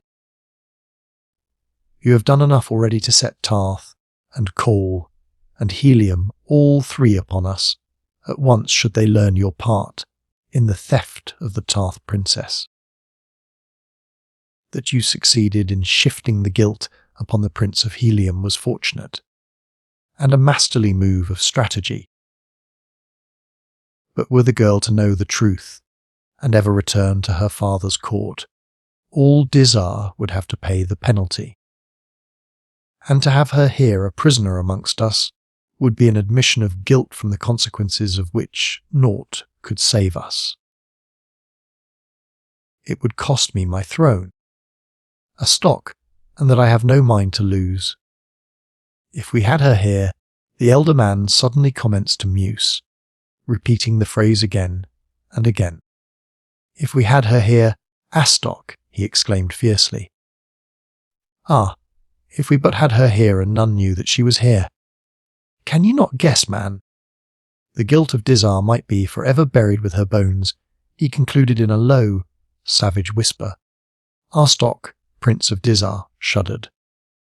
Weak he was, yes, and wicked, too, but the suggestion that his father's words implied turned him cold with horror.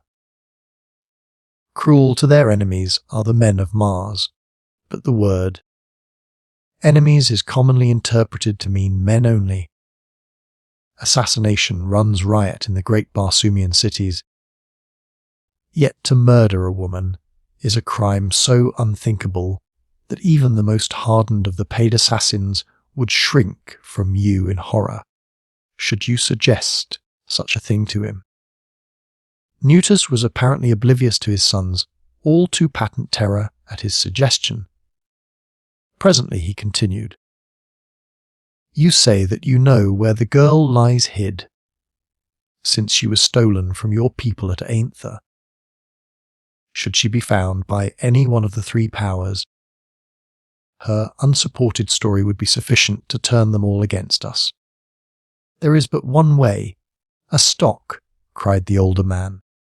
"You must return at once to her hiding place, and fetch her hither in all secrecy. And, look you here, return not to Dusar without her, upon pain of death." A stock, Prince of Dusar, well knew his royal father's temper. He knew that in the tyrant's heart there pulsed no single throb of love for any creature. A stock's mother had been a slave woman. Nutus had never loved her. He had never loved another. In youth, he had tried to find a bride at the courts of several of his powerful neighbours, but their women would have none of him. After a dozen daughters of his own nobility had sought self-destruction, rather than wed him, he had given up. And then it had been that he had legally wed one of his slaves, that he might have a son to stand among the Jeds when Nutus died, and a new Jeddak was chosen. Slowly a stock withdrew from the presence of his father. With white face and shaking limbs, he made his way to his own palace.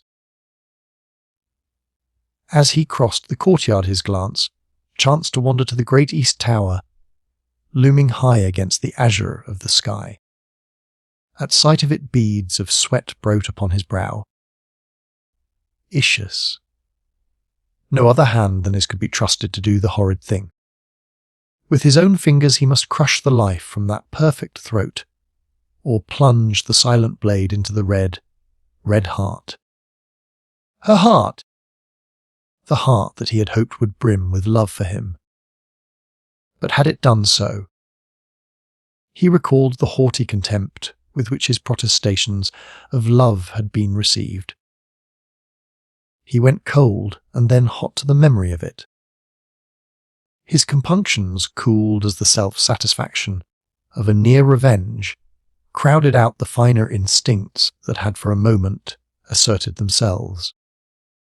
The good that he had inherited from the slave woman was once again submerged in the bad blood that had come down to him from his royal sire, as, in the end, it always was.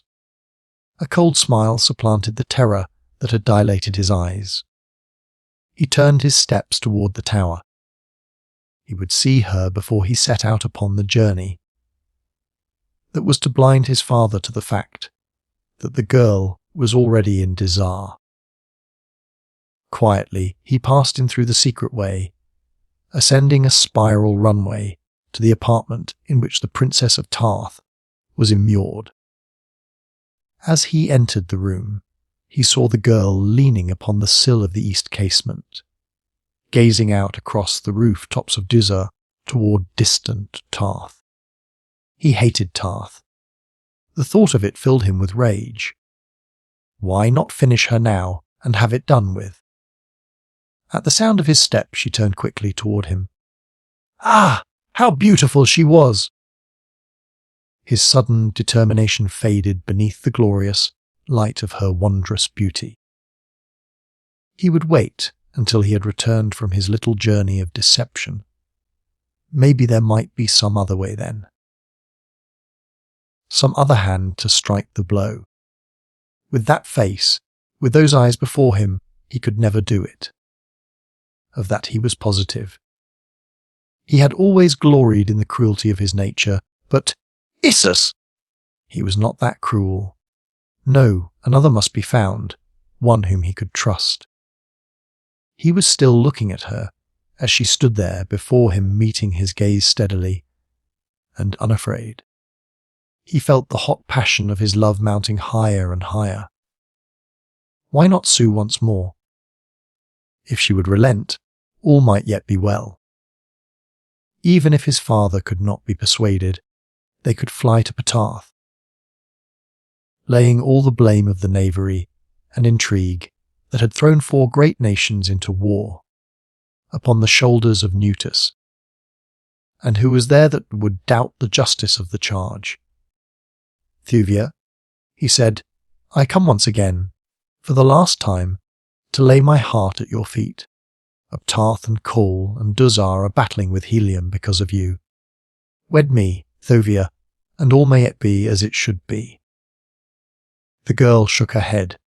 Wait, he commanded before she could speak. Know the truth before you speak words that may seal not only your own fate, but that of the thousands of warriors who battle because of you. Refuse to wed me willingly, and Dusar would be laid waste should ever the truth be known to Parth and Kol and Helium. They would raze our cities, leaving not one stone upon another. They would scatter our peoples across the face of Barsoom, from the frozen north to the frozen south, hunting them down and slaying them, until this great nation remained only as a hated memory in the minds of men. But while they are exterminating the Dusarians, countless thousands of their own warriors must perish, and all because of the stubbornness of a single woman who would wed the prince who loves her. Refuse, Thuvia of Tarth, and there remains but a single alternative. No man must ever know your fate. Only a handful of loyal servitors, besides my royal father and myself, know that you were stolen from the gardens of Thurvendin by a stock, Prince of Dusar, or that today you be imprisoned in my palace.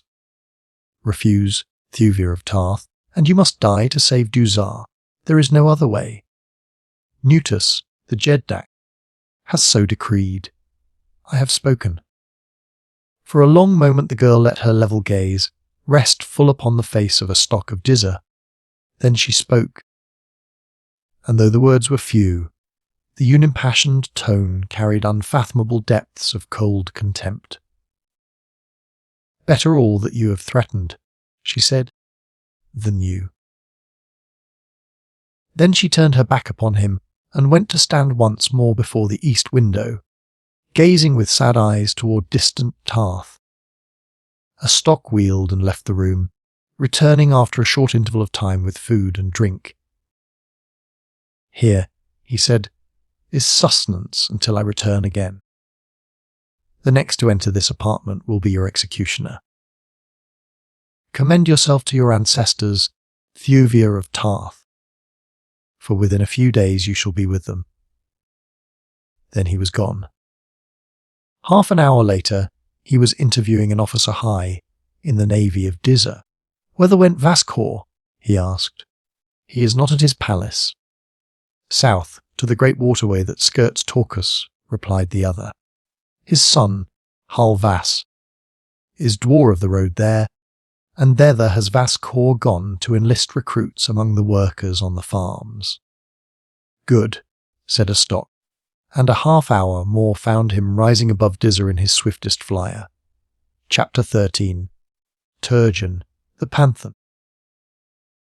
The face of Carthoris of Helium gave no token of the emotions that convulsed him inwardly as he heard from the lips of Halvas that Helium was at war with Dusar, and that fate had thrown him into the service of the enemy. That he might utilize this opportunity to the good of Helium scarce sufficed to outweigh the chagrin. He felt that he was not fighting in the open at the head of his own loyal troops. To escape the Dusarians might prove an easy matter, and then again it might not. Should they suspect his loyalty? And the loyalty of an impressed Panthan was always open to suspicion. He might not find an opportunity to elude their vigilance until after the termination of the war, which might occur within days, or, again, only after long and weary years of bloodshed.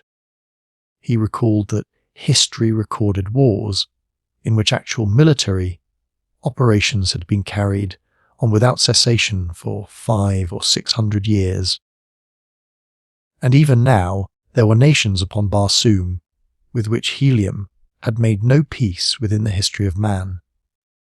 The outlook was not cheering. He could not guess that within a few hours he would be blessing the fate that had thrown him into the service of Dusar. "Ah," exclaimed Hallvas, "here is my father now." Vas Kor. Here is one you will be glad to meet, a doughty Panthan." He hesitated. "Turjun," interjected Carthoris,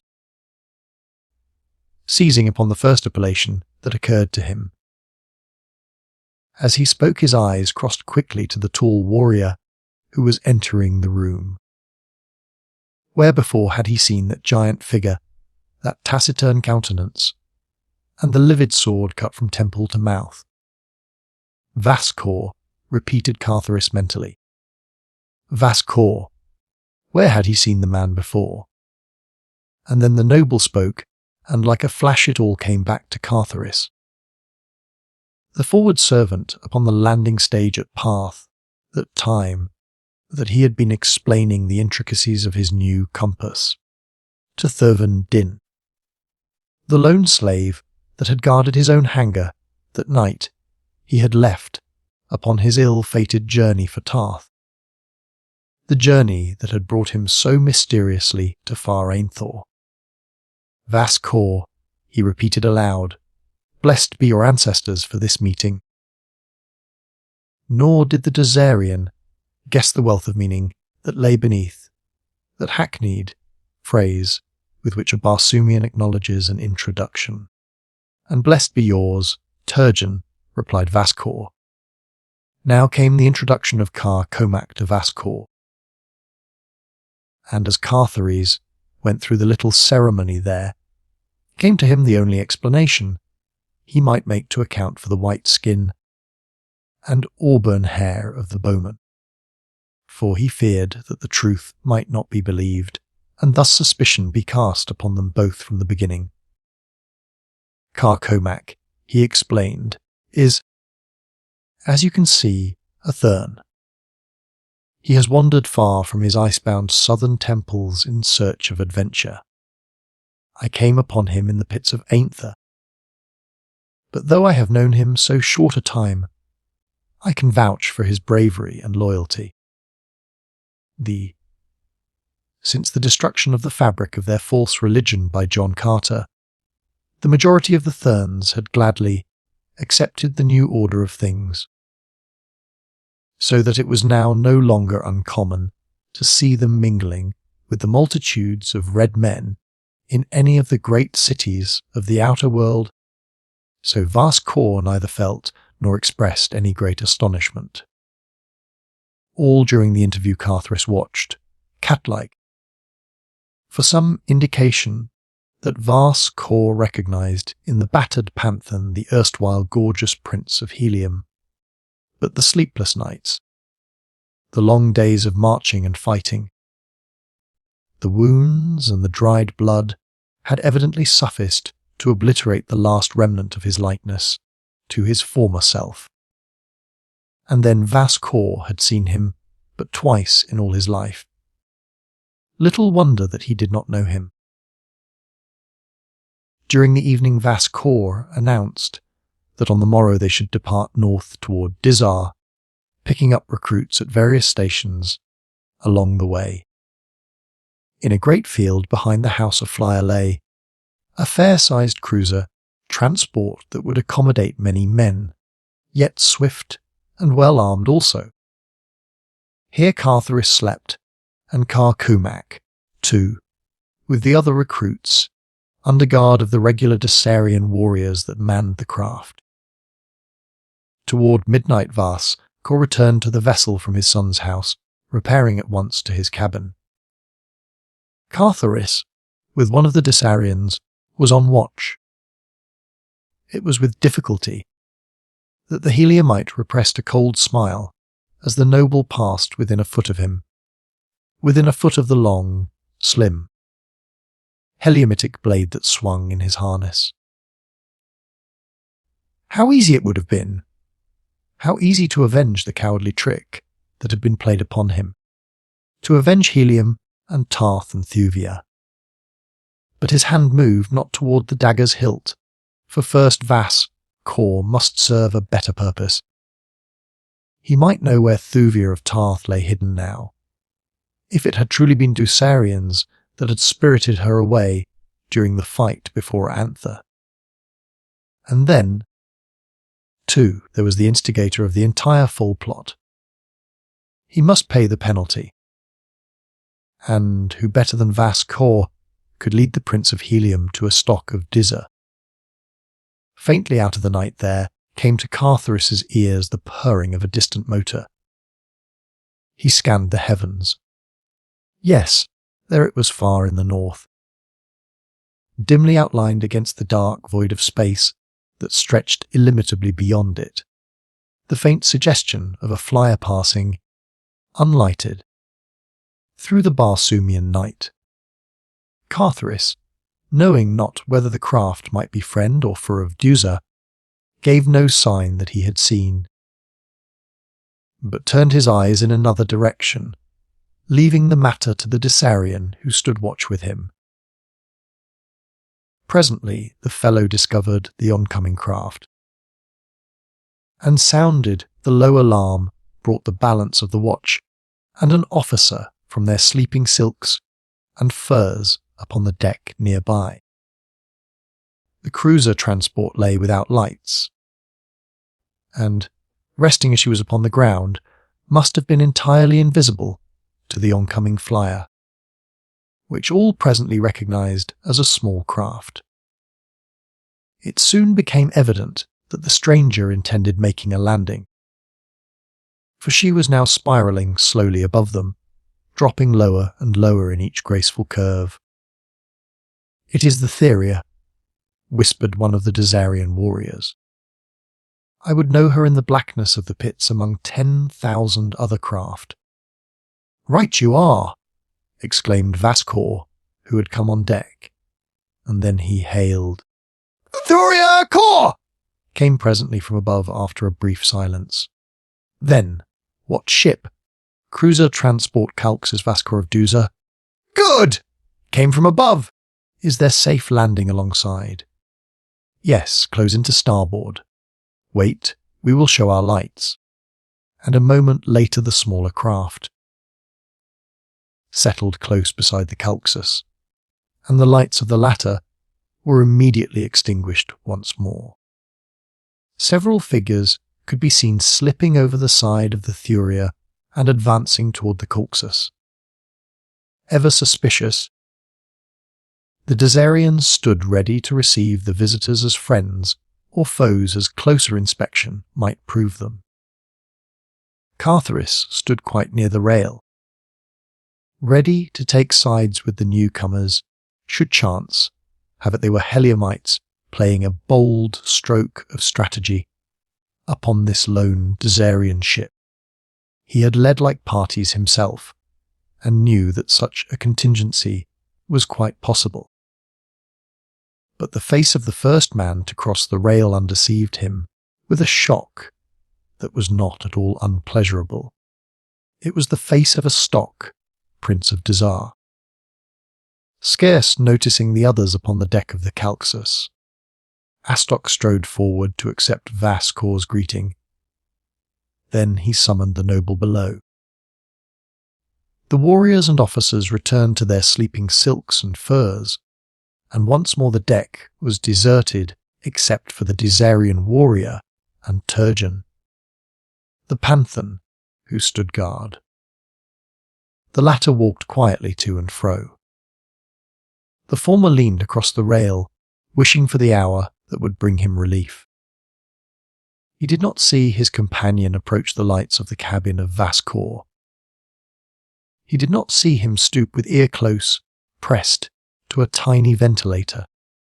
"May the white apes take us all," cried Astok ruefully, "if we are not in as ugly a snarl as you have ever seen. Nutus thinks that we have her in hiding far away from Dusar. He has bidden me bring her here." He paused. No man should have heard from his lips the thing he was trying to tell. it should have been forever the secret of Nutus, and a stock, for upon it rested the safety of a throne. With that knowledge any man could wrest from the Jeddak of Dusar whatever he listed. But a stock was afraid, and he wanted from this older man the suggestion of an alternative. He went on. "I am to kill her," he whispered, looking fearfully around. "Nutus merely wishes to see the body, that he may know his commands have been executed. I am now supposed to be gone to the spot where we have her hidden, that I may fetch her in secrecy to Dusar. None is to know that she has ever been in the keeping of a Dusarian. I do not need to tell you what would befall Dusar should Tarth and Helium and Call ever learn the truth." The jaws of the listener at the ventilator clicked together with a vicious snap. Before he had but guessed at the identity of the subject of this conversation. Now he knew. "And they were to kill her!" His muscular fingers clenched until the nails bit into the palms.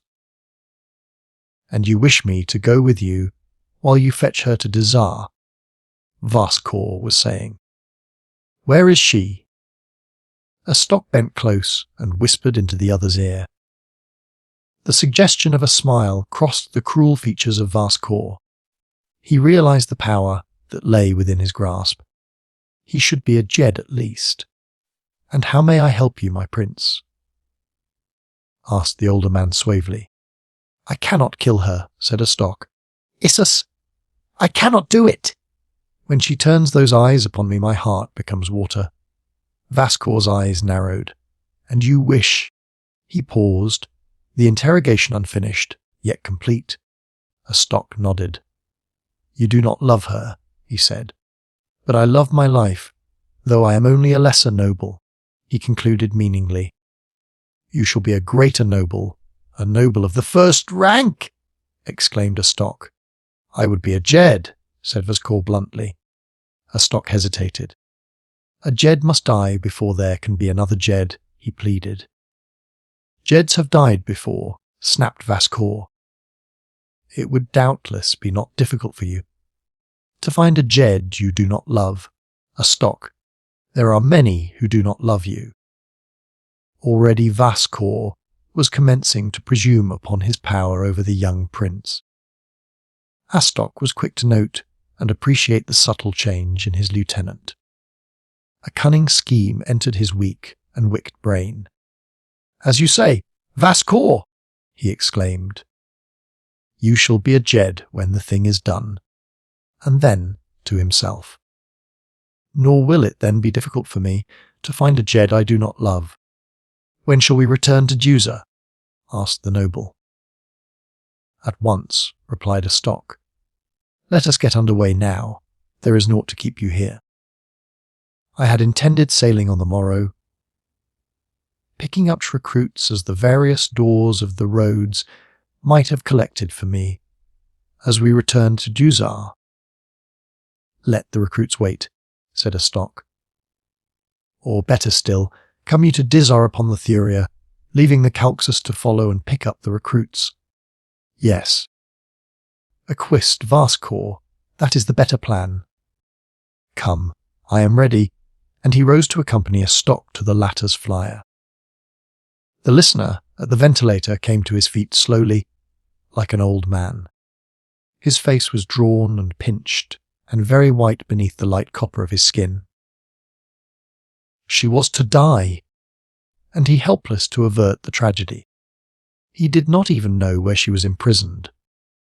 The two men were ascending from the cabin to the deck. Turjun, the Panthan, crept close to the companionway, his sinuous fingers closing tightly upon the hilt of his dagger.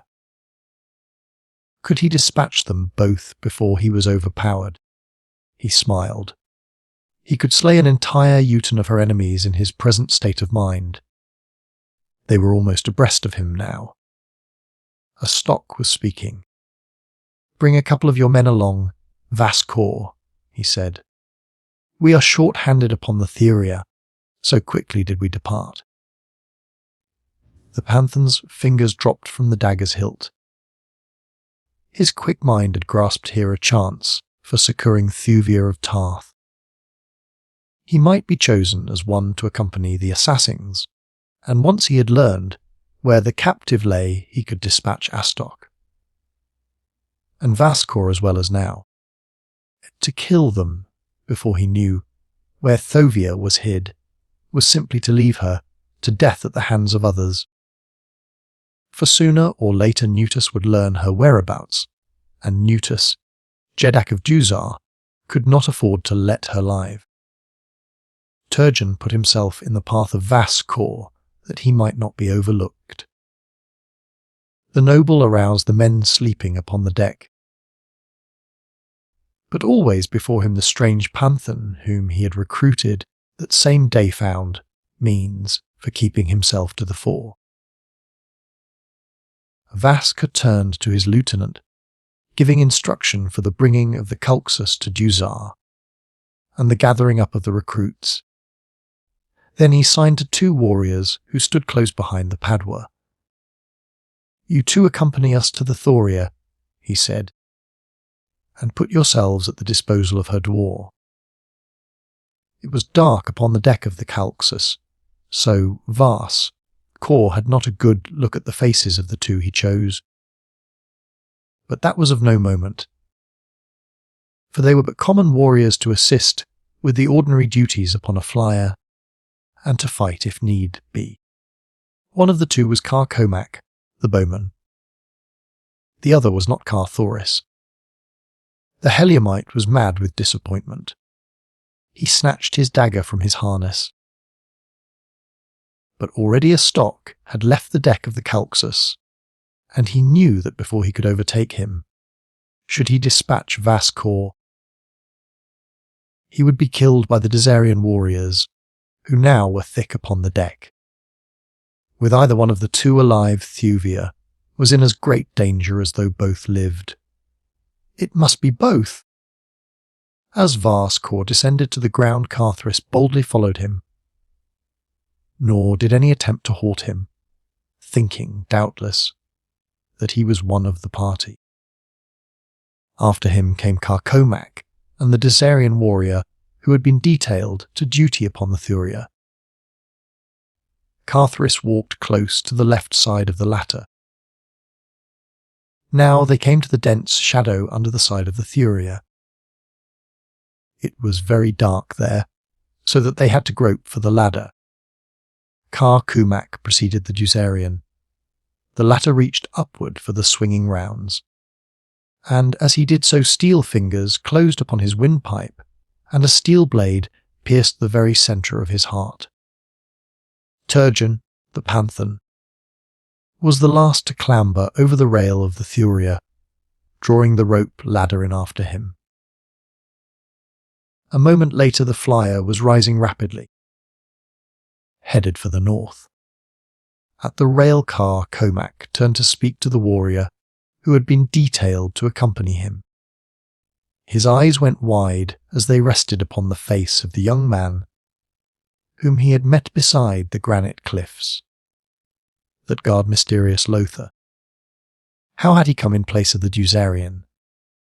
A quick sign, and Komak turned once more to find the Theria's dwar's dwar, that he might report himself for duty. Behind him followed the Panthan. Carthoris blessed the chance that had caused Vaskor to choose the Bowman of all others. For had it been another Dusarian, there would have been questions to answer, as to the whereabouts of the warrior who lay so quietly in the field beyond the residence of Hal Vas, dwar of the southern road, and Carthoris had no answer to that question other than his sword point, which alone was scarce adequate to convince the entire crew of the Thoria. The journey to Dusar seemed interminable to the impatient Carthoris, although as a matter of fact it was quickly accomplished. Some time before they reached their destination they met and spoke with another Dusarian war flyer. From it they learned that a great battle was soon to be fought south-east of Dusar. The combined navies of Dusar, Uptarth, and Kulan had been intercepted in their advance toward Helium by the mighty Heliumitic navy, the most formidable upon Barsoom. Not alone in numbers and armament, but in the training and courage of its officers and warriors, and the zitidaric proportions of many of its monster battleships. Not for many a day had there been the promise of such a battle. 4 Jeddaks were in direct command of their own fleets: Kulan Tith of Kulan, Thuvia Din of Tarth, and Nutus of Dusar upon one side, while upon the other was Tardos Mors, Jeddak of Helium. With the latter was John Carter, warlord of Mars. From the far north another force was moving south across the barrier cliffs, the new navy of Talu, Jeddak of Okar, coming in response to the call from the warlord. Upon the decks of the sullen ships of Warblack, bearded yellow men looked over eagerly toward the south.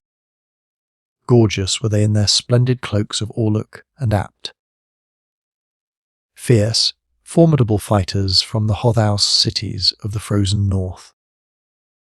And from the distant south, from the Sea of Omin and the Cliffs of Gold, from the temples of the Therns and the Garden of Issus, other thousands sailed into the north at the call of the great man they all had learned to respect, and, respecting, love. Pacing the flagship of this mighty fleet, second only to the navy of Helium, was the Ebon Sodar, Jeddak of the Firstborn. His heart beating strong in anticipation of the coming moment, when he should hurl his savage crews and the weight of his mighty ships upon the enemies of the warlord. But would these allies reach the theatre of war in time to be of avail to Helium? Or would Helium need them? Carthoris, with the other members of the crew of the Thoria, heard the gossip and the rumours. None knew of the 2 fleets, the one from the south and the other from the north, that were coming to support the ships of Helium. And all of Dusar were convinced that nothing now could save the ancient power of Helium from being wiped forever from the upper air of Barsoom. Carthoris, too, loyal son of Helium that he was, felt that even his beloved navy would not be able to cope successfully with the combined forces of 3 great powers. Now the Theria touched the landing stage above the palace of Astok. Hurriedly the prince and Vass disembarked and entered the drop that would carry them to the lower levels of the palace. Close beside it was another drop that was utilized by common warriors. Carthoris touched Komak upon the arm. "Come," he whispered. "You are my only friend among a nation of enemies. Will you stand by me?" "To the death," replied Komak. The 2 approached the drop. A slave operated it. "Where are your passes?" he asked. Carthoris fumbled in his pocket pouch as though in search of them, at the same time entering the cage. Komak followed him, closing the door. The slave did not start the cage downward. Every second counted. They must reach the lower level as soon as possible after Astok and Vass core, if they would know whether the 2 went. Carthoris turned suddenly upon the slave, hurling him to the opposite side of the cage. "Bind and gag him, Komak!" he cried. Then he grasped the control lever, and as the cage shot downward at sickening speed, the Bowman grappled with the slave. Carthoris could not leave the control to assist his companion, for should they touch the lowest level at the speed at which they were going, all would be dashed to instant death. Below him he could now see the top of Astok's cage in the parallel shaft, and he reduced the speed of his to that of the other. The slave commenced to scream. "Silence him!" cried Carthoris. A moment later a limp form crumpled to the floor of the cage. "He is silenced," said Komak. Carthoris brought the cage to a sudden stop at one of the higher levels of the palace. Opening the door, he grasped the still form of the slave and pushed it out upon the floor. Then he banged the gate and resumed the downward drop. Once more he sighted the top of the cage that held a stock and Vascoa. An instant later it had stopped, and as he brought his car to a halt, he saw the two men disappear through one of the exits of the corridor beyond. Chapter 14. Kulan Tith's Sacrifice. The morning of the second day of her incarceration in the East Tower of the Palace of Astok, Prince of Dusar, found Thuvia of Tarth waiting in dull apathy the coming of the assassin. She had exhausted every possibility of escape, going over and over again the door and the windows, the floor and the walls. The solid ursite slabs she could not even scratch. The tough Barsoomian glass of the windows would have shattered to nothing, less than a heavy sledge in the hands of a strong man. The door and the lock were impregnable. There was no escape, and they had stripped her of her weapons, so that she could not even anticipate the hour of her doom, thus robbing them of the satisfaction of witnessing her last moments. When would they come? Would Astok do the deed with his own hands? She doubted that he had the courage for it. At heart he was a coward. She had known it since first she had heard him brag as a visitor at the court of her father. He had sought to impress her with his valour. She could not help but compare him with another, and with whom would an affianced bride compare an unsuccessful suitor? With her betrothed. And did Thuvia of Tarth now measure a stock of Dusar by the standards of Kulan Tith, Jeddak of Kal? She was about to die. Her thoughts were her own to do with as she pleased, yet furthest from them was Kulan Tith. Instead, the figure of the tall and comely Heliumite filled her mind, crowding there from all other images. She dreamed of his noble face, the quiet dignity of his bearing, the smile that lit his eyes as he conversed with his friends, and the smile that touched his lips as he fought with his enemies, the fighting smile of his Virginian sire. And Thuvia of Tarth, a true daughter of Barsoom, found her breath quickening and heart leaping to the memory of this other smile, the smile that she would never see again. With a little sob the girl sank to the pile of silks and furs that were tumbled in confusion beneath the east windows, burying her face in her arms. In the corridor outside her prison room, two men had paused in heated argument. "I tell you again, Astok," one was saying, "that I shall not do this thing unless you be present in the room." There was little of the respect de royalty in the tone of the speaker's voice. The other, noting it, flushed. "Do not impose too far upon my friendship for you, Vascoa," he snapped. "There is a limit to my patience." "There is no question of royal prerogative here," returned Vascoa. "You ask me to become an assassin in your stead, and against your Jeddak's strict injunctions. You are in no position, Astok, to dictate to me. But rather should you be glad to accede to my reasonable request that you be present, thus sharing the guilt with me. Why should I bear it all?" The younger man scowled, but he advanced toward the locked door, and as it swung in upon its hinges, he entered the room beyond at the side of Vascoa.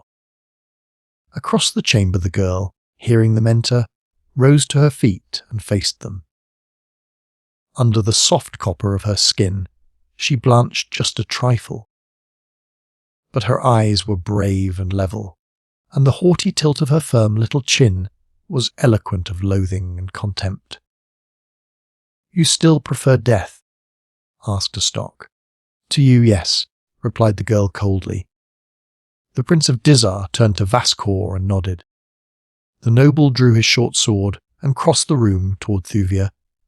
"Kneel," he commanded. "I prefer to die standing," she replied. "As you will," said Vaskor, feeling the point of his blade with his left thumb. "In the name of Nutus, Jeddak of Dusar!" he cried, and ran quickly toward her. "In the name of Carthoris, Prince of Helium," came in low tones from the doorway.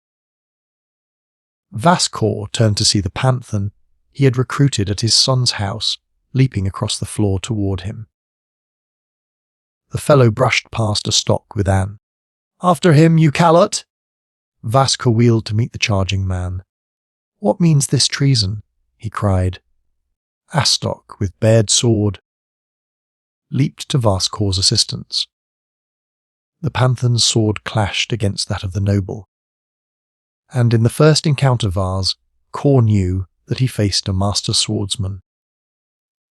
Before he half realized the stranger's purpose, he found the man between himself and Thuvia of Tarth, at bay facing the two swords of the Dusarians. But he fought not like a man at bay. Ever was he the aggressor, and though always he kept his flashing blade between the girl and her enemies, yet he managed to force them hither and thither about the room, calling to the girl to follow close behind him. Until it was too late, neither Vas, Kor, nor Stock dreamed of that which lay in the Panthan's mind. But at last, as the fellow stood with his back toward the door, both understood. They were penned in their own prison.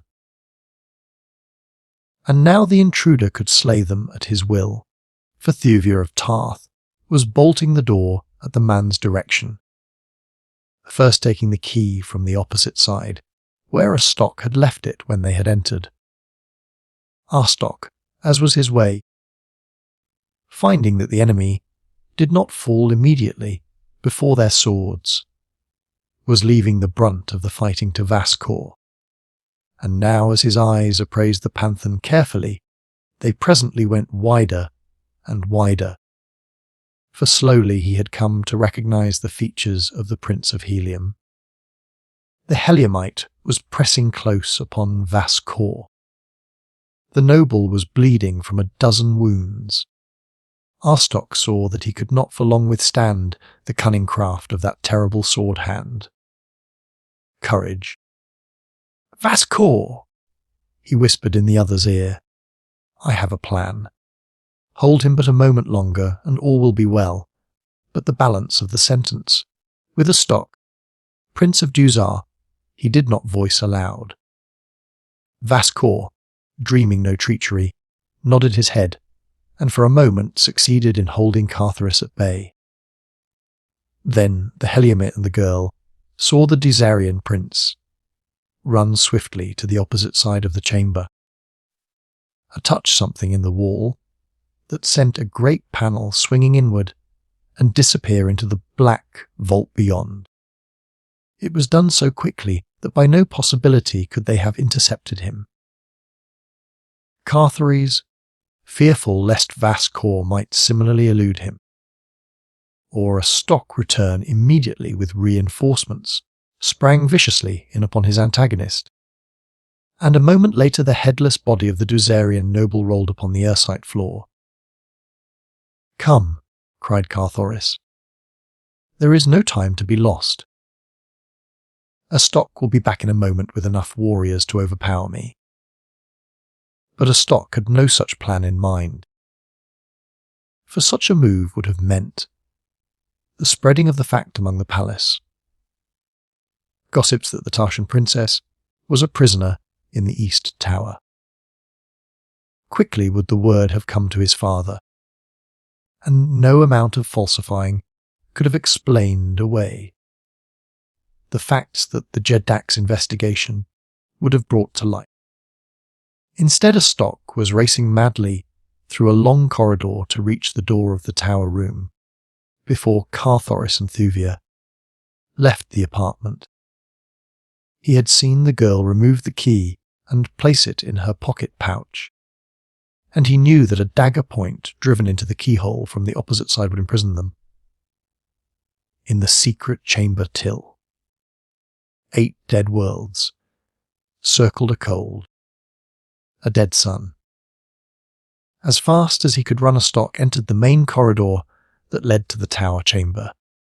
Would he reach the door in time? What if the Heliumite should have already emerged and he should run upon him in the passageway? A stock felt a cold chill run up his spine. He had no stomach to face that uncanny blade. He was almost at the door. Around the next turn of the corridor it stood. No, they had not left the apartment. Evidently Varskor was still holding the Heliumite. A stock could scarce repress a grin at the clever manner in which he had outwitted the noble and disposed of him at the same time. And then he rounded the turn and came face to face with an auburn-haired, white giant. The fellow did not wait to ask the reason for his coming. Instead, he leaped upon him with a long sword, so that a stock had to parry a dozen vicious cuts before he could disengage himself and flee back down the runway. A moment later, Carthoris and Thuvia entered the corridor from the secret chamber. "Well, Komak?" asked the Heliumite. "It is fortunate that you left me here, Red Man," said the Bowman. "I but just now intercepted one who seemed over anxious to reach this door.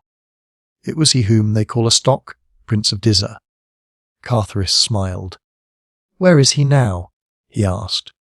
"He escaped my blade and ran down this corridor," replied Komak. "We must lose no time then," exclaimed Carthoris. "He will have the guard upon us yet." Together the three hastened along the winding passages through which Carthoris and Komak had tracked the Dusarians by the marks of the latter's sandals in the thin dust that overspread the floors of these seldom used passageways. They had come to the chamber at the entrances to the lifts before they met with opposition. Here they found a handful of guardsmen and an officer, who, seeing that they were strangers, questioned their presence in the palace of a stock. Once more Carthoris and Komak had recourse to their blades,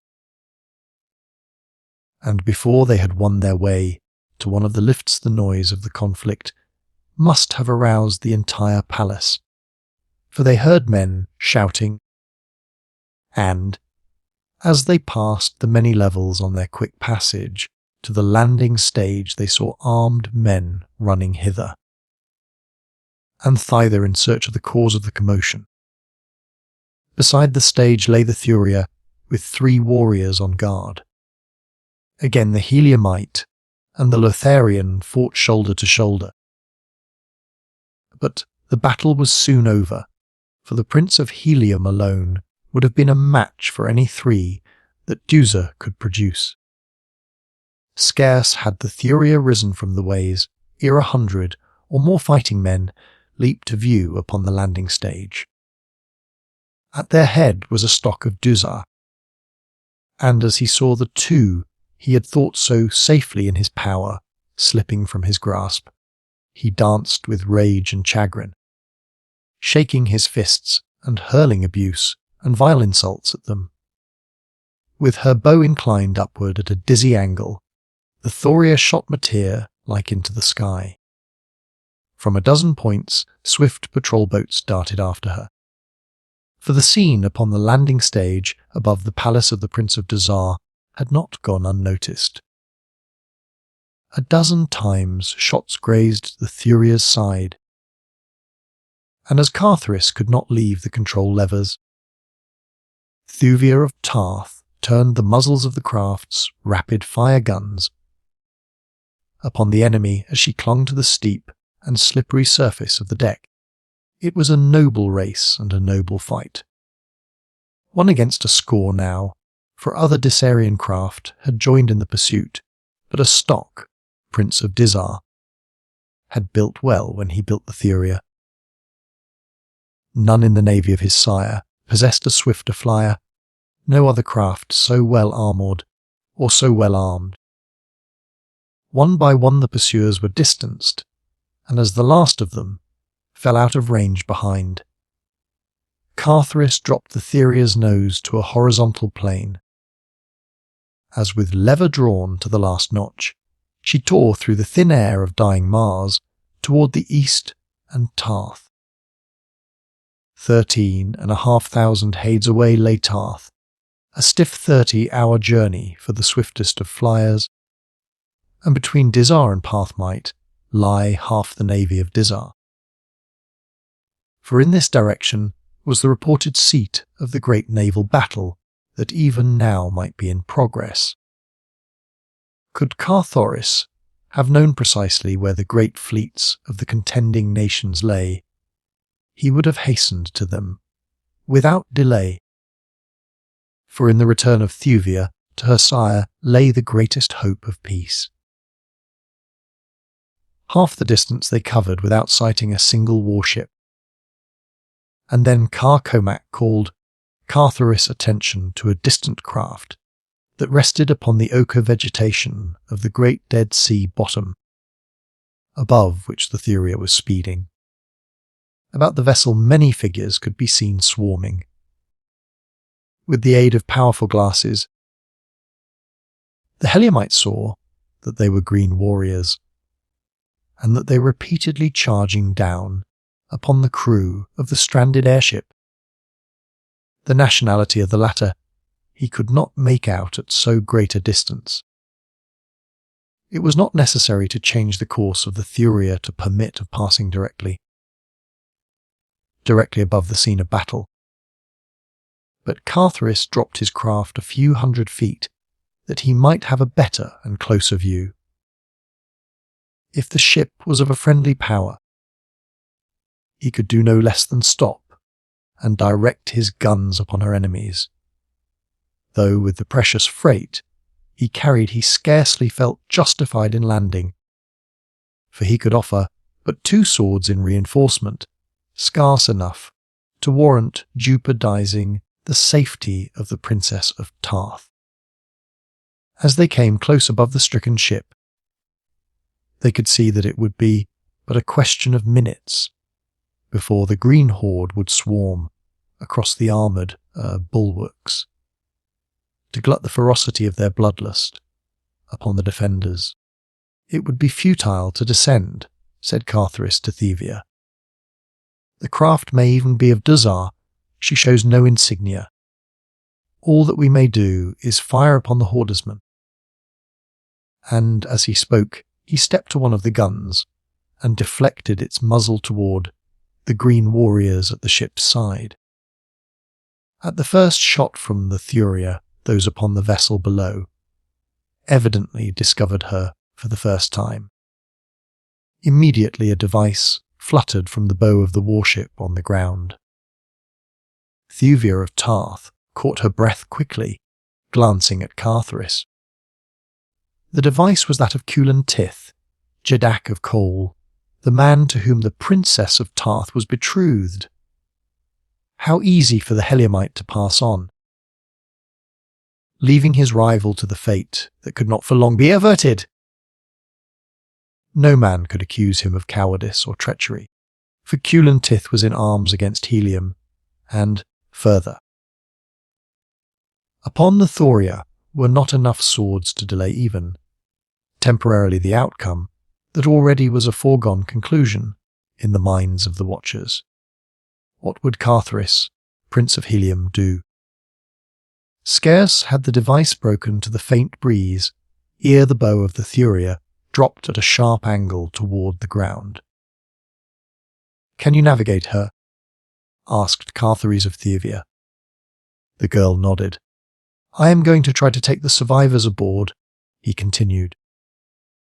It will need both Komak and myself to man the guns while the Kulians take to the boarding tackle. Keep her bow depressed against the rifle fire. She can bear it better in her forward armour, and at the same time the propellers will be protected. He hurried to the cabin as Thuvia took the control. A moment later the boarding tackle dropped from the keel of the Thuvia, and from a dozen points along either side's stout. Knotted leathern lines trailed downward. At the same time a signal broke from her bow. Prepare to board us. A shout arose from the deck of the Kulan warship. Carthoris, who by this time had returned from the cabin, smiled sadly. He was about to snatch from the jaws of death the man who stood between himself and the woman he loved. Take the port bow gun, Komak. He called to the bowman, and himself stepped to the gun upon the starboard bow. They could now feel the sharp shock of the explosions of the green warriors. Projectiles against the armoured sides of the staunch Thuvia. It was a fallen hope at best. At any moment the repulsive ray tanks might be pierced. The men upon the Kulan ship were battling with renewed hope. In the bow stood Kulan Tith, a brave figure fighting beside his brave warriors, beating back the ferocious green men. The Thuvia came low above the other craft. The Kulans were forming under their officers in readiness to board. And then a sudden fierce fusillade from the rifles of the green warriors vomited their hail of death and destruction into the side of the brave flyer.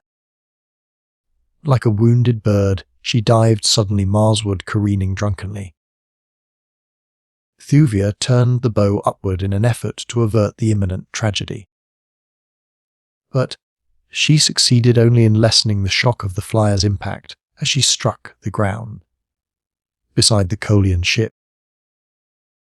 When the green men saw only 2 warriors and a woman upon the deck of the Thuvia, a savage shout of triumph arose from their ranks, while an answering groan broke from the lips of the Kulans. The former now turned their attention upon the new arrival, for they saw her defenders could soon be overcome, and that, from her deck, they could command the deck of the better manned ship. As they charged, a shout of warning came from Kulan Tith, upon the bridge of his own ship, and with it an appreciation of the valour of the act that had put the smaller vessel in these sore straits. "Who is it?" he cried. "That offers his life in the service of Kulan Tith. Never was wrought a nobler deed of self. Sacrifice upon Barsoom!" The green horde was scrambling over the Thuvia's side, as there broke from the bow the device of Carthoris, Prince of Helium, in reply to the query of the Jeddak of coal. None upon the smaller flyer had opportunity to note the effect of this announcement upon the Kulans, for their attention was claimed slowly now by that which was transpiring upon their own deck. Komak stood behind the gun he had been operating, staring with wide eyes at the onrushing hideous green warriors. Carthoris, seeing him thus, felt a pang of regret that, after all, this man that he had thought so valorous should prove, in the hour of need, as spineless as Jav or Tario. "Komak, the man!" he shouted. "Grip yourself! Remember the days of the glory of the seafarers of Lothar. Fight! Fight, man! Fight as never man fought before. All that remains to us is to die fighting." Komak turned toward the Heliumite, a grim smile upon his lips. "Why should we fight?" he asked, "against such fearful odds? There is another way, a better way. Look. He pointed toward the companion way that led below deck. The green men, a handful of them, had already reached the Thuvia's deck. As Carthoris glanced in the direction the Lotharian had indicated, the sight that met his eyes set his heart to thumping in joy and relief. Thuvia of Tarth might yet be saved, for from below there poured a stream of giant bowmen, grim and terrible. Not the bowmen of Tario or Jav, but the bowmen of an Odwer of Bowman, savage fighting men eager for the fray. The green warriors paused in momentary surprise and consternation, but only for a moment. Then, with horrid war cries, they leaped forward to meet these strange, new foemen. A volley of arrows stopped them in their tracks. In a moment the only green warriors upon the deck of the Thuvia were dead warriors, and the bowmen of Komak were leaping over the vessel's sides to charge the hordersmen upon the ground. Utan after Utan tumbled from the bowels of the Thuvia to launch themselves upon the unfortunate green men. Kulan Tith and his Kolians stood wide-eyed and speechless with amazement as they saw thousands of these strange, fierce warriors emerge from the companion way of the small craft that could not comfortably have accommodated more than 50. At last the green men could withstand the onslaught of overwhelming numbers no longer. Slowly, at first, they fell back across the Oka plain. The bowmen pursued them. Komak, standing upon the deck of the Thuvia, trembled with excitement. At the top of his lungs he voiced the savage war cry of his forgotten day.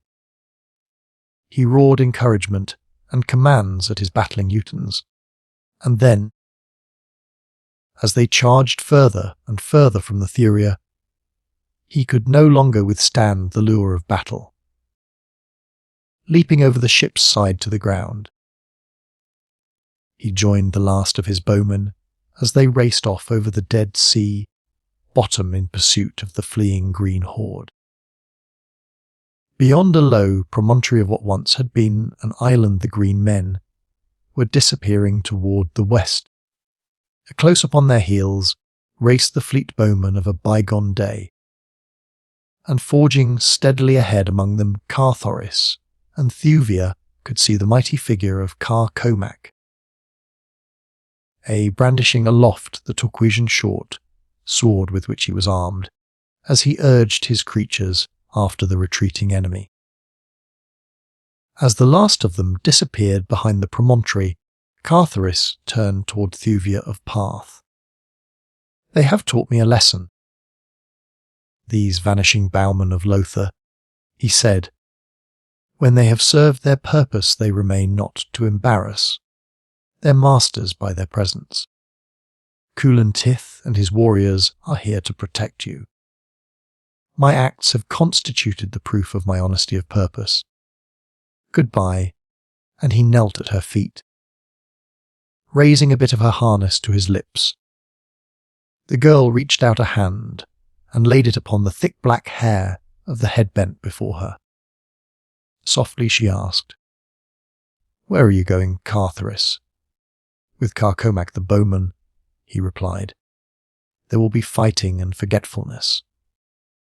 The girl put her hands before her eyes, as though to shut out some mighty temptation from her sight.